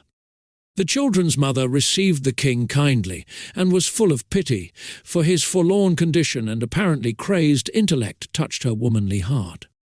She was a widow and rather poor, consequently she had seen trouble enough to enable her to feel for the unfortunate. She imagined that the demented boy had wandered away from his friends or keepers, so she tried to find out whence he had come, in order that she might take measures to return him, but all her references to neighbouring towns and villages, and all her inquiries in the same line, went for nothing. The boy's face, and his answers too, showed that the things she was talking of were not familiar to him. He spoke earnestly and simply about court matters, and broke down more than once when speaking of the late king his father, but whenever the conversation changed to baser topics he lost interest and became silent. The woman was mightily puzzled, but she did not give up. As she proceeded with her cooking, she set herself to contriving devices to surprise the boy into betraying his real secret. She talked about cattle, he showed no concern, then about sheep, the same result. So her guess that he had been a shepherd boy was an error. She talked about mills, and about weavers, tinkers, smiths, trades and tradesmen of all sorts, and about bedlam, and jails, and charitable retreats. But no matter, she was baffled at all points. Not altogether either, for she argued that she had narrowed the thing down to domestic service. Yes, she was sure she was on the right track, now he must have been a house servant. So she led up to that, but the result was discouraging. The subject of sweeping appeared to weary him, fire-building failed to stir him, scrubbing and scouring awoke no enthusiasm. The good wife touched, with a perishing hope, and rather as a matter of form, upon the subject of cooking. To her surprise, and her vast delight, the king's face lighted at once. Ah, she had hunted him down at last, she thought, and she was right proud, too, of the devious shrewdness and tact which had accomplished it. Her tired tongue got a chance to rest now for the king's, inspired by gnawing hunger and the fragrant smells that came from the sputtering pots and pans, turned itself loose and delivered itself up to such an eloquent dissertation upon certain toothsome dishes that within 3 minutes the woman said to herself, "Of a truth I was right, he hath holpen in a kitchen." Then he broadened his bill of fare, and discussed it with such appreciation and animation that the goodwife said to herself, "Good lack! How can he know so many dishes, and so fine ones withal? For these belong only upon the tables of the rich and great. Ah, now I see! Ragged outcast as he is, he must have served in the palace before his reason went astray. Yes, he must have helped in the very kitchen of the king himself. I will test him." Full of eagerness to prove her sagacity, she told the king to mind the cooking a moment, hinting that he might manufacture and add a dish or two, if he chose. Then she went out of the room, and gave her children a sign to follow after. The king muttered, "Another English king had a commission like to this in a bygone time. It is nothing against my dignity to undertake an office which the great Alfred stooped to assume. But I will try to better serve my trust than he, for he let the cakes burn." The intent was good, but the performance was not answerable to it, for this king, like the other one, soon fell into deep thinkings concerning his vast affairs, and the same calamity resulted. The cookery got burned. The woman returned in time to save the breakfast from entire destruction, and she promptly brought the king out of his dreams with a brisk and cordial tongue-lashing. Then, seeing how troubled he was over his violated trust, she softened at once, and was all goodness and gentleness toward him. The boy made a hearty and satisfying meal, and was greatly refreshed and gladdened by it. It was a meal which was distinguished by this curious feature, that rank was waived on both sides, yet neither recipient of the favour was aware that it had been extended. The goodwife had intended to feed this young tramp with broken victuals in a corner, like any other tramp or like a dog. But she was so remorseful for the scolding she had given him that she did what she could to atone for it by allowing him to sit at the family table and eat with his betters, on ostensible terms of equality with them. And the king, on his side, was so remorseful for having broken his trust after the family had been so kind to him, that he forced himself to atone for it by humbling himself to the family level, instead of requiring the woman and her children to stand and wait upon him, while he occupied their table in the solitary state due to his birth and dignity. It does us all good to unbend sometimes. This good woman was made happy all the day long by the applauses which she got out of herself for her magnanimous condescension to a tramp. And the king was just as self-complacent over his gracious humility toward a humble peasant woman. When breakfast was over, the housewife told the king to wash up the dishes. This command was a staggerer for a moment, and the king came near rebelling, but then he said to himself, "Alfred the Great watched the cakes. Doubtless he would have washed the dishes too. Therefore will I essay it." He made a sufficiently poor job of it, and to his surprise too, for the cleaning of wooden spoons and trenchers had seemed an easy thing to do. It was a tedious and troublesome piece of work, but he finished it at last. He was becoming impatient to get away on his journey now, however. He was not to lose this thrifty dame's society so easily. She furnished him some little odds and ends of employment, which he got through with after a fair fashion and with some credit. Then she set him and the little girls to paring some winter apples, but he was so awkward at this service that she retired him from it and gave him a butcher knife to grind. Afterwards she kept him carding wool, until he began to think he had laid the good King Alfred about far enough in the shade for the present in the matter of showy menial heroisms that would read picturesquely in story-books and histories, and so he was half-minded to resign. And when, just after the noonday dinner, the good wife gave him a basket of kittens to drown, he did resign. At least he was just going to resign, for he felt that he must draw the line somewhere, and it seemed to him that to draw it at kitten drowning was about the right thing when there was an interruption. The interruption was John Canty, with a peddler's pack on his back, and Hugo. The king discovered these rascals approaching the front gate before they had had a chance to see him. So he said nothing about drawing the line, but took up his basket of kittens and stepped quietly out the back way without a word. He left the creatures in an outhouse and hurried on into a narrow lane at the rear. Chapter 20. The Prince and the Hermit. The high hedge hid him from the house now, and so, under the impulse of a deadly fright, he let out all his forces and sped toward a wood in the distance. He never looked back until he had almost gained the shelter of the forest. Then he turned and descried 2 figures in the distance. That was sufficient. He did not wait to scan them critically, but hurried on, and never abated his pace till he was far within the twilight depths of the wood.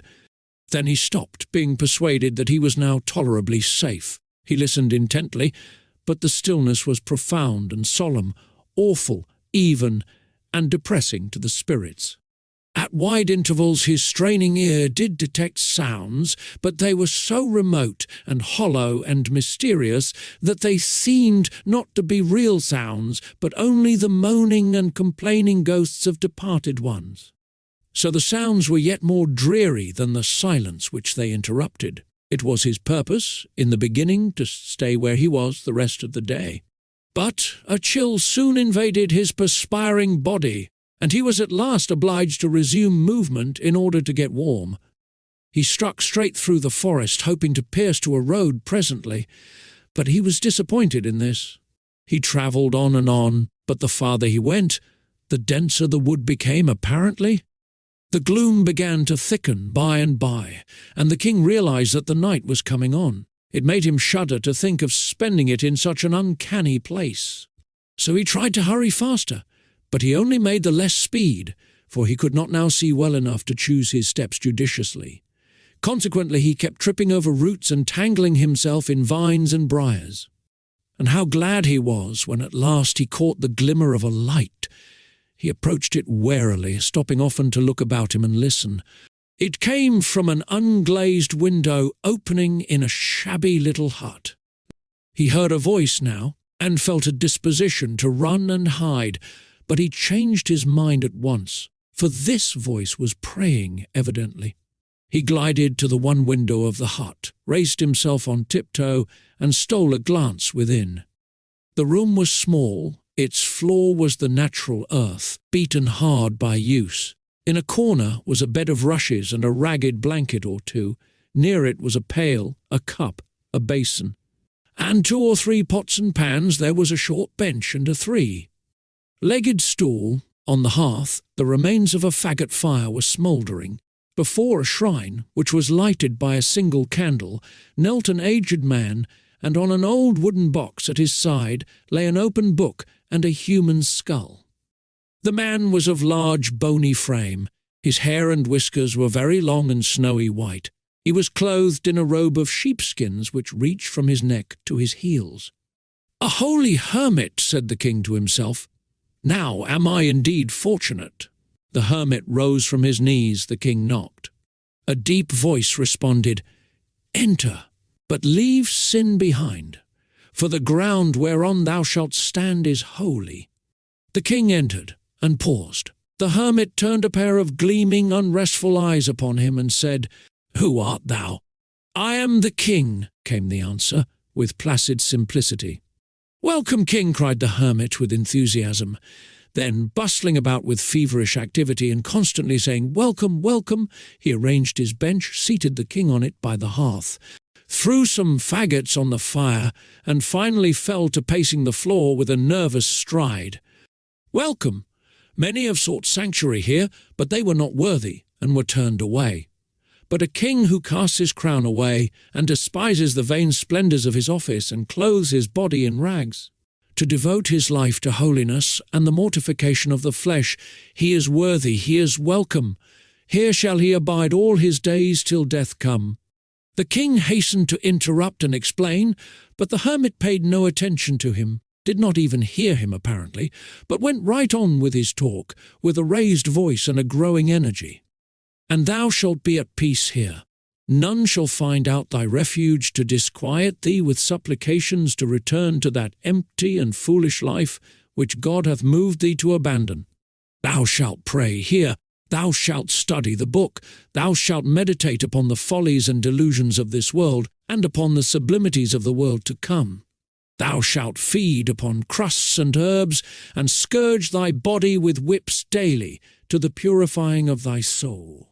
Thou shalt wear a hair shirt next thy skin, thou shalt drink water only, and thou shalt be at peace, yes, wholly at peace, for whoso comes to seek thee shall go his way again baffled. He shall not find thee, he shall not molest thee." The old man, still pacing back and forth, ceased to speak aloud, and began to mutter. The king seized this opportunity to state his case, and he did it with an eloquence inspired by uneasiness and apprehension. But the hermit went on muttering, and gave no heed, and still muttering he approached the king and said impressively, "Shh!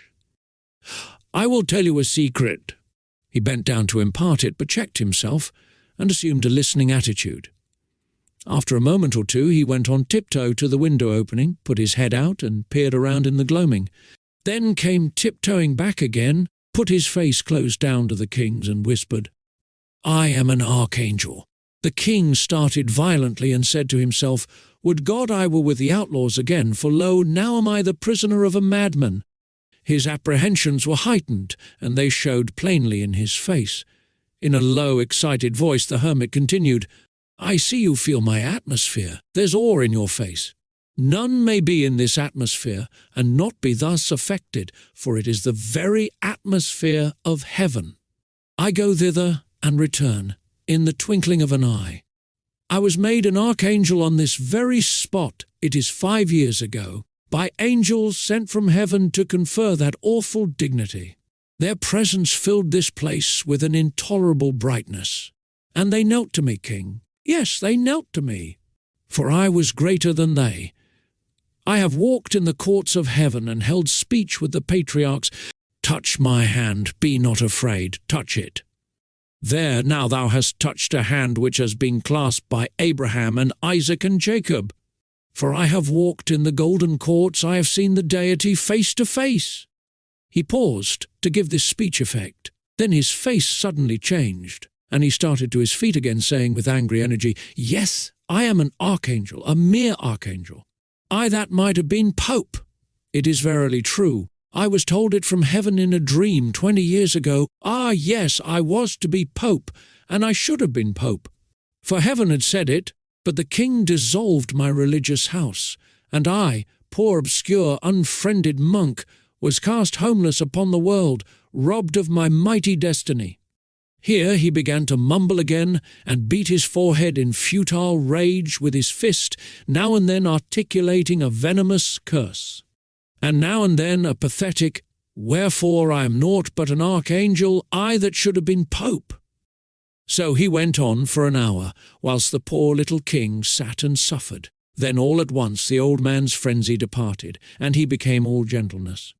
His voice softened, he came down out of his clouds and fell to prattling along so simply and so humanly that he soon won the king's heart completely. The old devotee moved the boy nearer to the fire and made him comfortable, doctored his small bruises and abrasions with a deft and tender hand, and then set about preparing and cooking a supper, chatting pleasantly all the time and occasionally stroking the lad's cheek or patting his head in such a gently caressing way that in a little while all the fear and repulsion inspired by the archangel were changed to reverence and affection for the man. This happy state of things continued while the two ate the supper. Then, after a prayer before the shrine, the hermit put the boy to bed in a small adjoining room, tucking him in as snugly and lovingly as a mother might, and so, with a parting caress, left him and sat down by the fire, and began to poke the brands about in an absent and aimless way. Presently he paused, then tapped his forehead several times with his fingers, as if trying to recall some thought which had escaped from his mind. Apparently he was unsuccessful. Now he started quickly up and entered his guest's room and said, "Thou art king?" "Yes," was the response, drowsily uttered. "What king?" "Of England." "Of England? Then Henry is gone." "Alack, it is so. I am his son." A black frown settled down upon the hermit's face, and he clenched his bony hands with a vindictive energy. He stood a few moments, breathing fast and swallowing repeatedly, then said in a husky voice, "Dost know it was he that turned us out into the world houseless and homeless?" There was no response.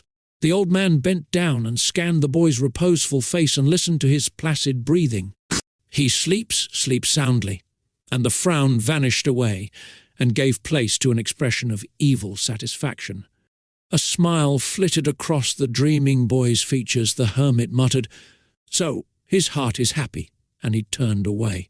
He went stealthily about the place, seeking here and there for something, now and then halting to listen, now and then jerking his head around and casting a quick glance toward the bed, and always muttering, always mumbling to himself. At last he found what he seemed to want, a rusty old butcher knife and a whetstone. Then he crept to his place by the fire, sat himself down, and began to whet the knife softly on the stone, still muttering, mumbling, ejaculating. The winds sighed around the lonely place. The mysterious voices of the night floated by out of the distances. The shining eyes of venturesome mice and rats peered out at the old man from cracks and coverts, but he went on with his work, rapt, absorbed, and noted none of these things. At long intervals he drew his thumb along the edge of his knife and nodded his head with satisfaction. "It grows sharper," he said. "Yes, it grows sharper." He took no note of the flight of time, but worked tranquilly on, entertaining himself with his thoughts, which broke out occasionally in articulate speech. "His father wrought us evil, he destroyed us, and is gone down into the eternal fires." Yes, down into the eternal fires. He escaped us, but it was God's will. Yes, it was God's will, we must not repine. But he hath not escaped the fires.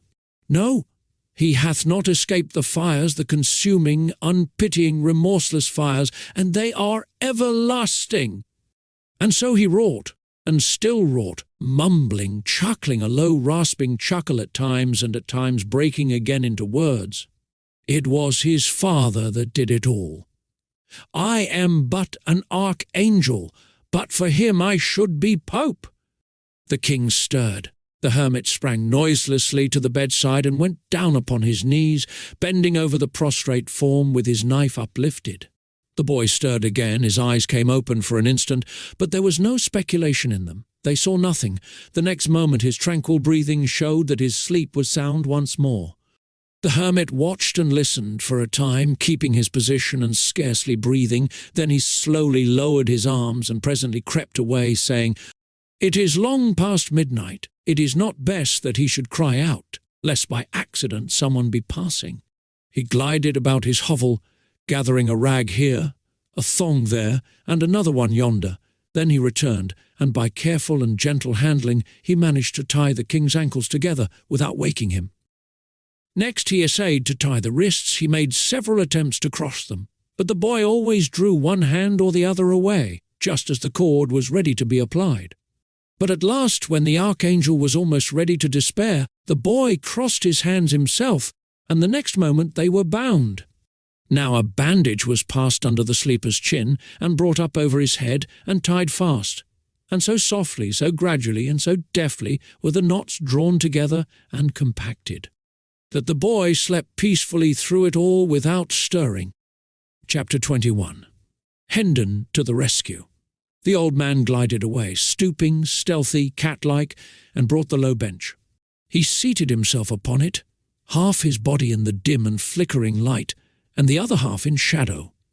And so, with his craving eyes bent upon the slumbering boy, he kept his patient vigil there, heedless of the drift of time, and softly whetted his knife, and mumbled and chuckled, and in aspect and attitude he resembled nothing so much as a grisly, monstrous spider, gloating over some hapless insect that lay bound and helpless in his web. After a long while, the old man, who was still gazing, yet not seeing, his mind having settled into a dreamy abstraction, observed on a sudden that the boy's eyes were open, wide open and staring, up in frozen horror at the knife. The smile of a gratified devil crept over the old man's face, and he said, without changing his attitude or his occupation, "Son of Henry the Eighth, hast thou prayed?" The boy struggled helplessly in his bonds, and at the same time forced a smothered sound through his closed jaws, which the hermit chose to interpret as an affirmative answer to his question. "Then pray again. Pray the prayer for the dying." A shudder shook the boy's frame, and his face blenched. Then he struggled again to free himself, turning and twisting himself this way and that, tugging frantically, fiercely, desperately, but uselessly to burst his fetters. And all the while the old ogre smiled down upon him, and nodded his head, and placidly whetted his knife, mumbling from time to time, "The moments are precious, they are few and precious. Pray the prayer for the dying." The boy uttered a despairing groan, and ceased from his struggles, panting. The tears came then and trickled one after the other down his face, but this piteous sight wrought no softening effect upon the savage old man. The dawn was coming now, the hermit observed it, and spoke up sharply, with a touch of nervous apprehension in his voice. "I may not indulge this ecstasy longer. The night is already gone. It seems but a moment, only a moment, would it had endured a year. Seed of the church's spoiler, close thy perishing eyes, and thou fearest to look upon." The rest was lost in inarticulate mutterings. The old man sank upon his knees, his knife in his hand, and bent himself over the moaning boy. "Hark!" There was a sound of voices near the cabin. The knife dropped from the hermit's hand. He cast a sheepskin over the boy and started up, trembling. The sounds increased, and presently the voices became rough and angry. Then came blows and cries for help, then a clatter of swift footsteps retreating. Immediately came a succession of thundering knocks upon the cabin door, followed by, "Hallo! Open!" and dispatch, "In the name of all the devils." Oh, this was the blessedest sound that had ever made music in the king's ears, for it was Miles Hendon's voice. The hermit, grinding his teeth in impotent rage, moved swiftly out of the bedchamber, closing the door behind him, and straightway the king heard a talk to this effect, proceeding from the chapel. "Homage and greeting, reverend sir. Where is the boy, my boy?" "What boy, friend? What boy? Lie me no lies, sir priest, play me no deceptions. I am not in the humour for it. Near to this place I caught the scoundrels who I judged did steal him from me, and I made them confess. They said he was at large again, and they had tracked him to your door. They showed me his very footprints. Now palter no more, for look you, holy sir, and thou produce him not. Where is the boy?" "Oh, good sir, peradventure you mean the ragged, regal vagrant that tarried here the night. If such as you take an interest in such as he, know then that I have sent him of an errand. He will be back anon."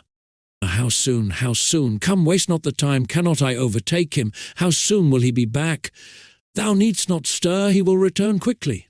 "So be it then. I will try to wait. But stop, you sent him of an errand? You, verily this is a lie, he would not go.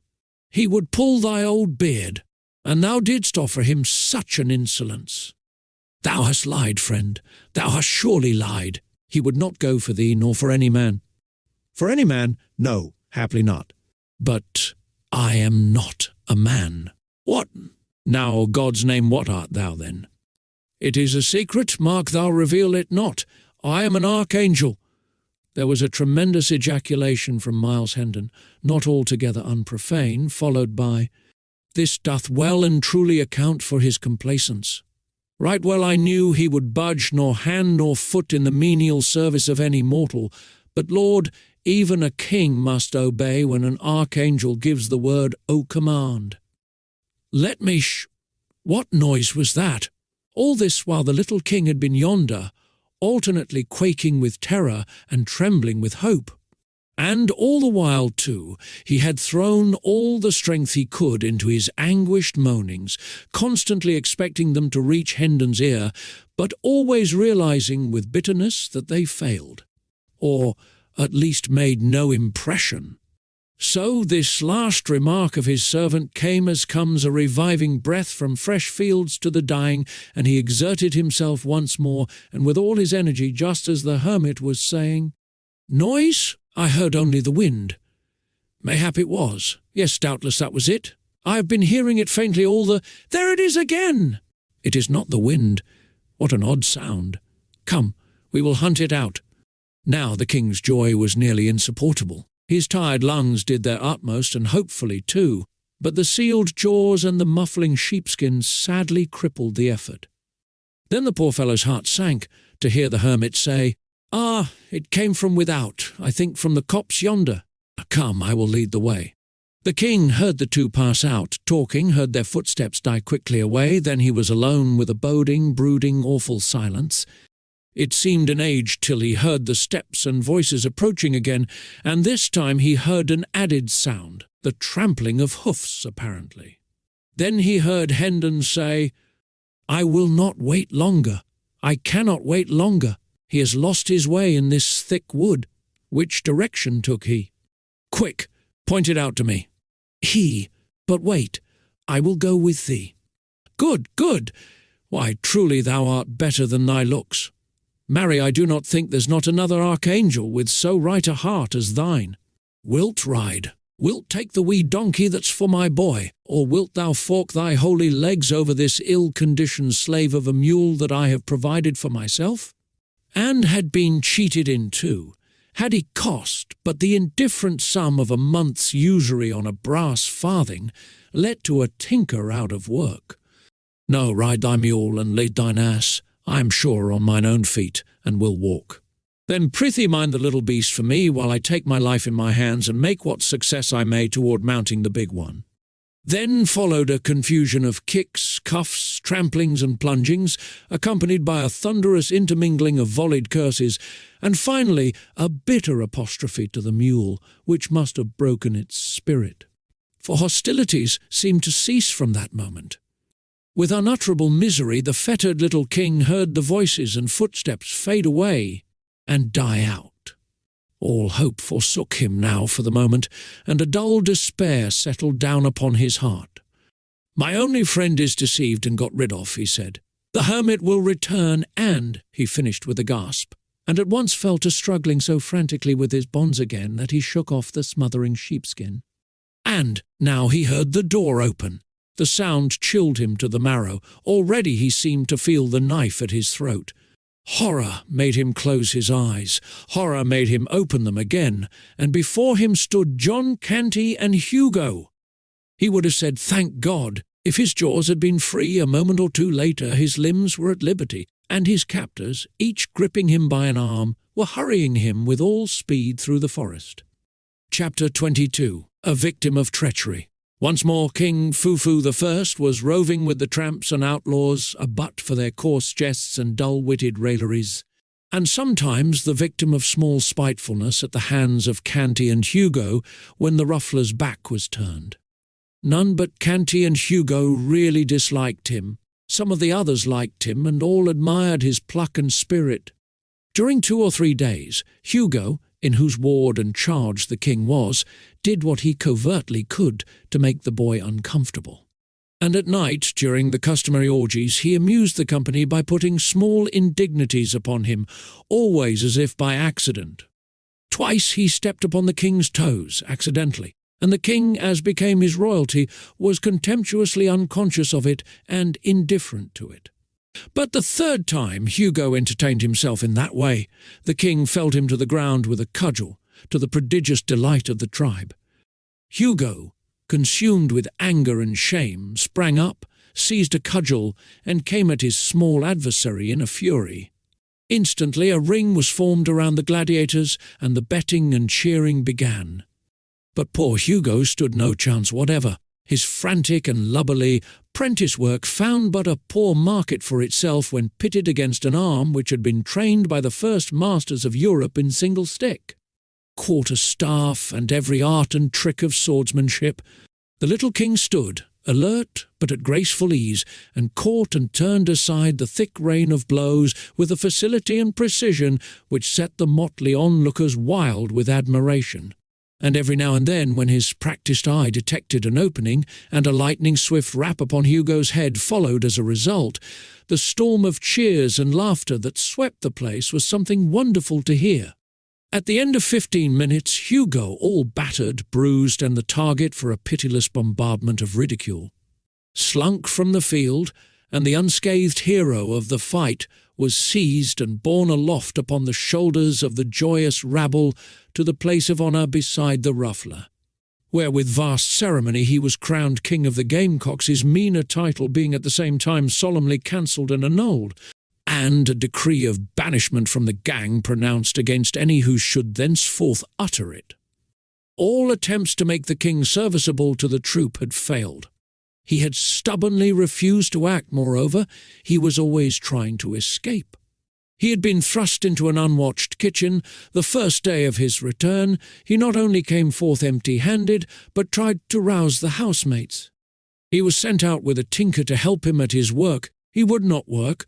Moreover, he threatened the tinker with his own soldering iron, and finally both Hugo and the tinker found their hands full with the mere matter of keeping his from getting away. He delivered the thunders of his royalty upon the heads of all who hampered his liberties or tried to force him to service.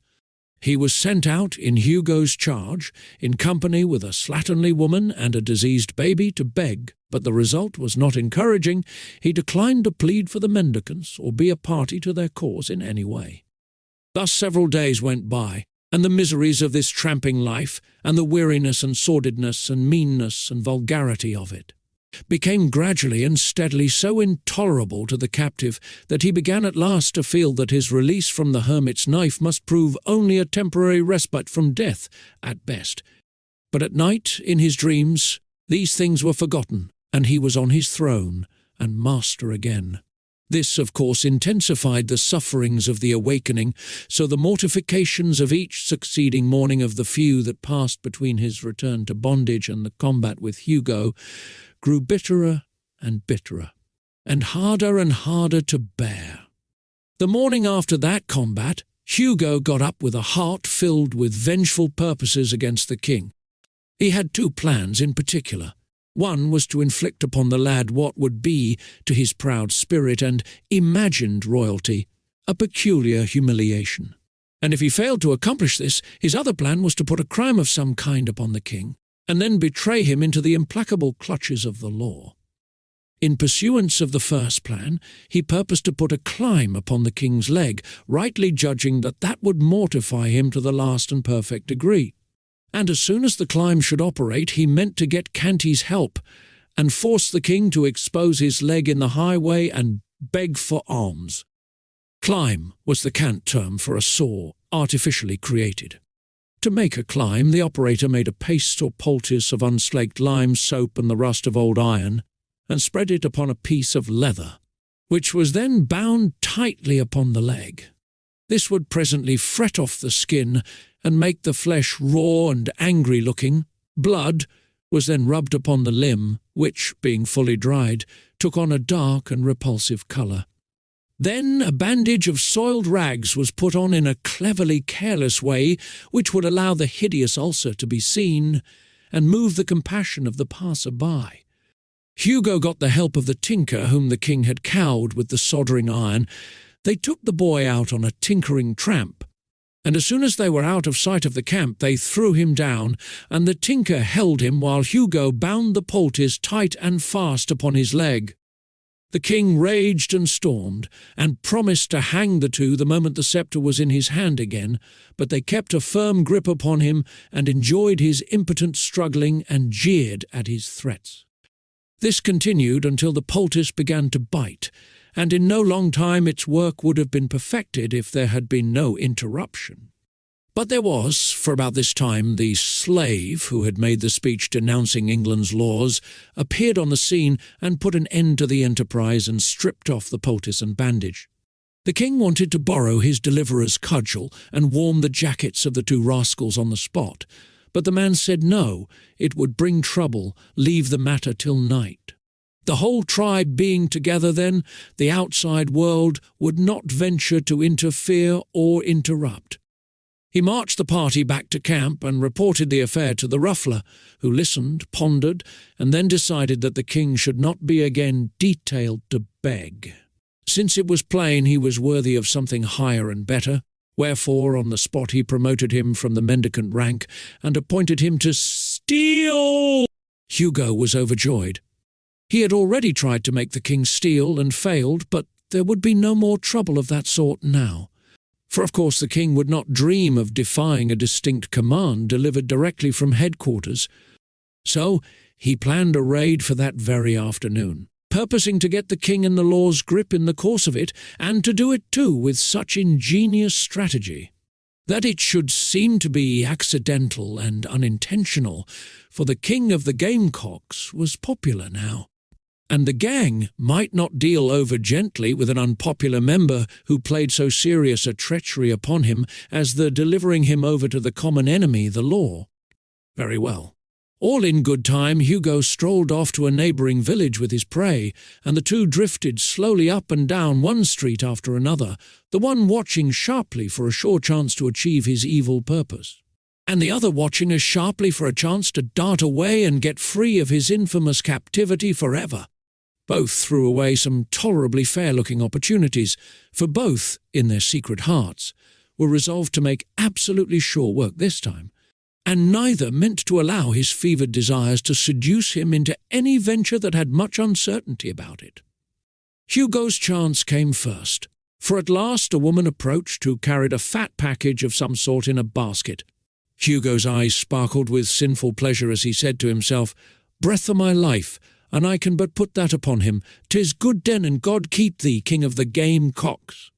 He waited and watched, outwardly patient but inwardly consuming with excitement, till the woman had passed by and the time was ripe, then said in a low voice, "Tarry here till I come again," and darted stealthily after the prey.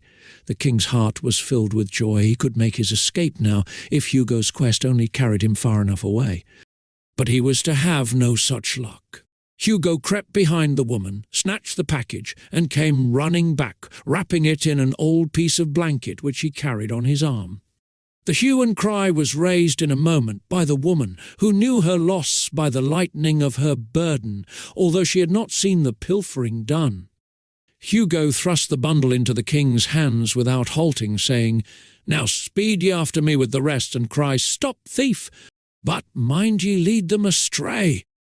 The next moment Hugo turned a corner and darted down a crooked alley, and in another moment or two he lounged into view again, looking innocent and indifferent, and took up a position behind a post to watch results. The insulted king threw the bundle on the ground, and the blanket fell away from it just as the woman arrived, with an augmenting crowd at her heels. She seized the king's wrist with one hand, snatched up her bundle with the other, and began to pour out a tirade of abuse upon the boy while he struggled without success to free himself from her grip. Hugo had seen enough. His enemy was captured and the law would get him now, so he slipped away, jubilant and chuckling, and wended campwards, framing a judicious version of the matter to give to the ruffler's crew as he strode along. The king continued to struggle in the woman's strong grasp, and now and then cried out in vexation, "Unhand me, thou foolish creature! It was not I that bereaved thee of thy paltry goods." The crowd closed around, threatening the king and calling him names. A brawny blacksmith in leather apron and sleeves rolled to his elbows made a reach for him, saying he would trounce him well for a lesson, but just then a long sword flashed in the air and fell with convincing force upon the man's arm, flat side down, the fantastic owner of it remarking pleasantly at the same time, "Marry, good souls, let us proceed gently, not with ill blood and uncharitable words. This is matter for the law's consideration, not private and unofficial handling. Loose thy hold from the boy, good wife." The blacksmith averaged the stalwart soldier with a glance, then went muttering away, rubbing his arm. The woman released the boy's wrist reluctantly. The crowd eyed the stranger unlovingly, but prudently closed their mouths. The king sprang to his deliverer's side with flushed cheeks and sparkling eyes, exclaiming, "Thou hast lagged sorely, but thou comest in good season now, Sir Miles. Carve me this rabble to rags." Chapter 23. The Prince a Prisoner. Hendon forced back a smile and bent down and whispered in the king's ear, "Softly, softly, my prince, wag thy tongue warily. Nay, suffer it not to wag at all. Trust in me, all shall go well in the end." Then he added to himself, "Sir Miles, bless me, I had totally forgot I was a knight. Lord, how marvellous a thing it is, the grip his memory doth take upon his quaint and crazy fancies. An empty and foolish title is mine, and yet it is something to have deserved it, for I think it is more honour to be held worthy to be a spectre knight in his kingdom of dreams and shadows, than to be held base enough to be an earl in some of the real kingdoms of this world." The crowd fell apart to admit a constable, who approached and was about to lay his hand upon the king's shoulder, when Hendon said, "Gently, good friend, withhold your hand. He shall go peaceably. I am responsible for that. Lead on, we will follow." The officer led, with the woman and her bundle. Miles and the king followed after, with the crowd at their heels. The king was inclined to rebel, but Hendon said to him in a low voice, "Reflect, sire. Your laws are the wholesome breath of your own royalty. Shall their source resist them, yet require the branches to respect them? Apparently one of these laws has been broken. When the king is on his throne again, can it ever grieve him to remember that when he was seemingly a private person, he loyally sank the king in the citizen and submitted to its authority? Thou art right, say no more. Thou shalt see that whatsoever the King of England requires a subject to suffer, under the law he will himself suffer while he holdeth the station of a subject." When the woman was called upon to testify before the justice of the peace, she swore that the small prisoner at the bar was the person who had committed the theft. There was none able to show the contrary, so the king stood convicted.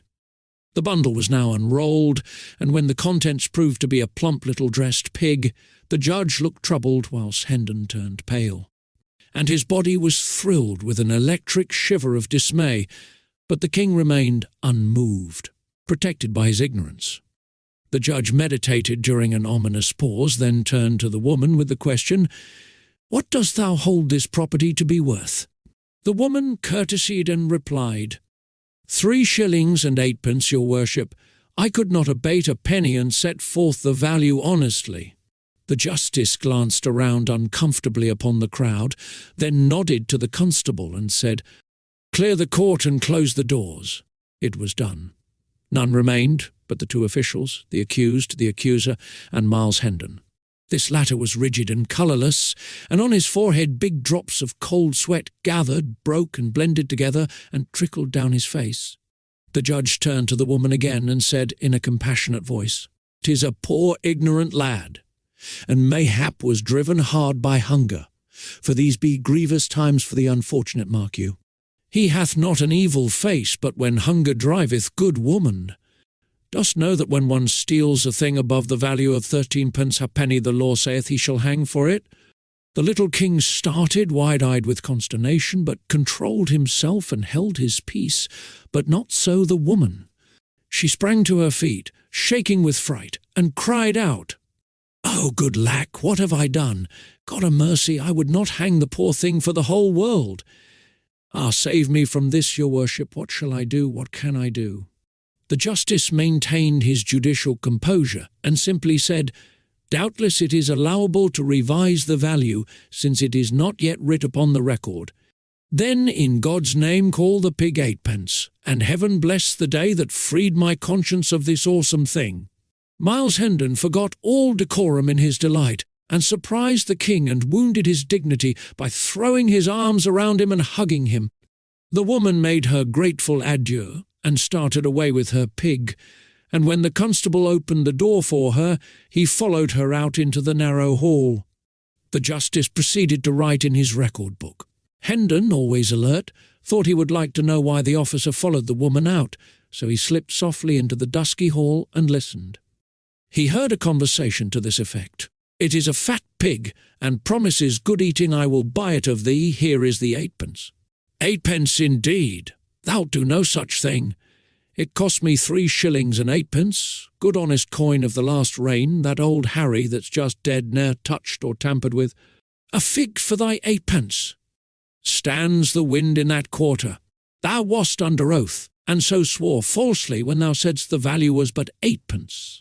Come straightway back with me before his worship, and answer for the crime, and then the lad will hang. There, there, dear heart, say no more, I am content. Give me the 8pence, and hold thy peace about the matter." The woman went off crying. Hendon slipped back into the courtroom, and the constable presently followed, after hiding his prize in some convenient place. The justice wrote a while longer, then read the king a wise and kindly lecture, and sentenced him to a short imprisonment in the common jail, to be followed by a public flogging. The astounded king opened his mouth, and was probably going to order the good judge to be beheaded on the spot. But he caught a warning sign from Hendon, and succeeded in closing his mouth again before he lost anything out of it. Hendon took him by the hand, now made reverence to the justice, and the two departed in the wake of the constable toward the jail. The moment the street was reached, the inflamed monarch halted, snatched away his hand, and exclaimed, "Idiot! Dost imagine I will enter a common jail alive?" Hendon bent down and said somewhat sharply, "Will you trust in me? Peace, and forbear to worsen our chances with dangerous speech. What God wills will happen. Thou canst not hurry it, thou canst not alter it, therefore wait. And be patient. 'Twill be time enow to rail or rejoice when what is to happen has happened." Chapter 24. The Escape.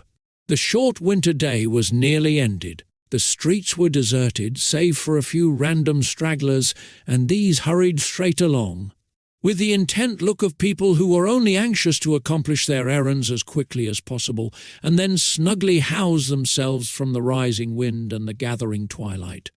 They looked neither to the right nor to the left. They paid no attention to our party. They did not even seem to see them. Edward VI wondered if the spectacle of a king on his way to jail had ever encountered such marvellous indifference before. By and by, the constable arrived at a deserted market square and proceeded to cross it. When he had reached the middle of it, Hendon laid his hand upon his arm and said in a low voice, "Bide a moment, good sir, there is none in hearing, and I would say a word to thee." "My duty forbids it, sir. Prithee hinder me not, the night comes on." "Stay, nevertheless, for the matter concerns thee nearly. Turn thy back a moment and seem not to see. Let this poor lad escape. This to me, sir. I arrest thee in. Nay, be not too hasty. See thou be careful, and commit no foolish error." Then he shut his voice down to a whisper, and said in the man's ear, "The pig thou hast purchased for 8pence may cost thee thy neck, man." The poor constable, taken by surprise, was speechless at first, then found his tongue and fell to blustering and threatening, but Hendon was tranquil, and waited with patience till his breath was spent, then said, "I have a liking to thee, friend, and would not willingly see thee come to harm. Observe, I heard it all, every word. I will prove it to thee." Then he repeated the conversation which the officer and the woman had had together in the hall, word for word, and ended with, "There, have I set it forth correctly? Should not I be able to set it forth correctly before the judge, if occasion required?" The man was dumb with fear and distress for a moment. Then he rallied, and said with forced lightness, "'Tis making a mighty matter, indeed, out of a jest. I but plagued the woman for mine amusement." "Kept you the woman's pig for amusement?" The man answered sharply, "Naught else, good sir, I tell thee 'twas but a jest." "I do begin to believe thee," said Hendon, with a perplexing mixture of mockery and half-conviction in his tone. "But tarry thou here a moment whilst I run and ask his worship, for nathless, he being a man experienced in law, in jests, in—" He was moving away, still talking. The constable hesitated, fidgeted, spat out an oath or two, then cried out, "Hold, hold, good sir, prithee wait a little. The judge? Why, man, he hath no more sympathy with a jest than hath a dead corpse. Come, and we will speak further. O 'tis body, I seem to be an evil case, and all for an innocent and thoughtless pleasantry. I am a man of family, and my wife and little ones list to reason. Good your worship, what wouldst thou of me? Only that thou be blind and dumb and paralytic, whilst one may count 100,000, counting slowly, said Hendon, with the expression of a man who asks but a reasonable favour, and that a very little one. It is my destruction, said the constable despairingly. Ah, be reasonable, good sir, only look at this matter on all its sides, and see how mere a jest it is, how manifestly and how plainly it is so. And even if one granted it were not a jest, it is a fault so small that e'en the grimmest penalty it could call forth would be but a rebuke and warning from the judge's lips. Hendon replied with a solemnity which chilled the air about him. This jest of thine hath a name in law, wot you what it is? I knew it not. Peradventure I have been unwise. I never dreamed it had a name. Ah, sweet heaven, I thought it was original. Yes, it hath a name. In the law this crime is called non compos mentis lex talionis sic transit gloria mundi. Ah, my God! And the penalty is death. God be merciful to me, a sinner, by advantage taken of one in fault, in dire peril, and at thy mercy thou hast seized goods worth above 13 halfpenny, paying but a trifle for the same. And this, in the eye of the law, is constructive barratry, misprision of treason, malfeasance in office, ad hominem expurgatis in statu quo. And the penalty is death by the halter, without ransom, commutation, or benefit of clergy. Bear me up, sweet sir, my legs do fail me. Be thou merciful, spare me this doom, and I will turn my back and see naught that shall happen. Good! Now thou'rt wise and reasonable, and thou'lt restore the pig. I will indeed, nor ever touch another, though heaven send it and an archangel fetch it. Go! I am blind for thy sake, I see nothing. I will say thou didst break in and wrest the prisoner from my hands by force. It is but a crazy ancient door. I will batter it down myself betwixt midnight and the morning. Do it, good soul, no harm will come of it. The judge hath a loving charity for this poor lad, and will shed no tears and break no jailor's bones for his escape. Chapter 25. Hendon Hall. As soon as Hendon and the king were out of sight of the constable, His Majesty was instructed to hurry to a certain place outside the town and wait there, whilst Hendon should go to the inn and settle his account. Half an hour later the two friends were blithely jogging eastward on Hendon's sorry steeds. The king was warm and comfortable now, for he had cast his rags and clothed himself in the second-hand suit which Hendon had bought on London Bridge. Hendon wished to guard against over-fatiguing the boy. He judged that hard journeys, irregular meals, and illiberal measures of sleep would be bad for his crazed mind, whilst rest, regularity, and moderate exercise would be pretty sure to hasten its cure. He longed to see the stricken intellect made well again, and its diseased visions driven out of the tormented little head. Therefore he resolved to move by easy stages toward the home whence he had so long been banished, instead of obeying the impulse of his impatience and hurrying along night and day. When he and the king had journeyed about 10 miles, they reached a considerable village, and halted there for the night, at a good inn. The former relations were resumed. Hendon stood behind the king's chair while he dined, and waited upon him, undressed him when he was ready for bed, then took the floor for his own quarters and slept athwart the door, rolled up in a blanket. The next day, and the day after, they jogged lazily along, talking over the adventures they had met since their separation, and mightily enjoying each other's narratives. Hendon detailed all his wide wanderings in search of the king, and described how the archangel had led him a fool's journey all over the forest, and taken him back to the hut finally, when he found he could not get rid of him. Then, he said, the old man went into the bedchamber, and came staggering back, looking broken-hearted, and saying he had expected to find that the boy had returned and laid down in there to rest, but it was not so. Hendon had waited at the hut all day. Hope of the king's return died out then, and he departed upon the quest again. And old Sanctum Sanctorum was truly sorry your highness came not back, said Hendon. "I saw it in his face." "Marry, I will never doubt that," said the king, and then told his own story, after which Hendon was sorry he had not destroyed the archangel. During the last day of the trip, Hendon's spirits were soaring. His tongue ran constantly. He talked about his old father and his brother Arthur, and told of many things which illustrated their high and generous characters. He went into loving frenzies over his Edith, and was so glad-hearted that he was even able to say some gentle and brotherly things about Hugh. He dwelt a deal on the coming meeting at Hendon Hall, what a surprise it would be to everybody, and what an outburst of thanksgiving and delight there would be. It was a fair region, dotted with cottages and orchards, and the road led through broad pasture lands whose receding expanses, marked with gentle elevations and depressions, suggested the swelling and subsiding undulations of the sea. In the afternoon, the returning prodigal made constant deflections from his course to see if by ascending some hillock he might not pierce the distance and catch a glimpse of his home. At last he was successful, and cried out excitedly, "There is the village, my prince, and there is the hall close by. You may see the towers from here, and that wood there, that is my father's park." "Ah, now thou know what state and grandeur be." "A house with 70 rooms, think of that, and 27 servants. A brave lodging for such as we, is it not so? Come, let us speed. My impatience will not brook further delay." All possible hurry was made. Still, it was after 3 o'clock before the village was reached. The travellers scampered through it, Hendon's tongue going all the time. "Here is the church, covered with the same ivy, none gone, none added. Yonder is the inn, the old Red Lion, and yonder is the marketplace. Here is the maypole, and here the pump. Nothing is altered, nothing but the people, at any rate. 10 years make a change in people. Some of these I seem to know, but none know me." So his chat ran on. The end of the village was soon reached.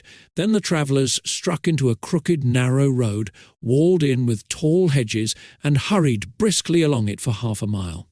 Then passed into a vast flower garden through an imposing gateway, whose huge stone pillars bore sculptured armorial devices.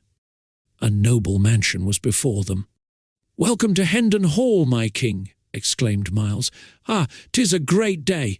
My father and my brother and the Lady Edith will be so mad with joy that they will have eyes and tongue for none but me in the first transports of the meeting.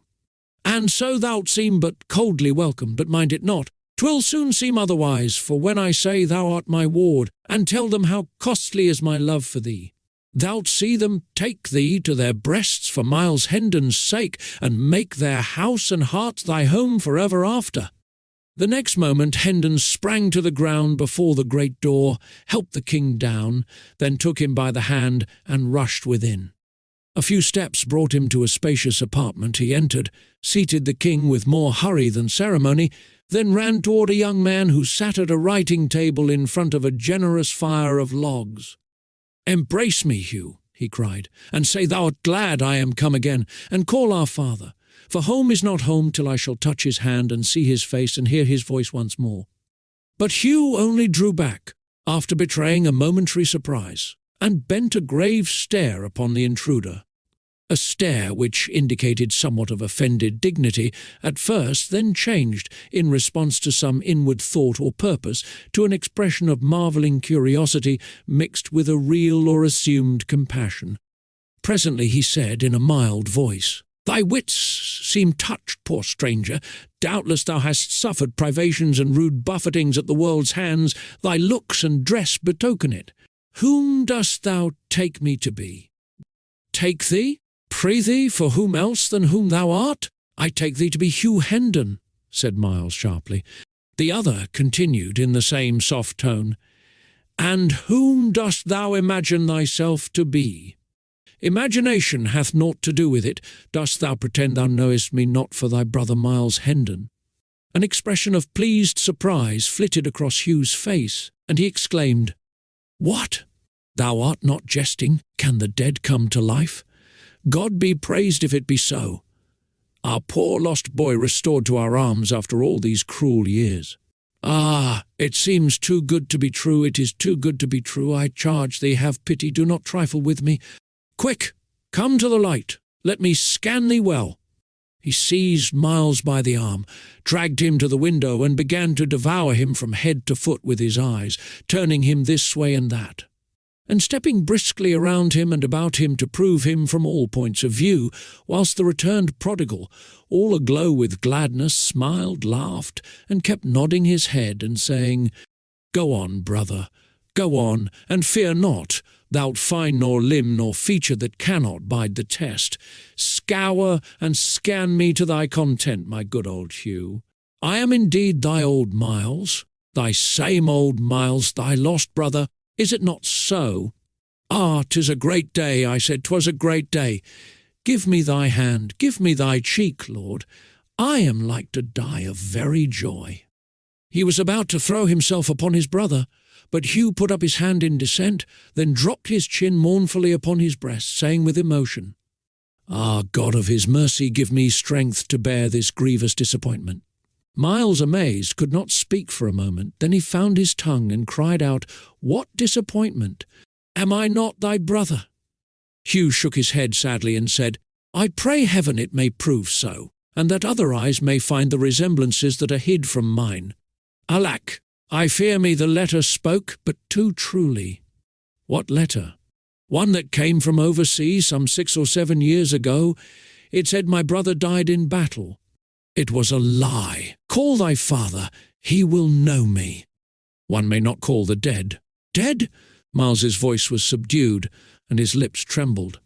"My father dead! Oh, this is heavy news. Half my new joy is withered now. Prithee, let me see my brother Arthur. He will know me and console me. He also is dead. God be merciful to me, a stricken man. Gone, both gone, the worthy taken and the worthless spared, in me. Ah, I crave your mercy. Do not say the Lady Edith is dead? No, she lives. Then God be praised, my joy is whole again. Speed thee, brother, let her come to me. And she say I am not myself, but she will not know, no, she will know me. I were a fool to doubt it.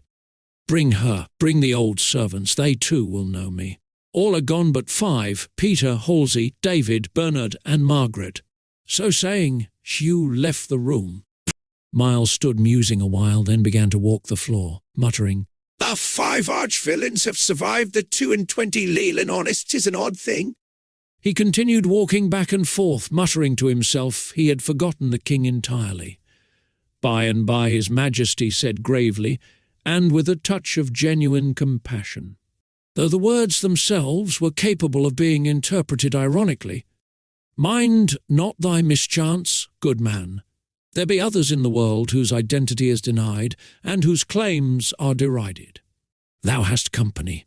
"Ah, my king," cried Hendon, colouring slightly, "do not thou condemn me. Wait, and thou shalt see. I am no impostor. She will say it. You shall hear it from the sweetest lips in England. I an impostor? Why, I know this old hall, these pictures of my ancestors, and all these things that are about us, as a child knoweth its own nursery. Here was I born and bred, my lord. I speak the truth. I would not deceive thee, and should none else believe. I pray thee, do not thou doubt me. I could not bear it." "I do not doubt thee," said the king with a childlike simplicity and faith. "I thank thee out of my heart," exclaimed Hendon with a fervency which showed that he was touched. The king added with the same gentle simplicity, "Dost thou doubt me?" A guilty confusion seized upon Hendon, and he was grateful that the door opened to admit Hugh at that moment and saved him the necessity of replying.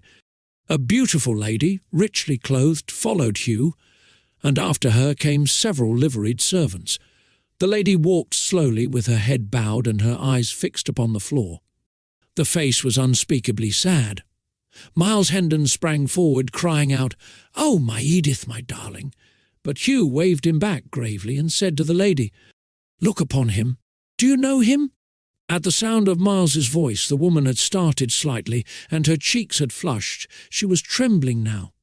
She stood still during an impressive pause of several moments, then slowly lifted up her head and looked into Hendon's eyes with a stony and frightened gaze.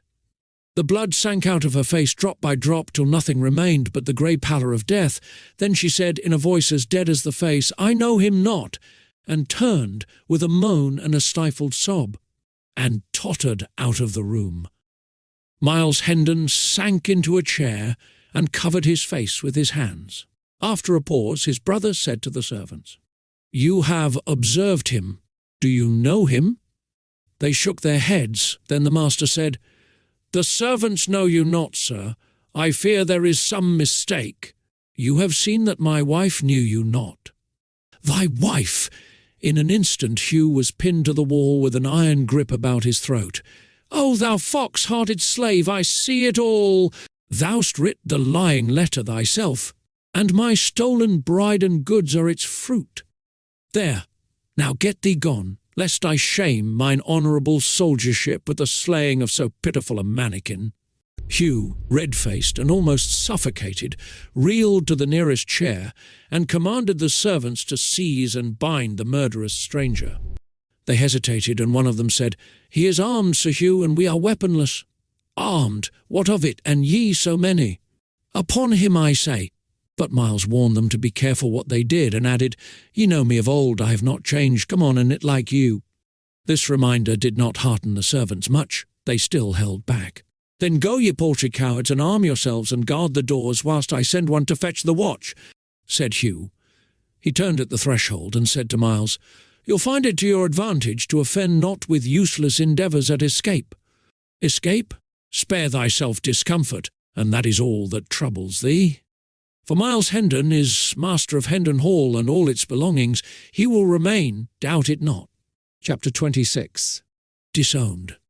The king sat musing a few moments, then looked up and said, "'Tis strange, most strange. I cannot account for it." "No, it is not strange, my liege. I know him, and this conduct is but natural. He was a rascal from his birth." "Oh, I spake not of him, Sir Miles." "Not of him? Then of what? What is it that is strange? That the king is not missed? How? Which? I doubt I do not understand." "Indeed? Doth it not strike you as being passing strange that the land is not filled with couriers and proclamations describing my person and making search for me? Is it no matter for commotion and distress that the head of the state is gone, that I am vanished away and lost?" "Most true, my king, I had forgot." Then Hendon sighed and muttered to himself, poor ruined mind still busy with its pathetic dream. "But I have a plan that shall right us both. I will write a paper in 3 tongues, Latin, Greek, and English, and thou shalt haste away with it to London in the morning. Give it to none but my uncle, the Lord Hertford. When he shall see it, he will know and say I wrote it. Then he will send for me. Might it not be best, my prince, that we wait here until I prove myself and make my rights secure to my domains?" "I should be so much the better able then to—" The king interrupted him imperiously. "Peace! What are thy paltry domains, thy trivial interests, contrasted with matters which concern the weal of a nation and the integrity of a throne?" Then he added in a gentle voice, as if he were sorry for his severity, "Obey and have no fear. I will right thee. I will make thee whole, yes, more than whole. I shall remember and requite." So saying, he took the pen and set himself to work. Hendon contemplated him lovingly a while, then said to himself, "An it were dark, I should think it was a king that spoke. There's no denying it. When the humour's upon on him, he doth thunder and lighten like your true king. Now where got he that trick? See him scribble and scratch away contentedly at his meaningless pothooks, fancying them to be Latin and Greek. And except my wit shall serve me with a lucky device for diverting him from his purpose, I shall be forced to pretend to post away tomorrow on this wild errand he hath invented for me." The next moment Sir Miles's thoughts had gone back to the recent episode. So absorbed was he in his musings that when the king presently handed him the paper which he had been writing, he received it and pocketed it without being conscious of the act. "How marvellous strange she acted," he muttered. I think she knew me, and I think she did not know me. These opinions do conflict. I perceive it plainly. I cannot reconcile them, neither can I, by argument, dismiss either of the two, or even persuade one to outweigh the other. The matter standeth simply thus: she must have known my face, my figure, my voice, for how could it be otherwise? Yet she said she knew me not, and that is proof perfect, for she cannot lie. But stop, I think I begin to see. Peradventure, he hath influenced her, commanded her, compelled her to lie. That is the solution. The riddle is unriddled. She seemed dead with fear. Yes, she was under his compulsion. I will seek her. I will find her. Now that he is away, she will speak her true mind. She will remember the old times when we were little playfellows together, and this will soften her heart, and she will no more betray me, but will confess me. There is no treacherous blood in her. No, she was always honest and true. She has loved me in those old days. This is my security. For whom one has loved, one cannot betray. He stepped eagerly toward the door. At that moment it opened, and the Lady Edith entered. She was very pale, but she walked with a firm step, and her carriage was full of grace and gentle dignity. Her face was as sad as before. Miles sprang forward with a happy confidence to meet her, but she checked him with a hardly perceptible gesture, and he stopped where he was.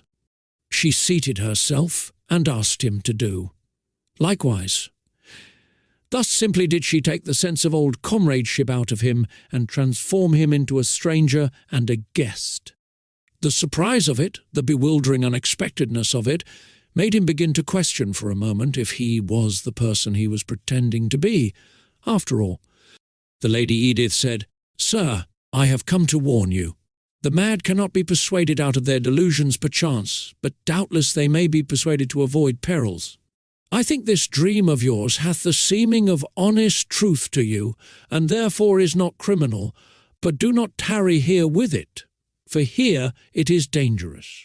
She looked steadily into Miles's face a moment, then added impressively, "It is the more dangerous, for that you are much like what our lost lad must have grown to be if he had lived."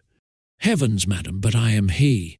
I truly think you think it, sir. I question not your honesty in that. I but warn you, that is all. My husband is master in this region. His power hath hardly any limit. The people prosper or starve as he wills. If you resembled not the man whom you profess to be, my husband might bid you pleasure yourself with your dream in peace. But trust me, I know him well. I know what he will do. He will say to all that you are but a mad impostor, and straightway all will echo him."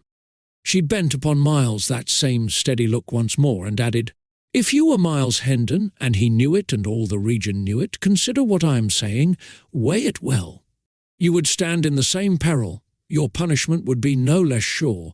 He would deny you and denounce you, and none would be bold enough to give you countenance." "Most truly I believe it," said Miles bitterly.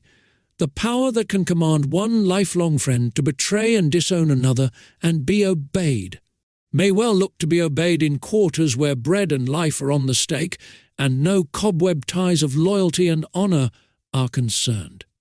A faint tinge appeared for a moment in the lady's cheek, and she dropped her eyes to the floor, but her voice betrayed no emotion when she proceeded. "I have warned you, I must still warn you, to go hence. This man will destroy you else. He is a tyrant who knows no pity. I, who am his fettered slave, know this. Poor Miles, and Arthur, and my dear guardian Sir Richard are free of him, and at rest. Better that you were with them than that you bide here in the clutches of this miscreant. Your pretensions are a menace to his title and possessions. You have assaulted him in his own house. You are ruined if you stay. Go. Do not hesitate. If you lack money, take this purse, I beg of you, and bribe the servants to let you pass. Oh, be warned, poor soul, and escape while you may." Miles declined the purse with a gesture, and rose up and stood before her. "Grant me one thing," he said. "Let your eyes rest upon mine, so that I may see if they be steady. There, now answer me. Am I Miles Hendon? No, I know you not. Swear it." The answer was low but distinct. "I swear." "Oh, this passes belief. Fly. Why will you waste the precious time? Fly and save yourself." At that moment the officers burst into the room, and a violent struggle began, but Hendon was soon overpowered and dragged away. The king was taken also, and both were bound and led to prison. Chapter 27. In Prison.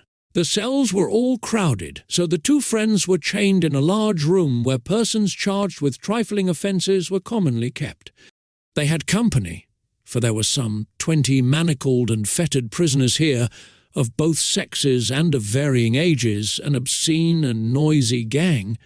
The king chafed bitterly over the stupendous indignity thus put upon his royalty, but Hendon was moody and taciturn.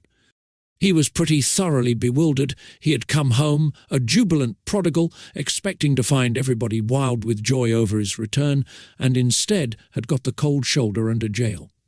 The promise and the fulfilment differed so widely that the effect was stunning. He could not decide whether it was most tragic or most grotesque. He felt much as a man might who had danced blithely out to enjoy a rainbow and got struck by lightning. But gradually his confused and tormenting thoughts settled down into some sort of order, and then his mind centred itself upon Edith.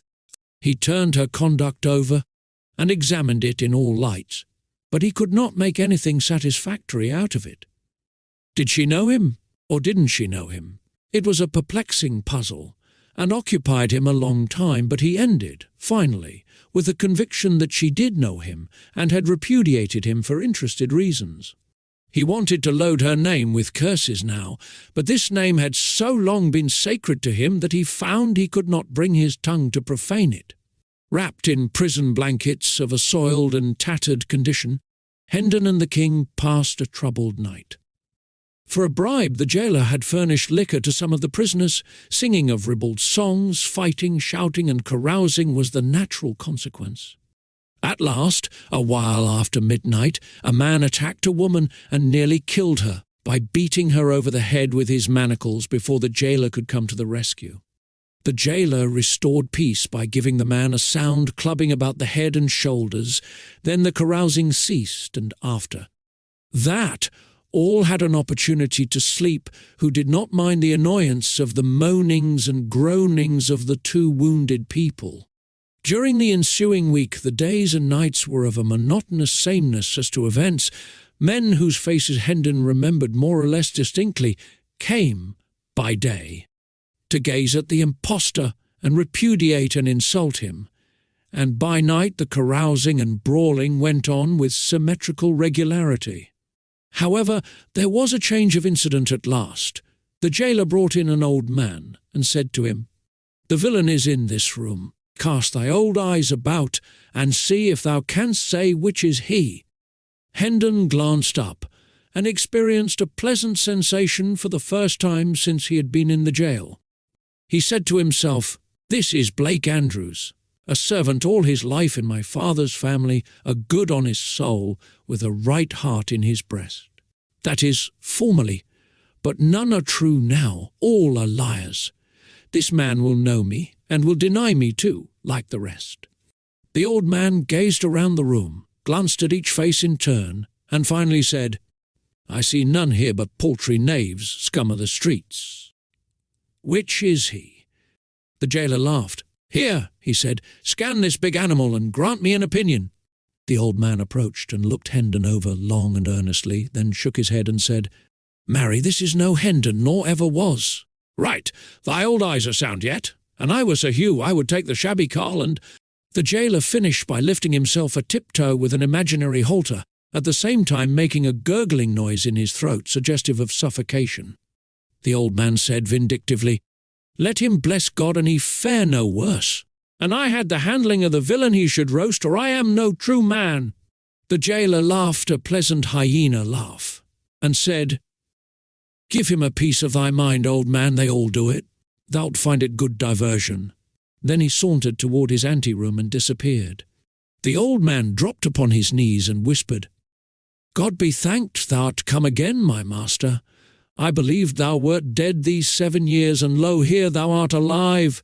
I knew thee the moment I saw thee, and main hard work it was to keep a stony countenance, and seem to see none here but twopenny knaves and rubbish of the streets. I am old and poor, Sir Miles, but say the word, and I will go forth and proclaim the truth, though I be strangled for it." "No," said Hendon, "thou shalt not. It would ruin thee, and yet help but little in my cause.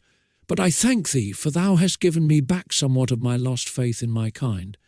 The old servant became very valuable to Hendon and the king, for he dropped in several times a day to abuse the former, and always smuggled in a few delicacies to help out the prison bill of fare. He also furnished the current news. Hendon reserved the dainties for the king. Without them his majesty might not have survived, for he was not able to eat the coarse and wretched food provided by the jailer.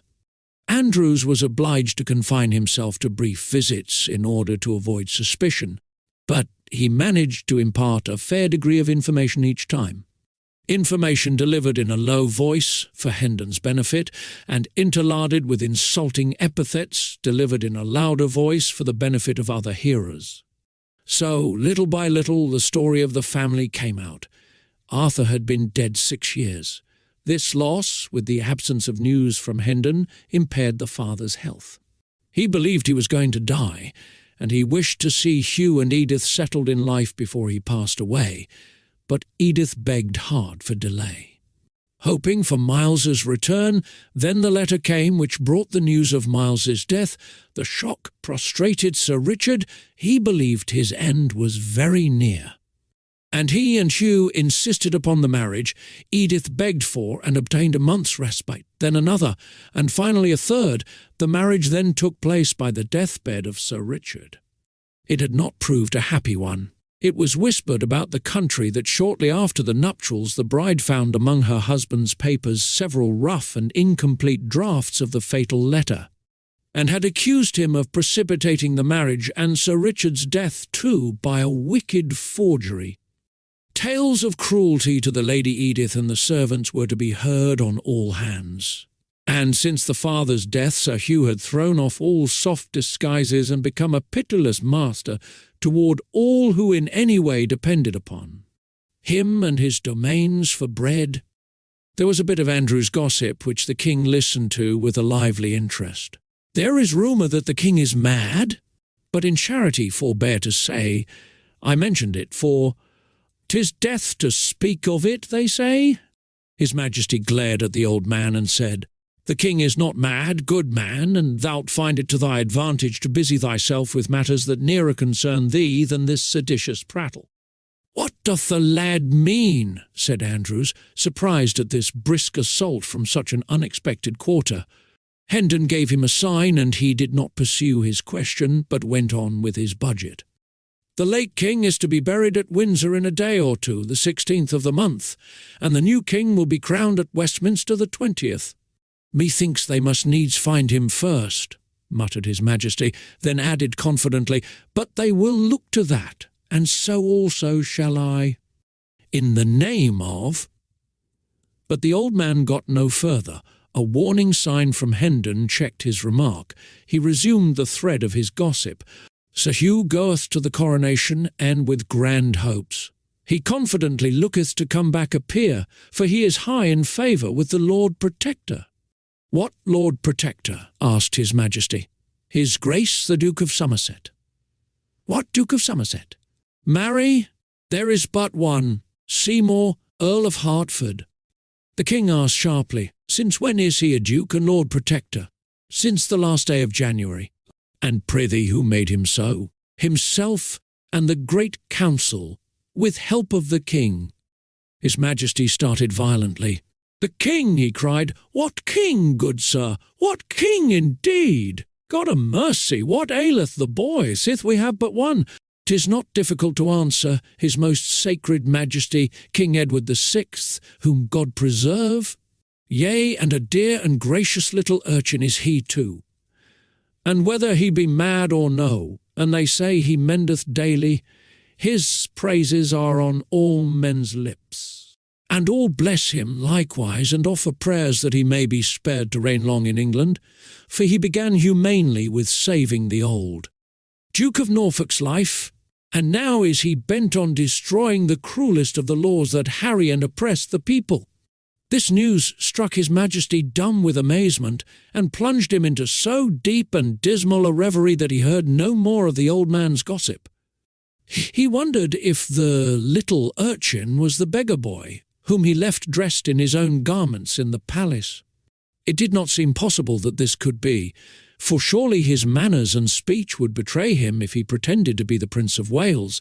Then he would be driven out, and search made for the true prince. Could it be that the court had set up some sprig of the nobility in his place? No, for his uncle would not allow that. He was all-powerful and could and would crush such a movement, of course. The boy's musings profited him nothing. The more he tried to unriddle the mystery, the more perplexed he became, the more his head ached, and the worse he slept. His impatience to get to London grew hourly, and his captivity became almost unendurable. Hendon's arts all failed with the king. He could not be comforted, but a couple of women who were chained near him succeeded better. Under their gentle ministrations he found peace and learned a degree of patience. He was very grateful, and came to love them dearly, and to delight in the sweet and soothing influence of their presence. He asked them why they were in prison, and when they said they were Baptists, he smiled and inquired, "Is that a crime to be shut up for in a prison? Now I grieve, for I shall lose ye. They will not keep ye long for such a little thing." They did not answer, and something in their faces made him uneasy. He said eagerly, "You do not speak. Be good to me, and tell me there will be no other punishment." "Prithee tell me there is no fear of that." They tried to change the topic, but his fears were aroused, and he pursued it. "Will they scourge thee?" "No, no, they would not be so cruel. Say they would not. Come, they will not, will they?" The women betrayed confusion and distress, but there was no avoiding an answer, so one of them said, in a voice choked with emotion, "Oh, thou'lt break our hearts, thou gentle spirit. God will help us to bear our—" "It is a confession," the king broke in. "Then they will scourge thee, the stony-hearted wretches. But oh, thou must not weep. I cannot bear it. Keep up thy courage. I shall come to my own in time to save thee from this bitter thing, and I will do it." When the king awoke in the morning, the women were gone. "They are saved," he said joyfully, then added despondently, "But woe is me, for they were my comforters." Each of them had left a shred of ribbon pinned to his clothing in token of remembrance. He said he would keep these things always, and that soon he would seek out these dear good friends of his and take them under his protection.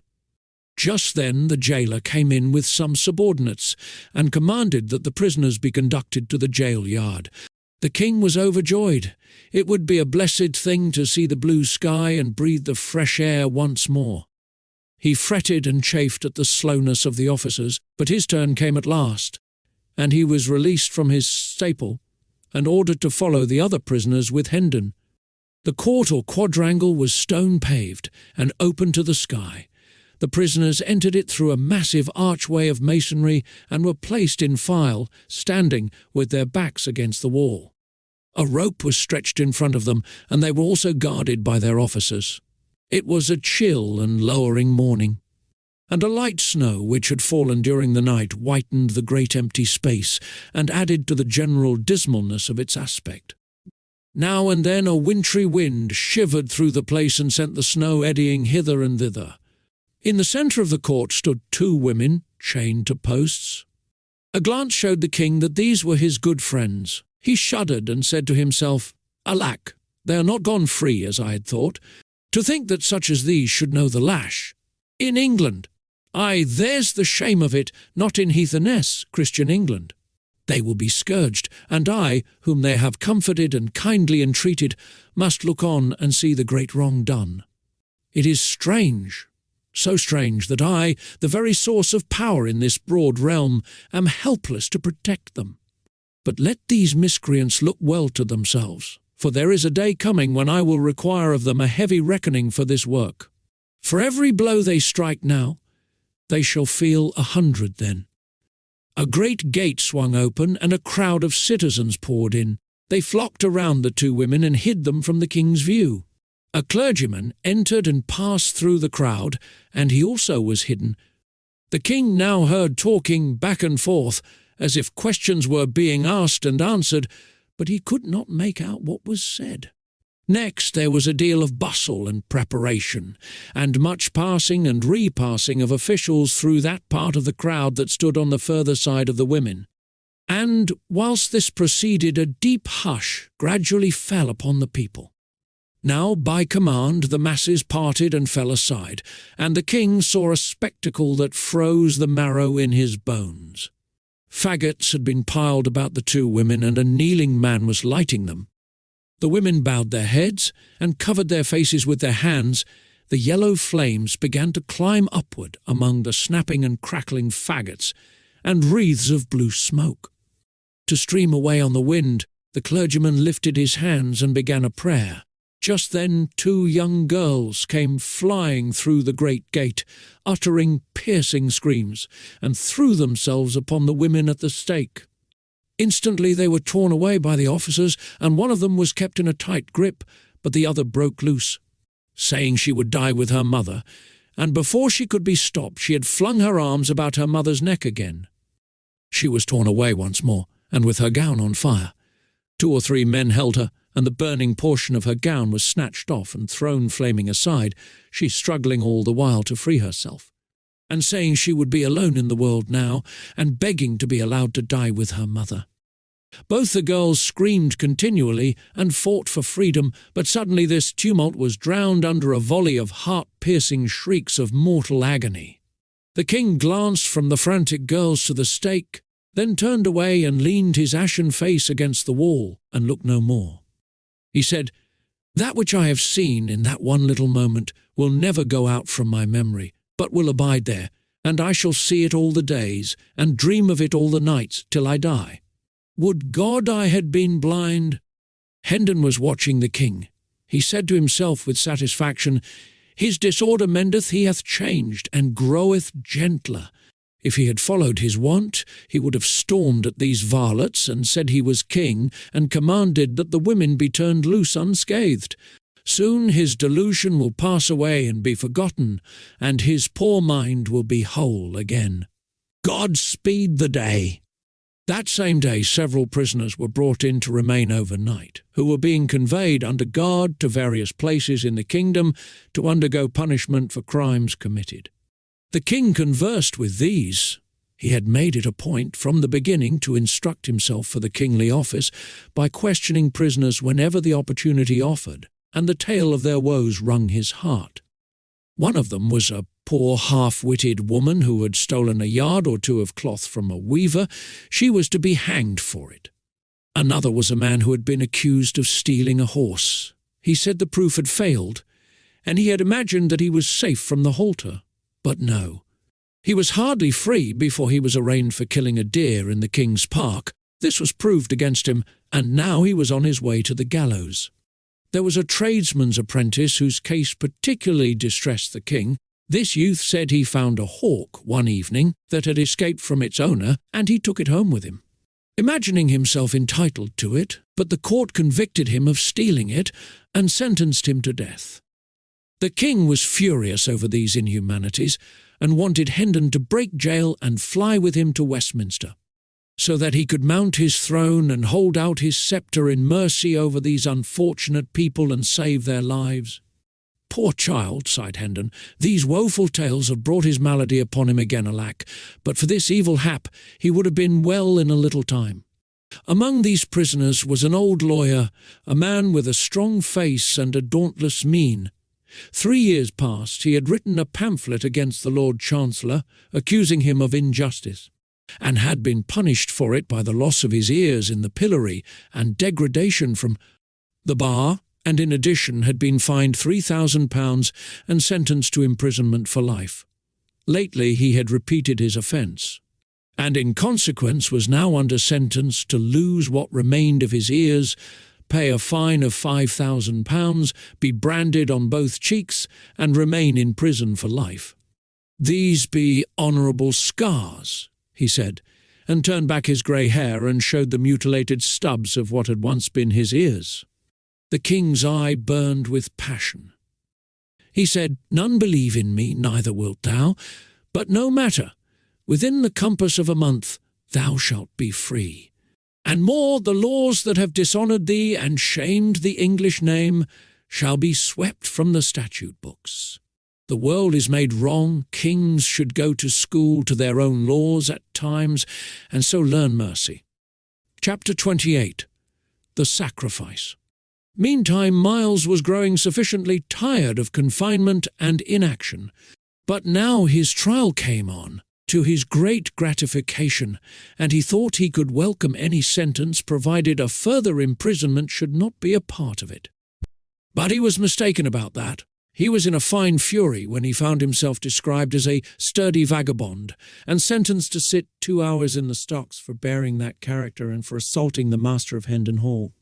His pretensions as to brothership with his prosecutor and rightful heirship to the Hendon honours and estates were left contemptuously unnoticed, as being not even worth examination.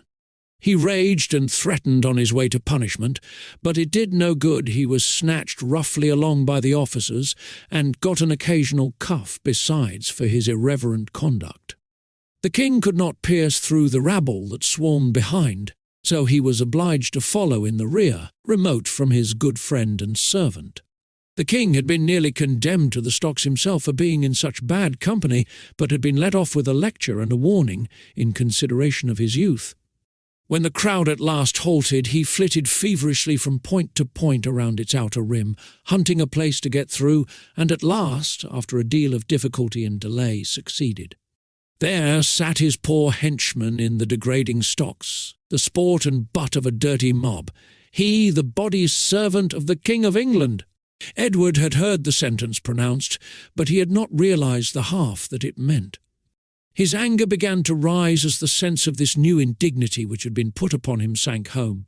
It jumped to summer heat the next moment when he saw an egg sail through the air and crush itself against Hendon's cheek, and heard the crowd roar its enjoyment of the episode.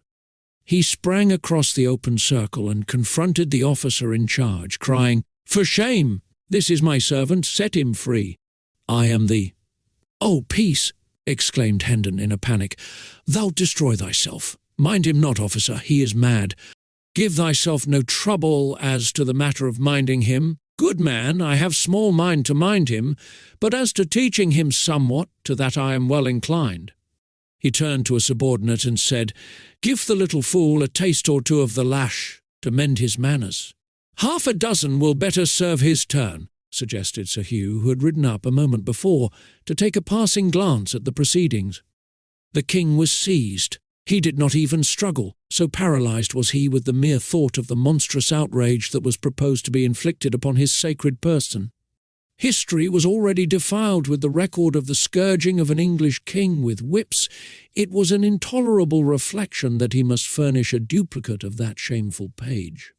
He was in the toils. There was no help for him. He must either take this punishment or beg for its remission. Hard conditions, he would take the stripes. A king might do that, but a king could not beg. But meantime Miles Hendon was resolving the difficulty. "Let the child go," said he. "Ye heartless dogs, do ye not see how young and frail he is? Let him go. I will take his lashes." "Marry, a good thought, and thanks for it," said Sir Hugh, his face lighting with a sardonic satisfaction. "Let the little beggar go, and give this fellow a dozen in his place, an honest dozen, well laid on." The king was in the act of entering a fierce protest, but Sir Hugh silenced him with the potent remark, "Yes, speak up, do, and free thy mind, only mark ye that for each word you utter he shall get 6 strokes the more." Hendon was removed from the stocks and his back laid bare, and whilst the lash was applied, the poor little king turned away his face and allowed unroyal tears to channel his cheeks unchecked.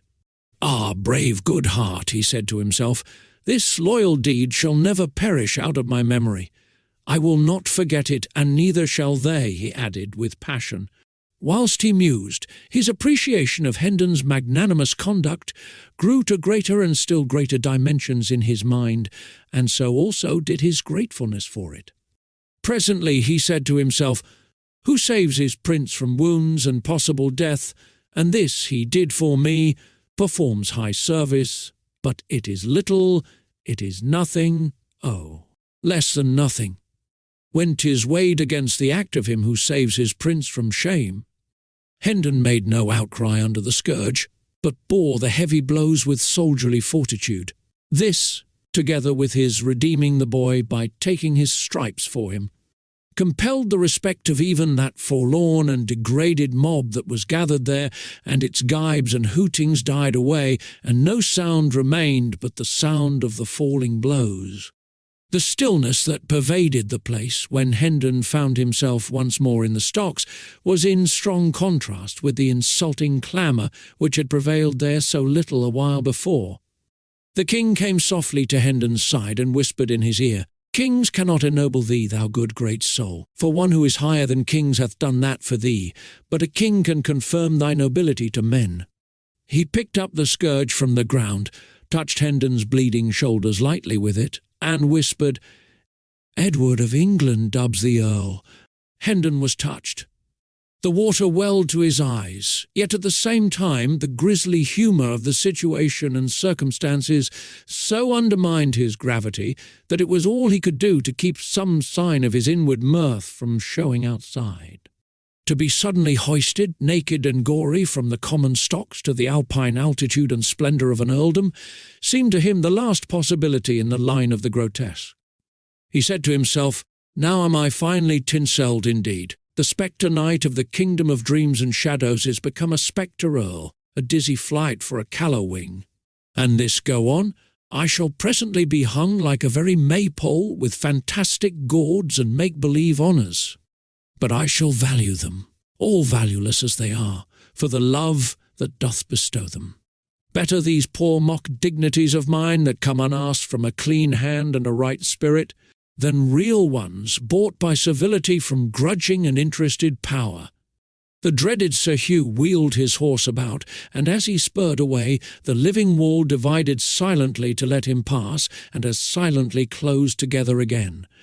And so remained. Nobody went so far as to venture a remark in favour of the prisoner, or in compliment to him. But no matter, the absence of abuse was a sufficient homage in itself. A late comer who was not posted as to the present circumstances, and who delivered a sneer at the impostor, and was in the act of following it with a dead cat, was promptly knocked down and kicked out without any words. And then the deep quiet resumed sway once more. Chapter 29. To London. When Hendon's term of service in the stocks was finished, he was released and ordered to quit the region and come back no more. His sword was restored to him, and also his mule and his donkey. He mounted and rode off, followed by the king, the crowd opening with quiet respectfulness to let them pass, and then dispersing when they were gone.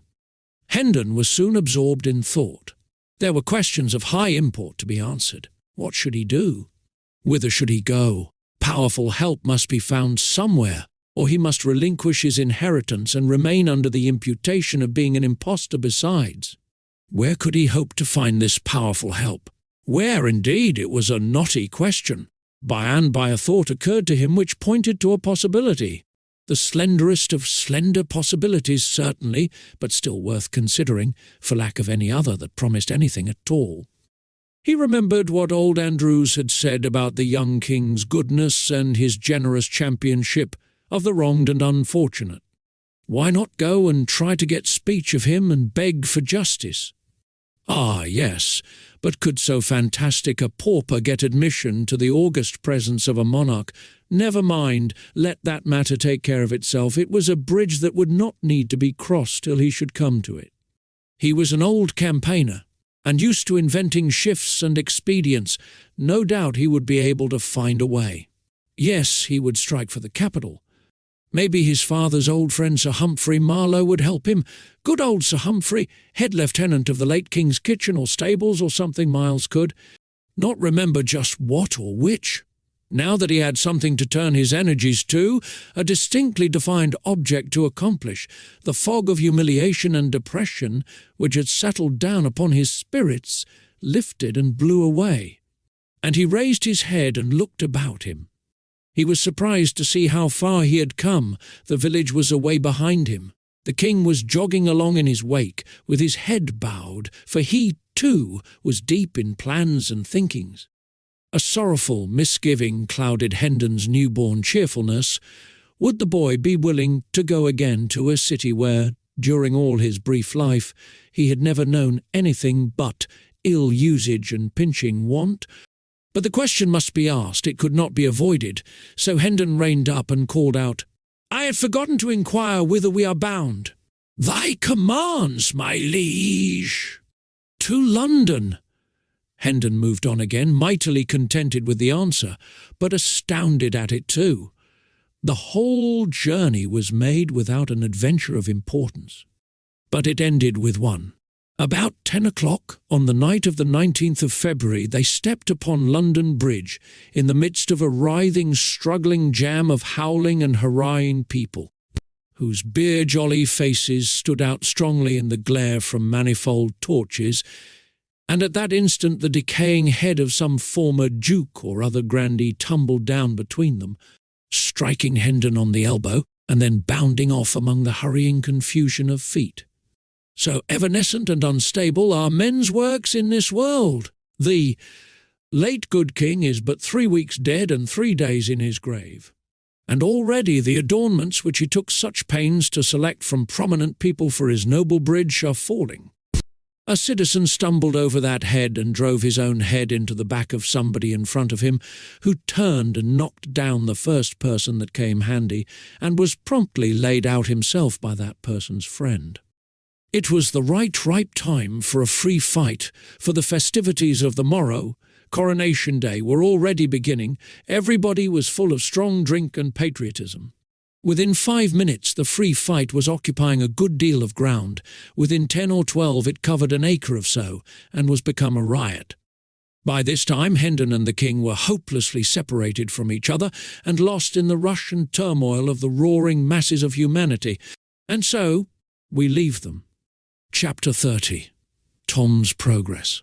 Whilst the true king wandered about the land, poorly clad, poorly fed, cuffed and derided by tramps one while, herding with thieves and murderers in a jail another, and called idiot and impostor by all impartially, the mock King Tom Canty enjoyed quite a different experience. When we saw him last, royalty was just beginning to have a bright side for him. This bright side went on brightening more and more every day. In a very little while it was become almost all sunshine and delightfulness. He lost his fears, his misgivings faded out and died. His embarrassments departed and gave place to an easy and confident bearing. He worked the whipping boy mind to ever-increasing profit. He ordered my Lady Elizabeth and my Lady Jane Grey into his presence when he wanted to play or talk, and dismissed them when he was done with them with the air of one familiarly accustomed to such performances. It no longer confused him to have these lofty personages kiss his hand at parting. He came to enjoy being conducted to bed in state at night, and dressed with intricate and solemn ceremony in the morning. It came to be a proud pleasure to march to dinner, attended by a glittering procession of officers of state and gentlemen-at-arms, insomuch indeed that he doubled his guard of gentlemen-at-arms and made them 100. He liked to hear the bugles sounding down the long corridors, and the distant voices responding, "Way for the king!" He even learned to enjoy sitting in throned state in council, and seeming to be something more than the Lord Protector's mouthpiece. He liked to receive great ambassadors and their gorgeous trains, and listen to the affectionate messages they brought from illustrious monarchs who called him brother. Oh, happy Tom Canty, late of Offal Court! He enjoyed his splendid clothes and ordered more. He found his 400 servants too few for his proper grandeur, and trebled them. The adulation of salaaming courtiers came to be sweet music to his ears. He remained kind and gentle, and a sturdy and determined champion of all that were oppressed. And he made tireless war upon unjust laws, yet upon occasion, being offended, he could turn upon an earl or even a duke, and give him a look that would make him tremble. Once, when his royal sister, the grimly holy Lady Mary, set herself to reason with him against the wisdom of his course in pardoning so many people who would otherwise be jailed or hanged or burned, and reminded him that their august late father's prisons had sometimes contained as high as 60,000 convicts at one time, and that during his admirable reign he had delivered 72,000 thieves and robbers over to death by the executioner, the boy was filled with generous indignation and commanded her to go to her closet and beseech God to take away the stone that was in her breast and give her a human heart. Did Tom Canty never feel troubled about the poor little rightful prince who had treated him so kindly and flown out with such hot zeal to avenge him upon the insolent sentinel at the palace gate? Yes, his first royal days and nights were pretty well sprinkled with painful thoughts about the lost prince, and with sincere longings for his return and happy restoration to his native rights and splendours. But as time wore on and the prince did not come, Tom's mind became more and more occupied with his new and enchanting experiences, and by little and little the vanished monarch faded almost out of his thoughts. And finally, when he did intrude upon them at intervals, he was become an unwelcome spectre, for he made Tom feel guilty and ashamed. Tom's poor mother and sisters travelled the same road out of his mind. At first he pined for them, sorrowed for them, longed to see them, but later the thought of their coming some day in their rags and dirt, and betraying him with their kisses and pulling him down from his lofty place, and dragging him back to penury and degradation and the slums, made him shudder. At last they ceased to trouble his thoughts almost wholly, and he was content, even glad, for whenever their mournful and accusing faces did rise before him now, they made him feel more despicable than the worms that crawl.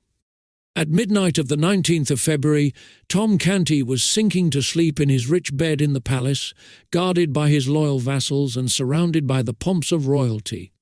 A happy boy, for tomorrow was the day appointed for his solemn crowning as King of England. At that same hour, Edward, the true king, hungry and thirsty, soiled and draggled, worn with travel, and clothed in rags and shreds, his share of the results of the riot, was wedged in among a crowd of people who were watching with deep interest certain hurrying gangs of workmen who streamed in and out of Westminster Abbey. Busy as ants, they were making the last preparation for the royal coronation. Chapter 31. The Recognition Procession. When Tom Canty awoke the next morning, the air was heavy with a thunderous murmur. All the distances were charged with it. It was music to him, for it meant that the English world was out in its strength to give loyal welcome to the great day. Presently Tom found himself once more the chief figure in a wonderful floating pageant on the Thames, for by ancient custom the recognition procession through London must start from the Tower, and he was bound thither. When he arrived there, the sides of the venerable fortress seemed suddenly rent in 1,000 places, and from every rent leaped a red tongue of flame and a white gush of smoke. A deafening explosion followed, which drowned the shoutings of the multitude and made the ground tremble. The flame jets, the smoke, and the explosions were repeated over and over again with marvellous celerity, so that in a few moments the old tower disappeared in the vast fog of its own smoke.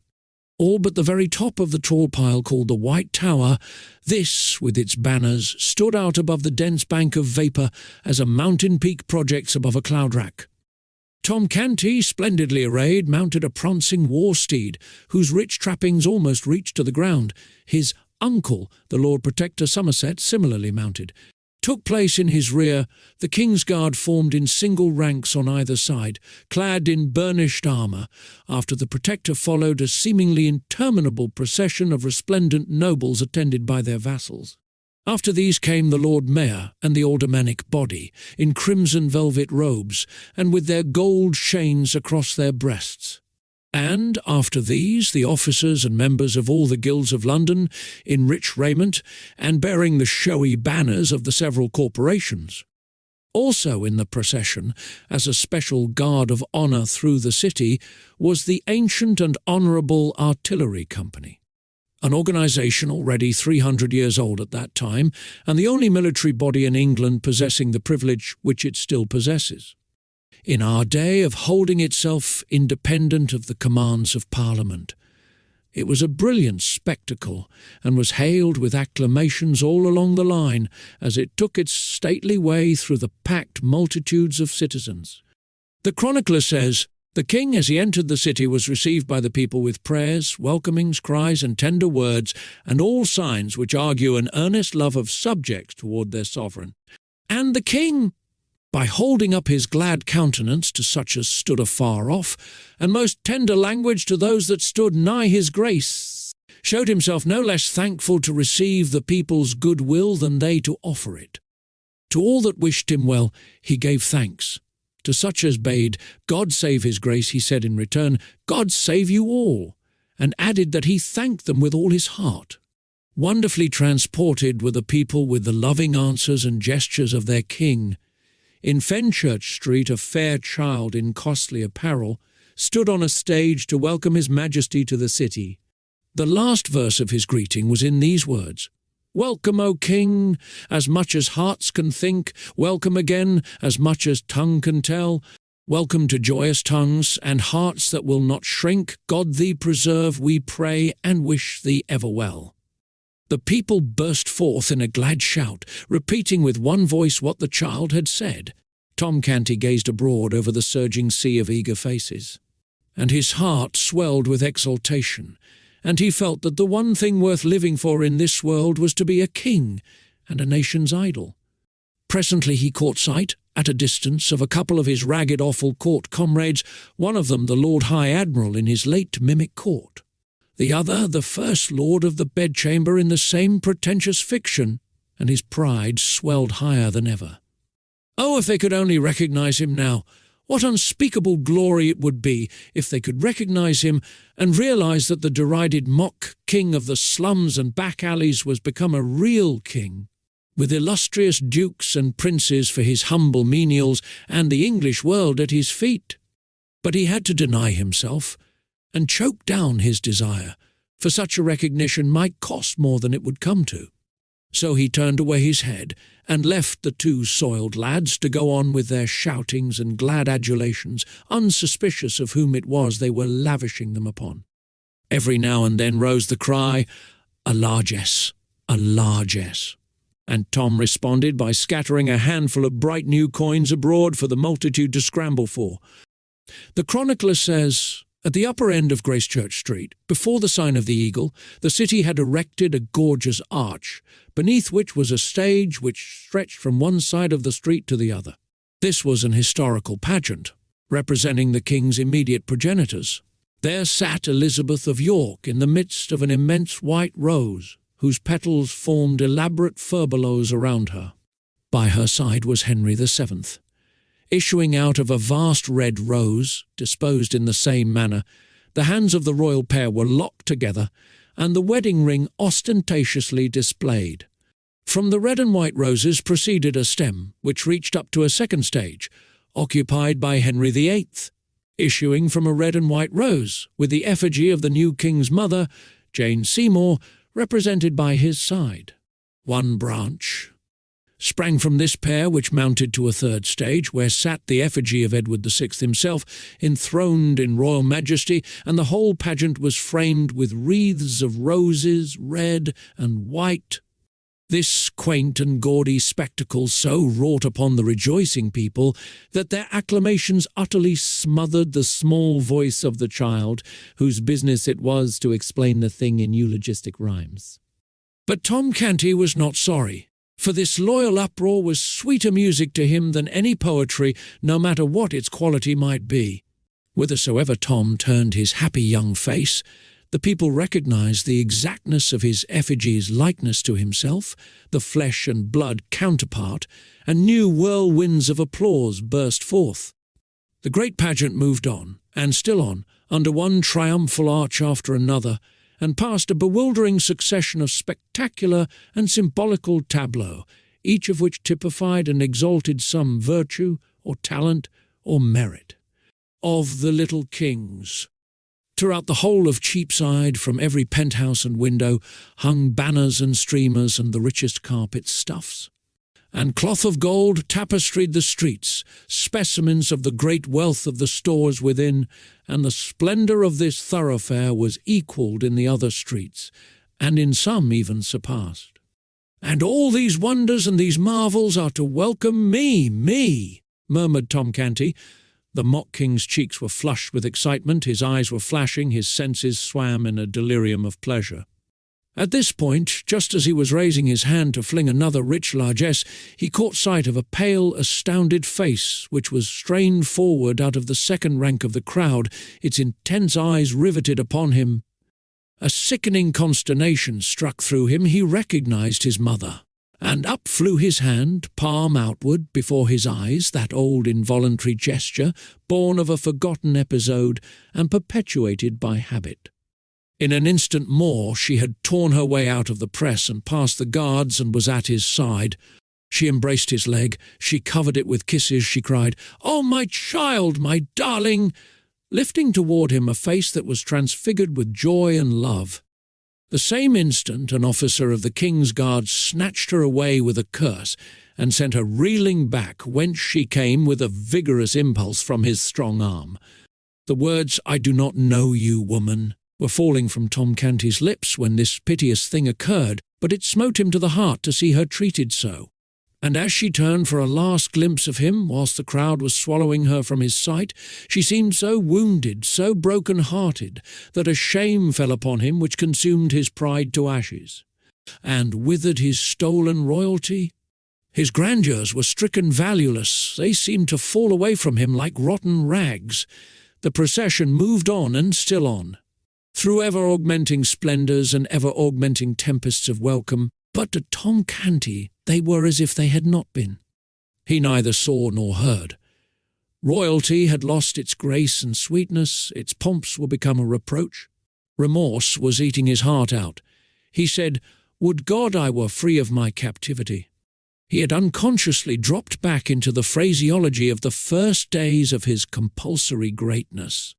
The shining pageant still went winding like a radiant and interminable serpent down the crooked lanes of the quaint old city, and through the huzzying hosts. But still the king rode with bowed head and vacant eyes, seeing only his mother's face and that wounded look in it. "Largesse, largesse!" The cry fell upon an unheeding ear. "Long live Edward of England!" It seemed as if the earth shook with the explosion, but there was no response from the king. He heard it only as one hears the thunder of the surf when it is blown to the ear out of a great distance, for it was smothered under another sound which was still nearer in his own breast. In his accusing conscience, a voice which kept repeating those shameful words, "I do not know you, woman." The words smote upon the king's soul as the strokes of a funeral bell smite upon the soul of a surviving friend, when they remind him of secret treacheries suffered at his hands by him that is gone. New glories were unfolded at every turning, new wonders, new marvels, sprang into view, the pent clamours of waiting batteries were released. New raptures poured from the throats of the waiting multitudes, but the king gave no sign, and the accusing voice that went moaning through his comfortless breast was all the sound he heard. By and by the gladness in the faces of the populace changed a little, and became touched with a something like solicitude or anxiety. An abatement in the volume of the applause was observable too. The Lord Protector was quick to notice these things. He was as quick to detect the cause. He spurred to the king's side, bent low in his saddle, uncovered, and said, "My liege, it is an ill time for dreaming. The people observe thy downcast head, thy clouded mien, and they take it for an omen. Be advised, unveil the sun of royalty, and let it shine upon these boding vapours, and disperse them. Lift up thy face, and smile upon the people." So saying, the duke scattered a handful of coins to right and left, then retired to his place. The mock king did mechanically as he had been bidden. His smile had no heart in it, but few eyes were near enough or sharp enough to detect that. The noddings of his plumed head as he saluted his subjects were full of grace and graciousness. The largesse which he delivered from his hand was royally liberal. So the people's anxiety vanished, and the acclamations burst forth again in as mighty a volume as before. Still once more, a little before the progress was ended, the Duke was obliged to ride forward and make remonstrance. He whispered, "O dread sovereign, shake off these fatal humours, the eyes of the world are upon thee." Then he added with sharp annoyance, "Perdition catch that crazy pauper! 'Twas she that hath disturbed your highness." The gorgeous figure turned a lustreless eye upon the Duke, and said in a dead voice, "She was my mother." "My God!" groaned the Protector as he reined his horse backward to his post. "The omen was pregnant with prophecy. He is gone mad again." Chapter 32. Coronation Day.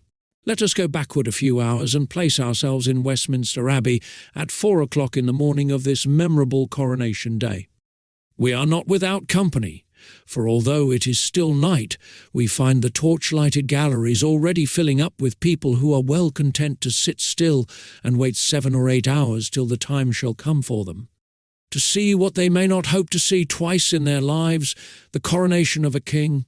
Yes, London and Westminster have been astir ever since the warning guns boomed at 3 o'clock, and already crowds of untitled rich folk who have bought the privilege of trying to find sitting room in the galleries are flocking in at the entrances reserved for their sort. The hours drag along tediously enough. All stir has ceased for some time, for every gallery has long ago been packed. We may sit now and look and think at our leisure. We have glimpses here and there and yonder through the dim cathedral twilight of portions of many galleries and balconies wedged full with other people, the other portions of these galleries and balconies being cut off from sight by intervening pillars and architectural projections. We have in view the whole of the great north transept, empty and waiting for England's privileged ones. We see also the ample area or platform, carpeted with rich stuffs, whereon the throne stands. The throne occupies the centre of the platform and is raised above it upon an elevation of 4 steps. Within the seat of the throne is enclosed a rough flat rock, the stone of Scone, which many generations of Scottish kings sat on to be crowned. And so it in time became holy enough to answer a like purpose for English monarchs. Both the throne and its footstool are covered with cloth of gold. Stillness reigns, the torches blink dully, the time drags heavily. But at last the lagging daylight asserts itself. The torches are extinguished, and a mellow radiance suffuses the great spaces. All features of the noble building are distinct now, but soft and dreamy, for the sun is lightly veiled with clouds. At 7 o'clock the first break in the drowsy monotony occurs, for on the stroke of this hour the first peeress enters the transept, clothed like Solomon for splendour, and is conducted to her.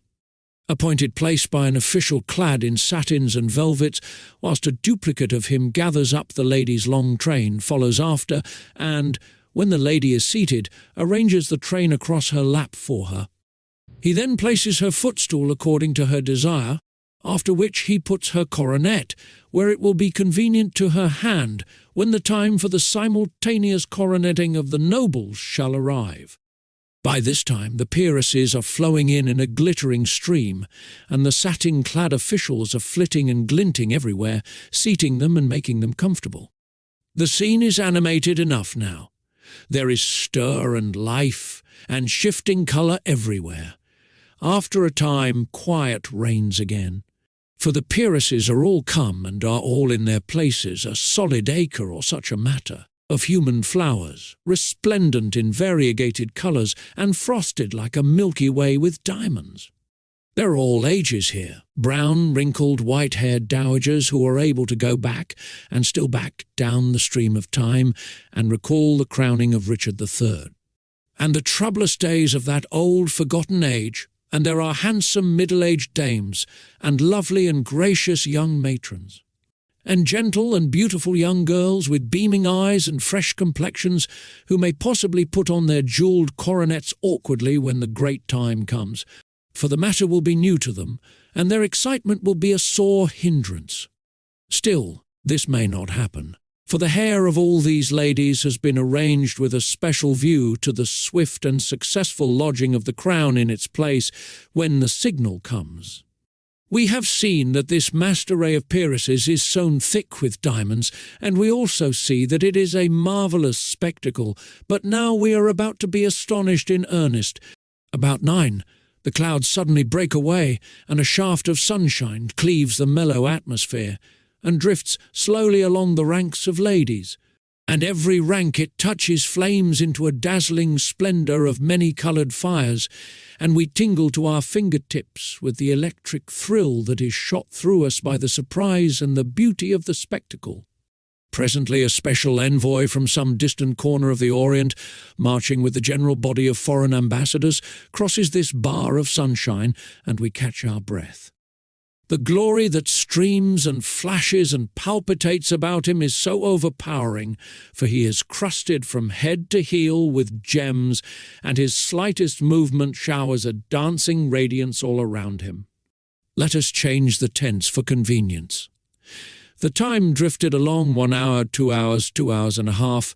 Then the deep booming of artillery told that the king and his grand procession had arrived at last. So the waiting multitude rejoiced. All knew that a further delay must follow, for the king must be prepared and robed for the solemn ceremony, but this delay would be pleasantly occupied by the assembling of the peers of the realm in their stately robes. These were conducted ceremoniously to their seats, and their coronets placed conveniently at hand, and meanwhile the multitude in the galleries were alive with interest, for most of them were beholding for the first time dukes, earls and barons whose names had been historical for 500 years. When all were finally seated, the spectacle from the galleries and all coigns of vantage was complete, a gorgeous one to look upon and to remember. Now the robed and mitred great heads of the church and their attendants filed in upon the platform and took their appointed places. These were followed by the Lord Protector and other great officials, and these again by a steel-clad detachment of the guard. There was a waiting pause, then, at a signal, a triumphant peal of music burst forth, and Tom Canty, clothed in a long robe of cloth of gold, appeared at a door and stepped upon the platform. The entire multitude rose, and the ceremony of the recognition ensued. Then a noble anthem swept the abbey with its rich waves of sound, and thus heralded and welcomed, Tom Canty was conducted to the throne.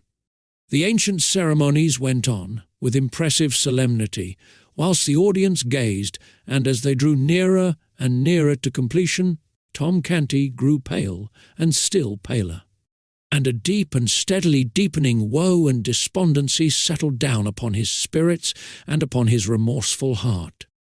At last the final act was at hand. The Archbishop of Canterbury lifted up the crown of England from its cushion and held it out over the trembling mock king's head.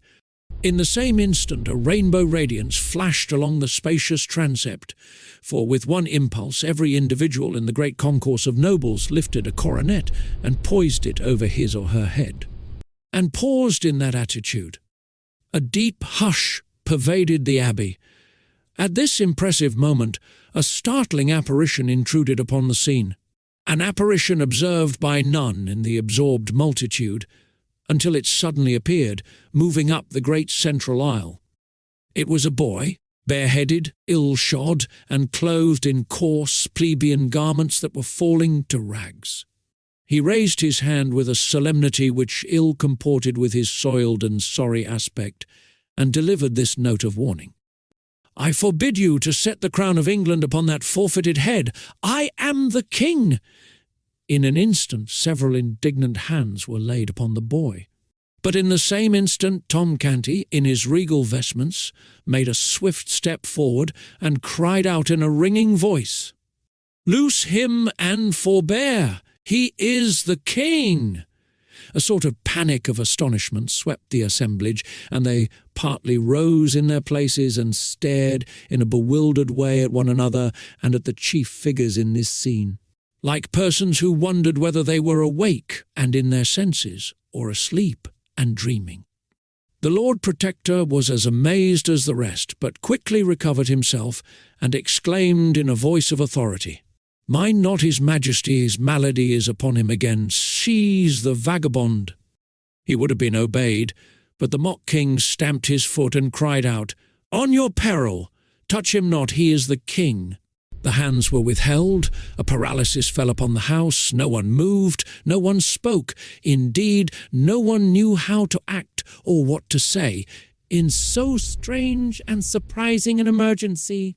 While all minds were struggling to right themselves, the boy still moved steadily forward with high port and confident mien. He had never halted from the beginning. And while the tangled minds still floundered helplessly, he stepped upon the platform, and the mock king ran with a glad face to meet him, and fell on his knees before him, and said, "O my lord the king, let poor Tom Canty be first to swear fealty to thee, and say, Put on thy crown, and enter into thine own again." The Lord Protector's eye fell sternly upon the newcomer's face, but straightway the sternness vanished away, and gave place to an expression of wondering surprise. This thing happened also to the other great officers. They glanced at each other and retreated a step by a common and unconscious impulse. The thought in each mind was the same, "What a strange resemblance." The Lord Protector reflected a moment or two in perplexity.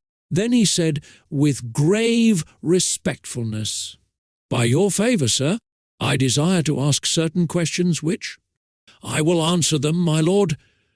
The Duke asked him many questions about the court, the late king, the prince, the princesses.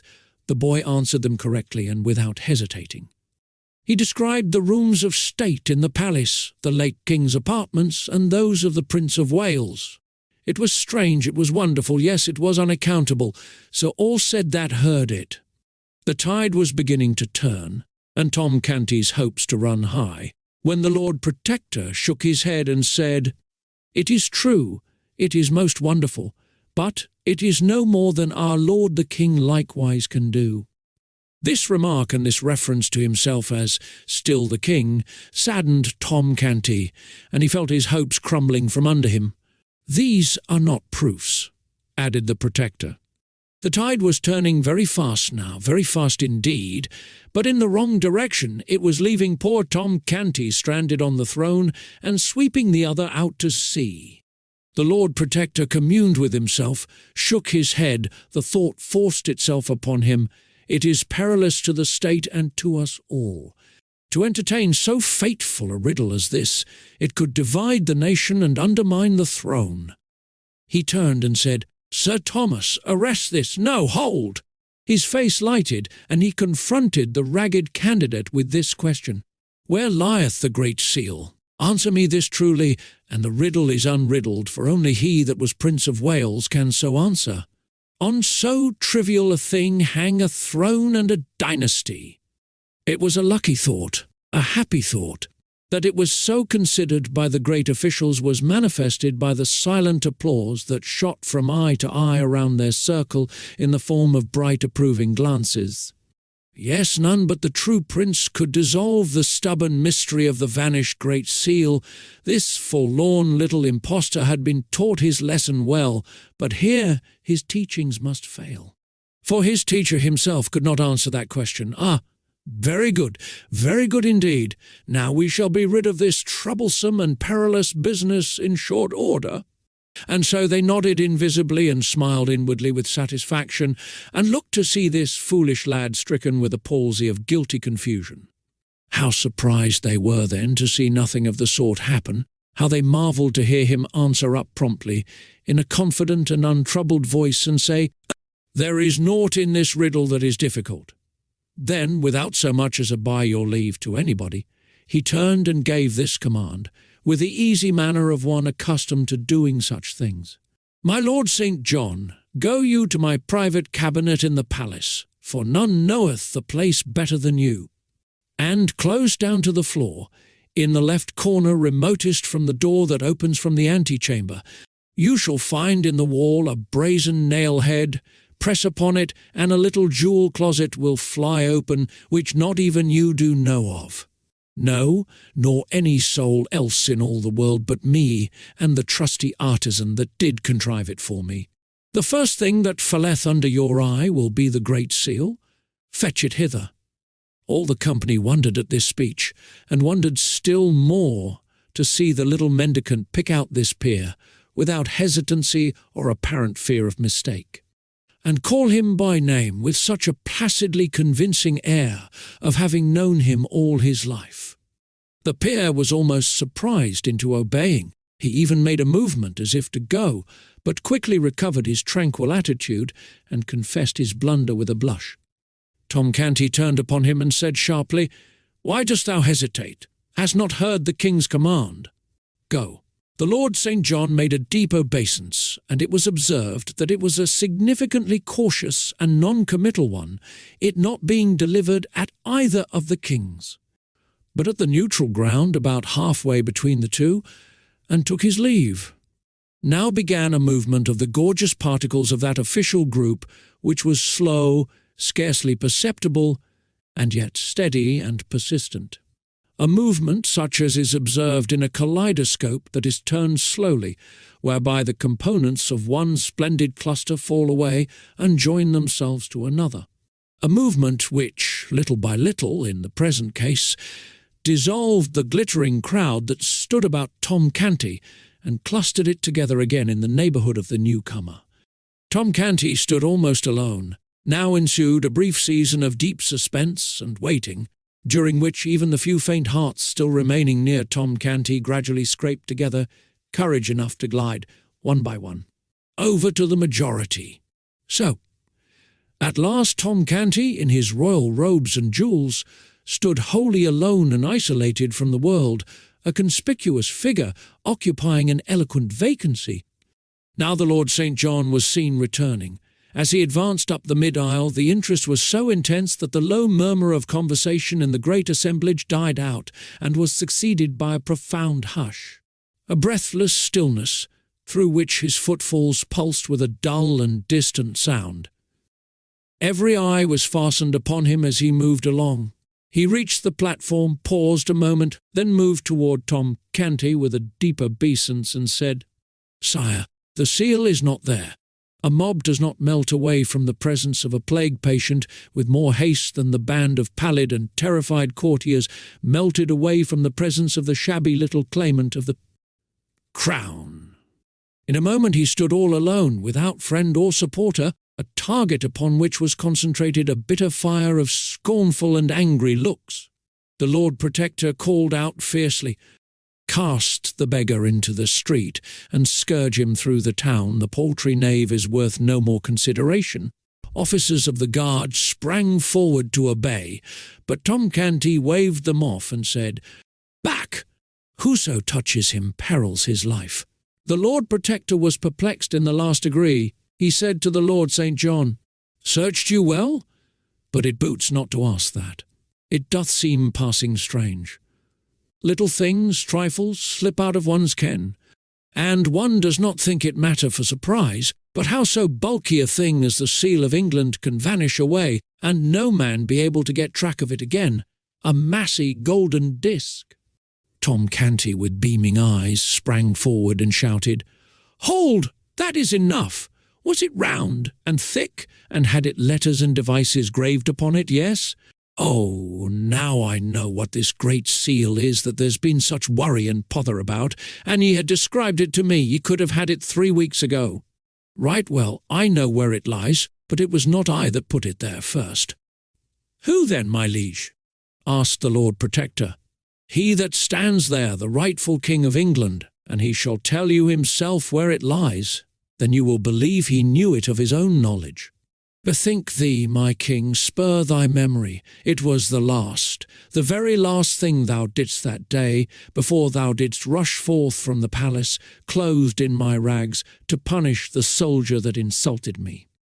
A silence ensued, undisturbed by a movement or a whisper, and all eyes were fixed upon the newcomer. who stood with bent head and corrugated brow, groping in his memory among a thronging multitude of valueless recollections for one single little elusive fact, which found would seat him upon a throne, unfound would leave him as he was.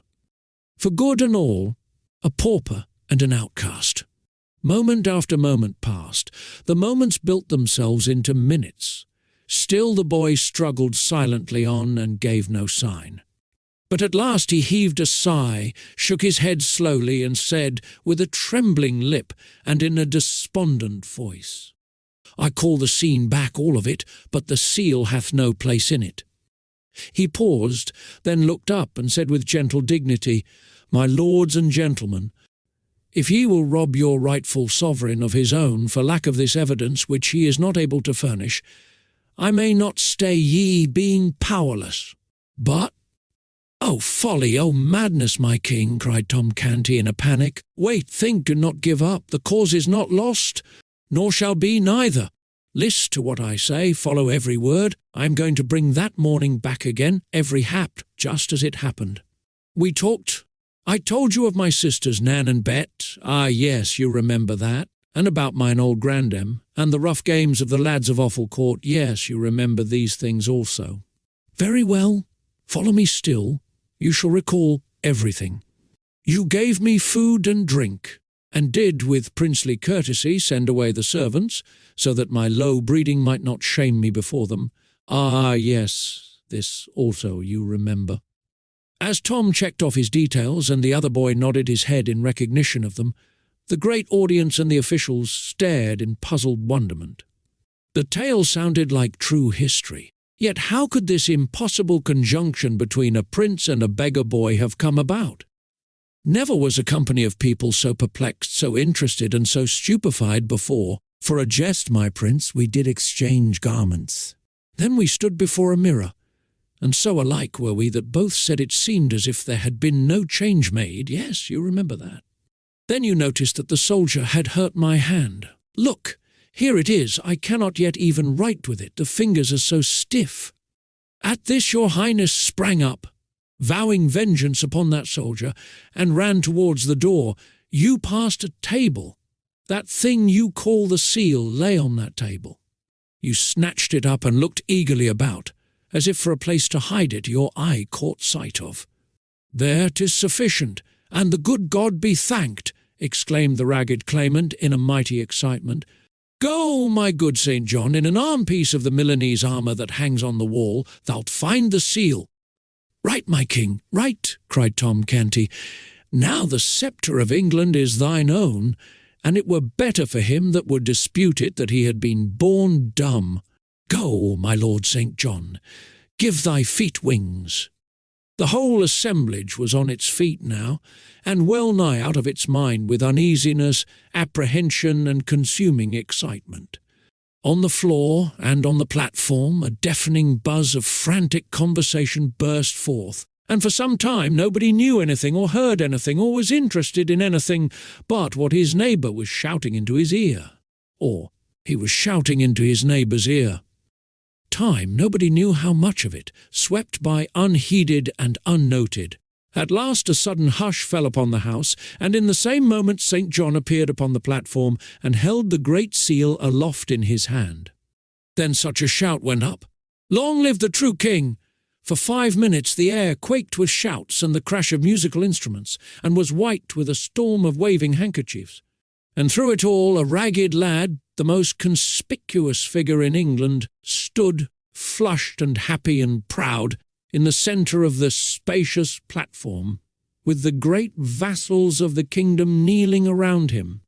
Then all rose, and Tom Canty cried out, "Now, O my king, take these regal garments back, and give poor Tom thy servant his shreds and remnants again." The Lord Protector spoke up, "Let the small varlet be stripped and flung into the tower." But the new king, the true king, said, "I will not have it so. But for him I had not got my crown again. None shall lay a hand upon him to harm him. And as for thee, my good uncle, my Lord Protector, this conduct of thine is not grateful toward this poor lad. For I hear he hath made thee a duke." The Protector blushed, Yet he was not a king, wherefore what is thy fine title worth now? Tomorrow you shall sue to me through him for its confirmation, else no duke, but a simple earl shalt thou remain. Under this rebuke, his grace the Duke of Somerset retired a little from the front for the moment. The king turned to Tom and said kindly, "My poor boy, how was it that you could remember where I hid the seal when I could not remember it myself?" "Ah, my king, that was easy, since I used it divers days." "Used it, yet could not explain where it was. I did not know it was that they wanted. They did not describe it, your majesty. Then how used you it?" The red blood began to steal up into Tom's cheeks, and he dropped his eyes and was silent. "Speak up, good lad, and fear nothing," said the king. "How used you the Great Seal of England?" Tom stammered a moment in a pathetic confusion, then got it out. "To crack nuts with?" Poor child, the avalanche of laughter that greeted this nearly swept him off his feet. But if a doubt remained in any mind that Tom Canty was not the King of England and familiar with the august appurtenances of royalty, this reply disposed of it utterly. Meantime, the sumptuous robe of state had been removed from Tom's shoulders to the king's, whose rags were effectually hidden from sight under it. Then the coronation ceremonies were resumed. The true king was anointed and the crown set upon his head, whilst cannon thundered the news to the city, and all London seemed to rock with applause. Chapter 33. Edward as King. Miles Hendon was picturesque enough before he got into the riot on London Bridge. He was more so when he got out of it. He had but little money when he got in, none at all when he got out. The pickpockets had stripped him of his last farthing. But no matter, so he found his boy. Being a soldier, he did not go at his task in a random way, but set to work, first of all, to arrange his campaign. What would the boy naturally do? Where would he naturally go? Well, argued Miles, he would naturally go to his former haunts, for that is the instinct of unsound minds, when homeless and forsaken, as well as of sound ones. Whereabouts were his former haunts? His rags, taken together with the low villain who seemed to know him, and who even claimed to be his father, indicated that his home was in one or another of the poorest and meanest districts of London. Would the search for him be difficult or long? No, it was likely to be easy and brief. He would not hunt for the boy, he would hunt for a crowd. In the centre of a big crowd or a little one, sooner or later, he should find his poor little friend sure. And the mangy mob would be entertaining itself with pestering and aggravating the boy, who would be proclaiming himself king as usual. Then Miles Hendon would cripple some of those people and carry off his little ward, and comfort and cheer him with loving words, and the two would never be separated any more. So Miles started on his quest. Hour after hour he tramped through back alleys and squalid streets, seeking groups and crowds and finding no end of them, but never any sign of the boy. This greatly surprised him, but did not discourage him. To his notion, there was nothing the matter with his plan of campaign. The only miscalculation about it was that the campaign was becoming a lengthy one, whereas he had expected it to be short.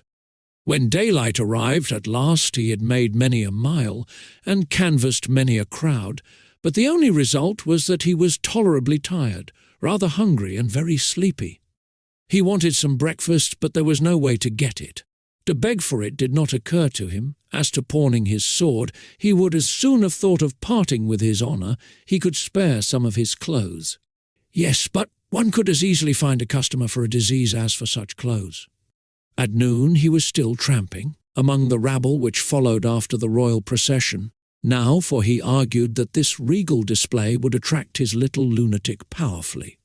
He followed the pageant through all its devious windings about London, and all the way to Westminster and the Abbey. He drifted here and there amongst the multitudes that were massed in the vicinity for a weary long time, baffled and perplexed, and finally wandered off thinking, and trying to contrive some way to better his plan of campaign. By and by, when he came to himself out of his musings, he discovered that the town was far behind him, and that the day was growing old. He was near the river, and in the country. It was a region of fine rural seats, not the sort of district to welcome clothes like his. It was not at all cold. So he stretched himself on the ground in the lee of a hedge to rest and think. Drowsiness presently began to settle upon his senses. The faint and far-off boom of cannon was wafted to his ear, and he said to himself, "The new king is crowned," and straightway fell asleep. He had not slept or rested before for more than 30 hours. He did not wake again until near the middle of the next morning. He got up, lame, stiff, and half famished, washed himself in the river, stayed his stomach with a pint or two of water, and trudged off toward Westminster, grumbling at himself for having wasted so much time.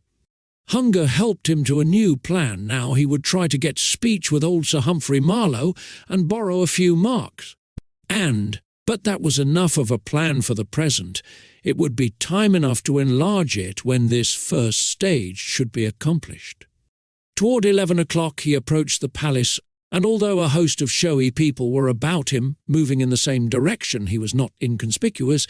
His costume took care of that.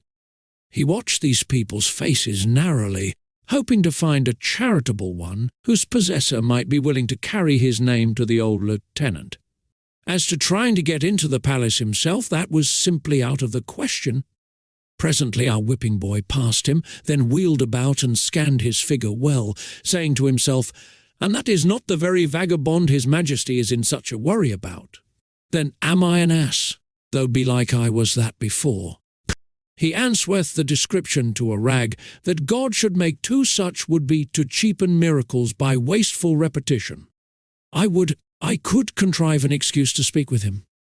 Miles Hendon saved him the trouble, for he turned about then, as a man generally will when somebody mesmerizes him by gazing hard at him from behind. And, observing a strong interest in the boy's eyes, he stepped toward him and said, "You have just come out from the palace. Do you belong there?" "Yes, your worship." "Know you Sir Humphrey Marlowe?" The boy started and said to himself, "Lord, mine old departed father." Then he answered aloud, "Right well, your worship." "Good, is he within?" "Yes," said the boy, and added to himself, "within his grave. Might I crave your favour to carry my name to him, and say I beg to say a word in his ear?" "I will dispatch the business right willingly, fair sir. Then say Miles Hendon, son of Sir Richard, is here without. I shall be greatly bounden to you, my good lad." The boy looked disappointed. "The king did not name him so," he said to himself, "but it mattereth not. This is his twin brother, and can give his majesty news of t'other Sir Odds and Ends, I warrant." So he said to Miles, "Step in there a moment, good sir, and wait till I bring you word." Hendon retired to the place indicated. It was a recess sunk in the palace wall, with a stone bench in it, a shelter for sentinels in bad weather. He had hardly seated himself when some halberdiers, in charge of an officer, passed by. The officer saw him, halted his men, and commanded Hendon to come forth. He obeyed, and was promptly arrested as a suspicious character, prowling within the precincts of the palace. Things began to look ugly. Poor Miles was going to explain, but the officer roughly silenced him, and ordered his men to disarm him and search him. "God of his mercy grant that they find somewhat," said poor Miles. "I have searched enow and failed, yet is my need greater than theirs." Nothing was found but a document. The officer tore it open, and Hendon smiled when he recognized the pothooks made by his lost little friend that black day at Hendon Hall. The officer's face grew dark as he read the English paragraph, and Miles blenched to the opposite colour as he listened.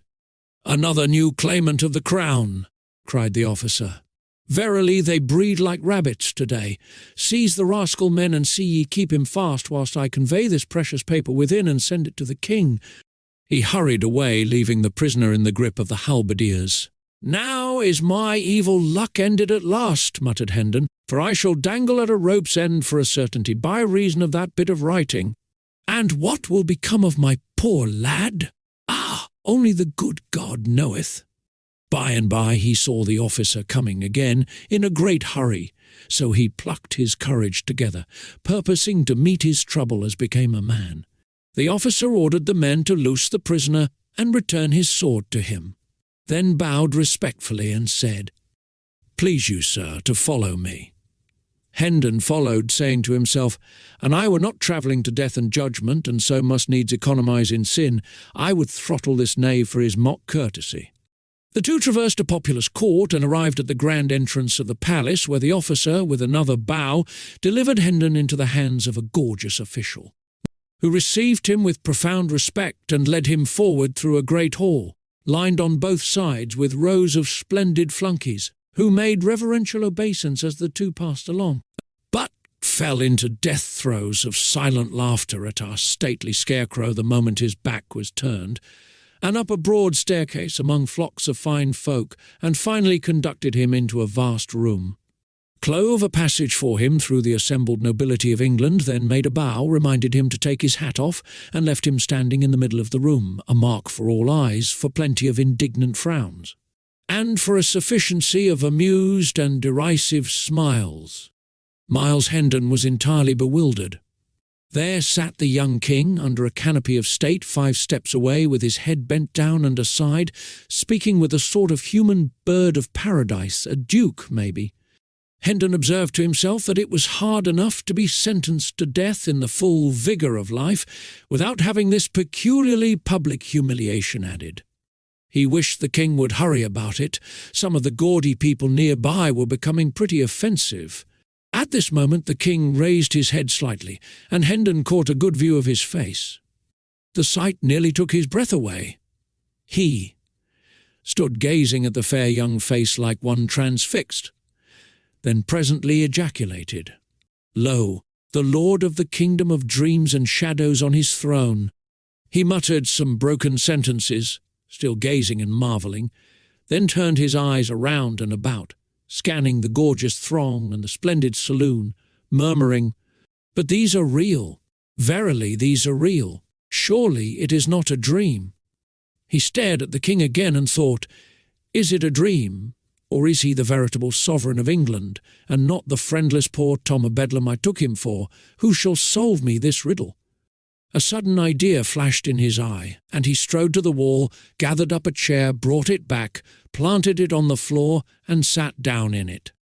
A buzz of indignation broke out, a rough hand was laid upon him, and a voice exclaimed, "Up, thou mannerless clown! Wouldst sit in the presence of the king?" The disturbance attracted his Majesty's attention, who stretched forth his hand and cried out, "Touch him not, it is his right." The throng fell back stupefied. The king went on, "Learn ye all, ladies, lords, and gentlemen, that this is my trusty and well-beloved servant Miles Hendon, who interposed his good sword and saved his prince from bodily harm and possible death, and for this he is a knight, by the king's voice.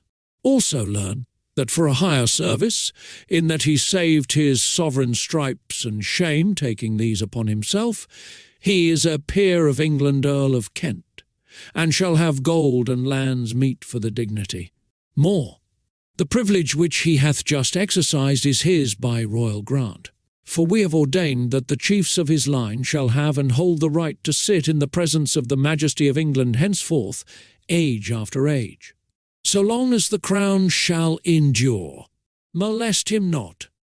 2 persons who, through delay, had only arrived from the country during this morning, and had now been in this room only 5 minutes, stood listening to these words and looking at the king, then at the scarecrow, then at the king again, in a sort of torpid bewilderment. These were Sir Hugh and the Lady Edith, but the new earl did not see them. He was still staring at the monarch in a dazed way and muttering, "Oh, body o' me! This my pauper, this my lunatic, this is he whom I would show what grandeur was in my house of 70 rooms and 27 servants. This is he who had never known aught but rags for raiment, kicks for comfort, and offal for diet. This is he whom I adopted and would make respectable. Would God I had a bag to hide my head in." Then his manners suddenly came back to him, and he dropped upon his knees with his hands between the king's, and swore allegiance and did homage for his lands and titles. Then he rose and stood respectfully aside, a mark still for all eyes, and much envy too. Now the king discovered Sir Hugh, and spoke out with wrathful voice and kindling eye. Strip this robber of his false show and stolen estates, and put him under lock and key till I have need of him." The late Sir Hugh was led away. There was a stir at the other end of the room. Now the assemblage fell apart, and Tom Canty, quaintly but richly clothed, marched down between these living walls, preceded by an usher. He knelt before the king, who said, "I have learned the story of these past few weeks, and am well pleased with thee. Thou hast governed the realm with right royal gentleness and mercy. Thou hast found thy mother and thy sisters again? Good.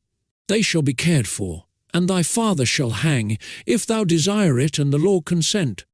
Know, all ye that hear my voice, that from this day they that abide in the shelter of Christ's hospital and share the king's bounty shall have their minds and hearts fed, as well as their baser parts.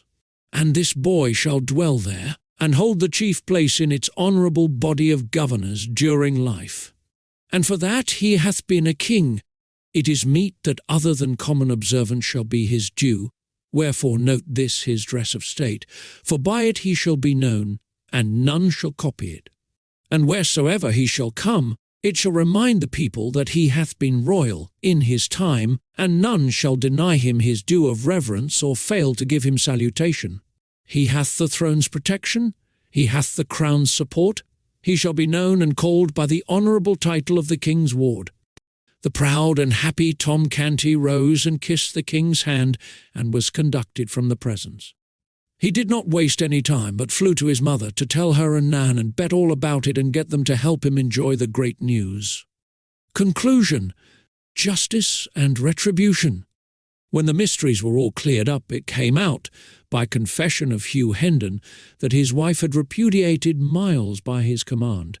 That day at Hendon Hall, a command assisted and supported by the perfectly trustworthy promise that if she did not deny that he was Miles Hendon, and stand firmly to it, he would have her life. Whereupon she said, "Take it." She did not value it, and she would not repudiate Miles. Then the husband said he would spare her life but have Miles assassinated.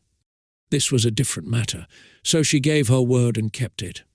Hugh was not prosecuted for his threats or for stealing his brother's estates and title, because the wife and brother would not testify against him, and the former would not have been allowed to do it, even if she had wanted to. Hugh deserted his wife and went over to the continent, where he presently died, and by the Earl of Kent married his relict. There were grand times and rejoicings at Hendon village when the couple paid their first visit to the hall. Tom Canty's father was never heard of again. The king sought out the farmer who had been branded and sold as a slave, and reclaimed him from his evil life with the Rufflers' gang and put him in the way of a comfortable livelihood. He also took that old lawyer out of prison and remitted his fine. He provided good homes for the daughters of the 2 Baptist women whom he saw burned at the stake, and roundly punished the official who laid the undeserved stripes upon Miles Hendon's back. He saved from the gallows the boy who had captured the stray falcon, and also the woman who had stolen a remnant of cloth from a weaver. But he was too late to save the man who had been convicted of killing a deer in the royal forest. He showed favour to the justice who had pitied him when he was supposed to have stolen a pig, and he had the gratification of seeing him grow in the public esteem and become a great and honoured man. As long as the king lived, he was fond of telling the story of his adventures all through, from the hour that the sentinel cuffed him away from the palace gate till the final midnight, when he deftly mixed himself into a gang of hurrying workmen, and so slipped into the abbey and climbed up and hid himself in the confessor's tomb, and then slept so long next day that he came within one of missing the coronation altogether. He said that the frequent rehearsing of the precious lesson kept him strong in his purpose to make its teachings yield benefits to his people, and so, whilst his life was spared, he should continue to tell the story, and thus keep its sorrowful spectacles fresh in his memory, and the springs of pity replenished in his heart. Miles Hendon and Tom Canty were favourites of the king, all through his brief reign and his sincere mourners when he died. The good Earl of Kent had too much sense to abuse his peculiar privilege, but he exercised it twice after the instance we have seen of it before he was called from this world. Once at the accession of Queen Mary, and once at the accession of Queen Elizabeth. A descendant of his exercised it at the accession of James I. Before this one's son chose to use the privilege, near a quarter of a century had elapsed, and the privilege of the Kents had faded out of most people's memories. So when the Kent of that day appeared before Charles I and his court and sat down in the sovereign's presence to assert and perpetuate the right of his house, there was a fine stir indeed. But the matter was soon explained, and the right confirmed. The last Earl of the line fell in the wars of the Commonwealth fighting for the king, and the odd privilege ended with him. Tom Canty lived to be a very old man, a handsome, white-haired old fellow, of grave and benignant aspect. As long as he lasted he was honoured, and he was also reverenced for his striking and peculiar costume kept the people reminded that in his time he had been royal. So wherever he appeared, the crowd fell apart, making way for him and whispering one to another, "Doff thee hat! It is the king's ward!" And so they saluted, and got his kindly smile in return, and they valued it too, for his was an honourable history. Yes, King Edward VI lived only a few years, poor boy, but he lived them worthily. More than once, when some great dignitary, some gilded vassal of the crown, made argument against his leniency, and urged that some law which he was bent upon amending was gentle enough for its purpose, and wrought no suffering or oppression which any one need mightily mind, the young king turned the mournful eloquence of his great compassionate eyes upon him, and answered, "What dost thou know of suffering and oppression? I and my people know, but not thou. The reign of Edward VI was a singularly merciful one for those harsh times. Now that we are taking leave of him, let us try to keep this in our minds to his credit.